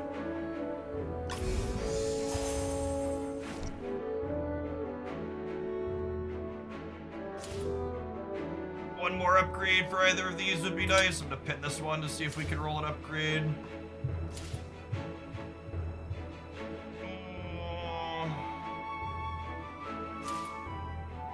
Unlucky. Maybe I should have pinned him here too.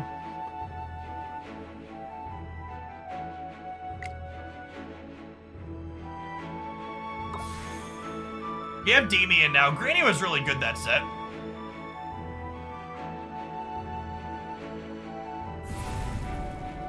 I think the big thing Tamesia does for this composition that we have is I don't have a second damage dealer past Vala, really. So Tamesia providing another one of those is good. This tags my things in the back.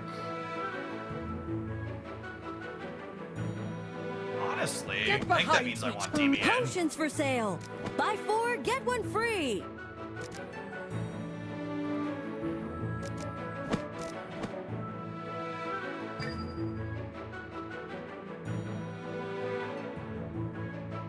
Holy crap, they have a mythic What free. kind of treasure awaits us today? Let her jump in on that, I suppose. Latest invention.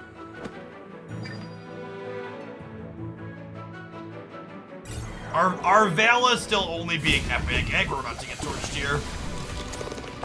Their artifact is one of the better artifacts. And them having mythics and me not having legendary. Ooh! Ooh! Did our comp just cracked shit? Maybe our comp's just cracked. We do have good items on our characters, maybe? Maybe? Hold my majestic challenge. I love this animation. Val is dead. Oh, I think we might be good here. We don't have a character that can chase down their Vala though. Coolio! Alright, well that was sick. I was not expecting to win that one. With them having a mythic out. Are we 5-1 now? We are. It's been a solid run.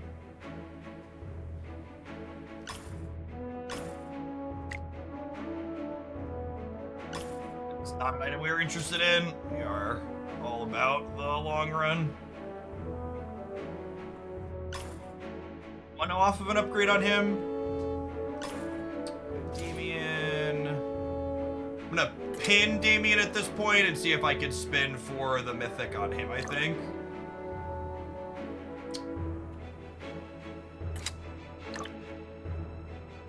Those boots are really good. I think those are ideal boots on Henwin.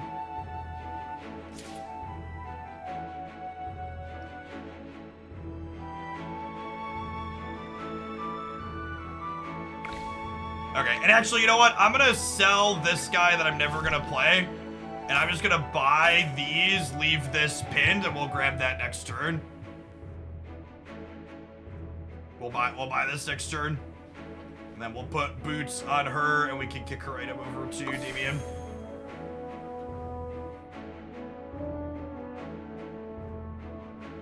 Are they not good on Damien? I just want Henwin to heal ult constantly to keep Val alive. Although I guess she hasn't been upgraded. I really need an upgrade for our damage dealers. They are playing a get lots of ults build. Get behind! Potions for sale! Check out my latest invention. Are you calling me?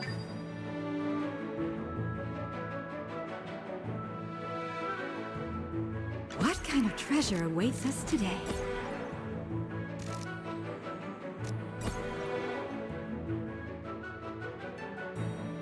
Charge bravely for the divine light. I definitely want my light bearers into their mauler, I think.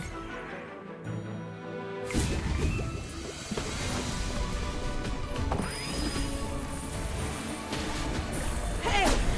Hold it right there!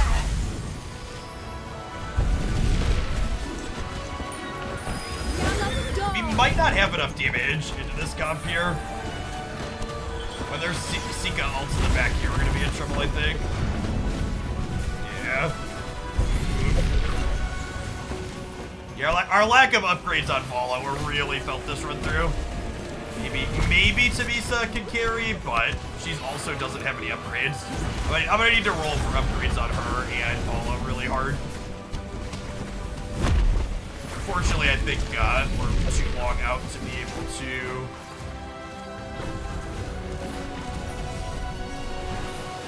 stall this one out, even with our tickies. Maybe they're spread out enough that they could. I think it's unlikely, though. Let's see, our team doesn't. I'm actually surprised we haven't had a draw yet. Our team has a lot of sustain. I mean, I've definitely had runs where I had like 3 or 4 draws over the course of it. Oh, can Hen win ult here? She did, yep. Alright, 27 seconds. I think my record is I hit 18 or 19 games played in a 9-win run one time.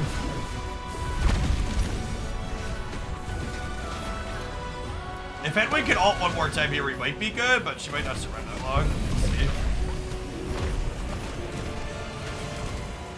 Oh my gosh! I think we hit it. I think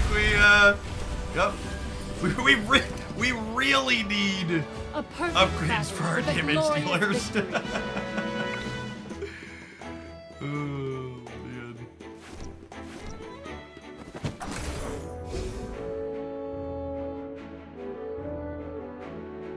And you don't win or lose anything there.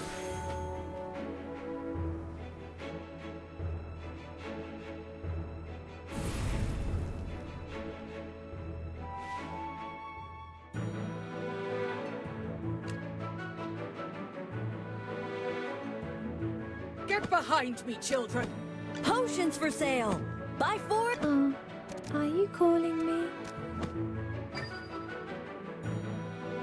You gain in the game from playing this. You get a nominal amount of rewards for the first 15 wins that you get in a week, but it's largely just you make a number go up on... Well, there are a bunch of maulers. Charge bravely! Nice. What kind of treasure awaits us today?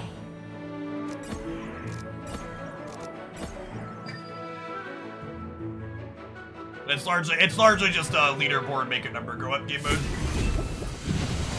It's not one you can like constantly grind. I'm playing it for fun, like some kind of casual.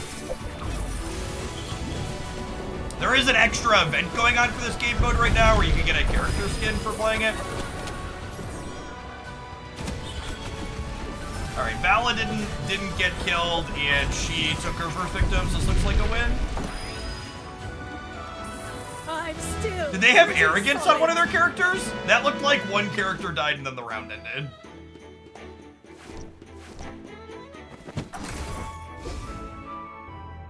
So Vala finally, beautiful. Is a Mauler the equivalent of a Mauler is a type of character. So there's 4 different types. There's Light Bearers, Natures, Maulers, and Graveborns.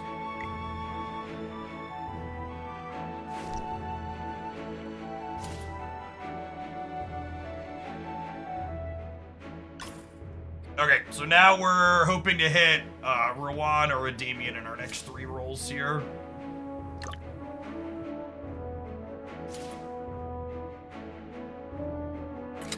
Later, we got one more shot here. Oh, yeah. We get a Vala pin for later, too. Okay, so I think we bench Granny to play Damien on Mythic tier. Yeah, understanding which characters do what is huge for this mode. Deploying at the beginning is huge, like understanding which characters you don't want to get tagged by assassins, so you wait to deploy them, knowing you're supposed to be holding your assassins. That's a big dynamic. But like I started winning a lot more and I realized which are the types of characters you're supposed to be deploying first and where. It's 2 mythic heroes. Okay, so they probably don't have a ton of those yet, so it's not too big of a deal. Charge. We'll start her up front so she can charge in. Are you calling me? Check out my latest Also, I put invention. Damien's cart up front too, I think. Are you calling me? Actually, I probably want Damien's cart over here so it could be a little tanky for us.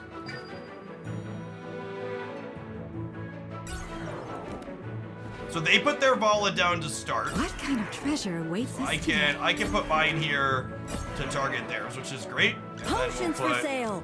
Buy 4, this get here one to get free. us worlds.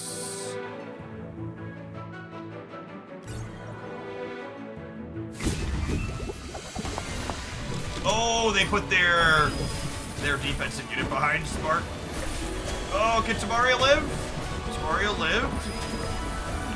Juan is ulting again. Okay, Vala. Our Vala targeting their tank is a huge awkward for us.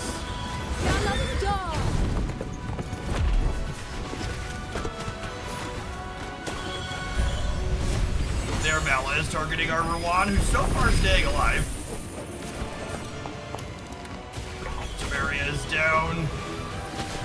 Our Vala's down. I think we're torched. No, there's no going to time against their Vala.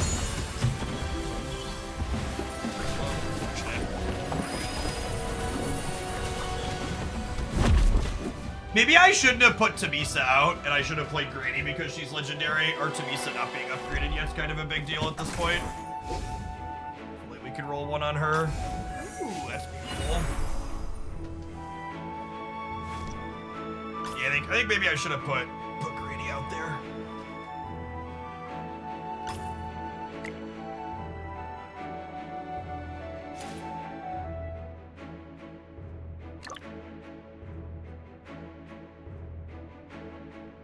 Speedy Codex is pretty good for Vala, but I kind of like her having more ults with my my thing rewarding us for ults.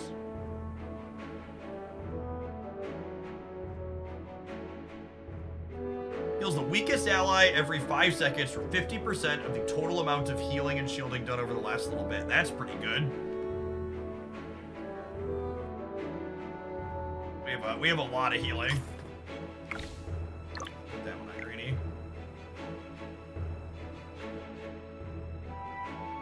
Am I putting that on Granny? Actually, I think I'm gonna put it on him, and then I'm gonna put this armor on Granny if Tamiria is not gonna be upgraded. Tamisa. Oh my gosh, there's the headwind upgrade too. 30 though, and I can only sell for 2.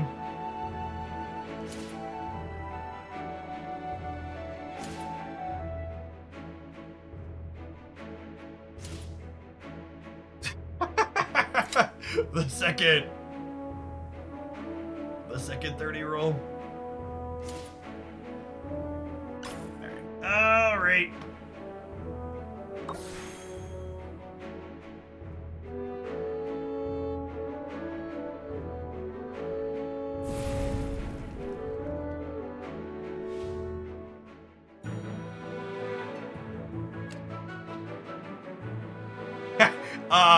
This is also typically a sustained comp.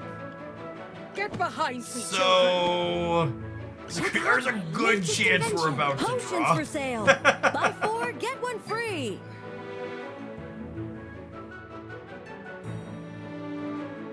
What kind of treasure awaits us today?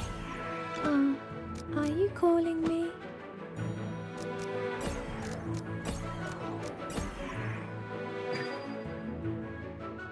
Good chance this one's gonna drop.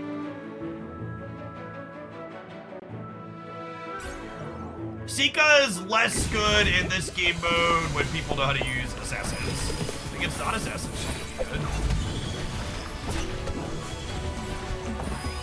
They have a lot of damage actually. Usually the artifact that the opponent's playing is more tanky. For healers. Okay. We're not drawn, we're looking good. We have one of their things in the back line.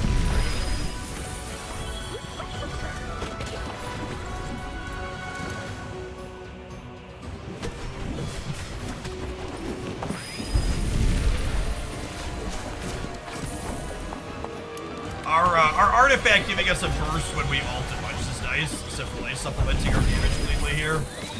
That's actually great. I was expecting them to have way more sustain than they did. They came out of the gates with a lot of damage. I think their artifact usually wants them to have more sustain than they had.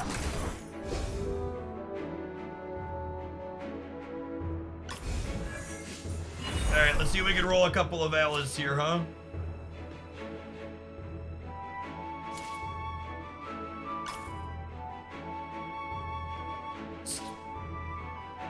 I was gonna say, I think we're all in on waiting for Vala's, but we got there. Cool.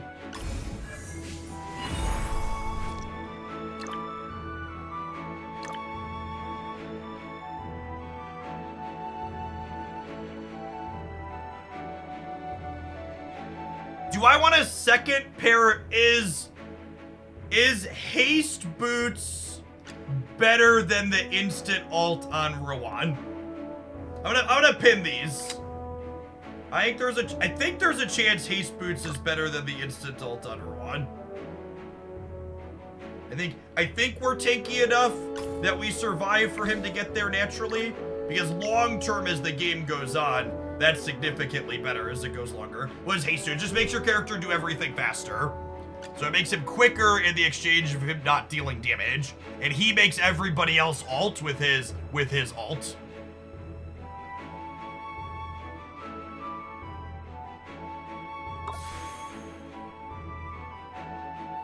Like big zoom zoom beep beep. Zoom zoom zoom. Yeah, zoom zoom zoom. This map kind of sucks though. This is, they don't ult, but they all hit extra hard. Okay. Check out my latest invention. Potions for sale. Buy. Are you calling me? This is, I don't know a single person in chat who's like, this. I love this map. Please let me play more of it. It's always, every time this map comes up, everybody's like, God, this map is the bane of my existence and I hate it. Which, maybe if everybody hates it, it's fine. I really don't want her to target Damien. I want her to target one of these.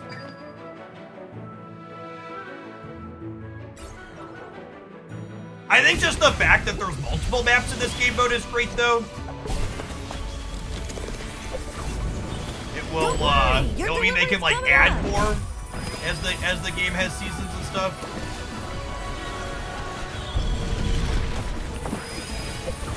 All right, well, we survived. The whole team survived to Rowan's first ult, which I think is really good for us.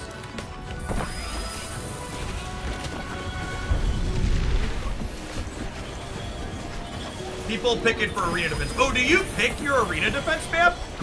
I thought your arena defense was random. I didn't realize you get to pick the one that you play on. I thought you had to set it for all of them. Another victory to my I would have to fix that then. We're 8-2, gamers. We're 8-2. Holy.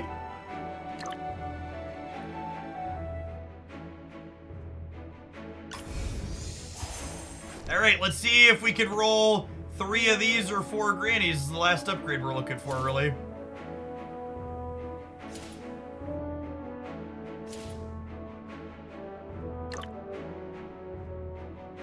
I guess there's technically a legendary weapon that's good for what's her name.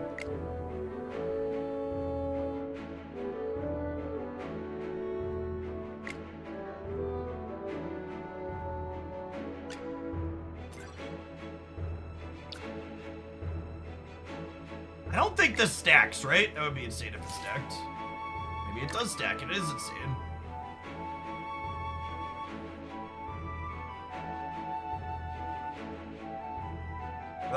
You might be right. I'm gonna be honest, I haven't looked at that part super closely.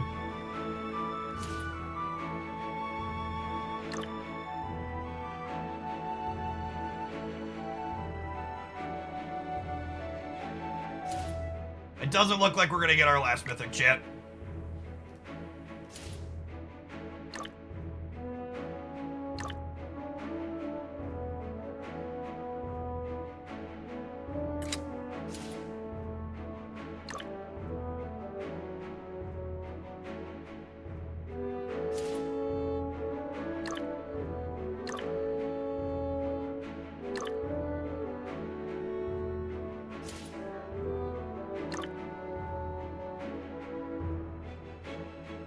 Oh, this is Vala's weapon, yeah? So we'll just grab that as our last potential upgrade for this run.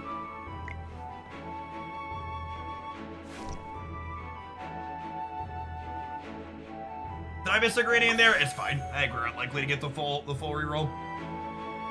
If you're enjoying the vibes of the draft here today, I'd encourage you to check out my new YouTube channel, Hooglandia AFKJ. We're gonna be drafting here a few times a week live on stream, and the best drafts will get cut and put up there after the fact. Appreciate the folks that have done that already. Graveborn heroes get 15% attack. Well, yikes. Good thing we're about to deploy a bunch of wild dorkos. Are you calling me? Potions for sale! Check out my latest invention!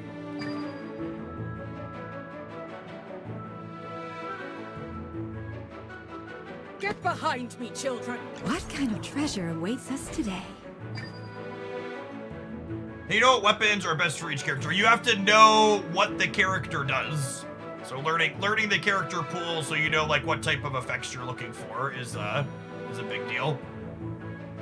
Graves on the worst map. I mean, the map is like bad for both sides technically, yeah? Vala getting caught on the right here is not great for us. Wait, that might actually be the death knell, the fact that Vala's caught on the right. I probably shouldn't have put her on her own over there. I always mess up my positioning in my last game. You can get saved. Did she get saved by healing? Oh my gosh, she got saved by healing. She might. Are we gonna do it? Is this it, chat? Is this finally our 9-win game on stream? Against Graveborns, no less. Ooh, 3 kills! I think we got him, gamers. I think we got him! Yeah, Hedwin hit with her healing just in time. Just in time to save Vala. Vala almost went down there. Another victory to my name.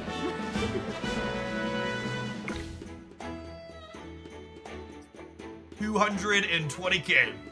212k. Boys. Sweet.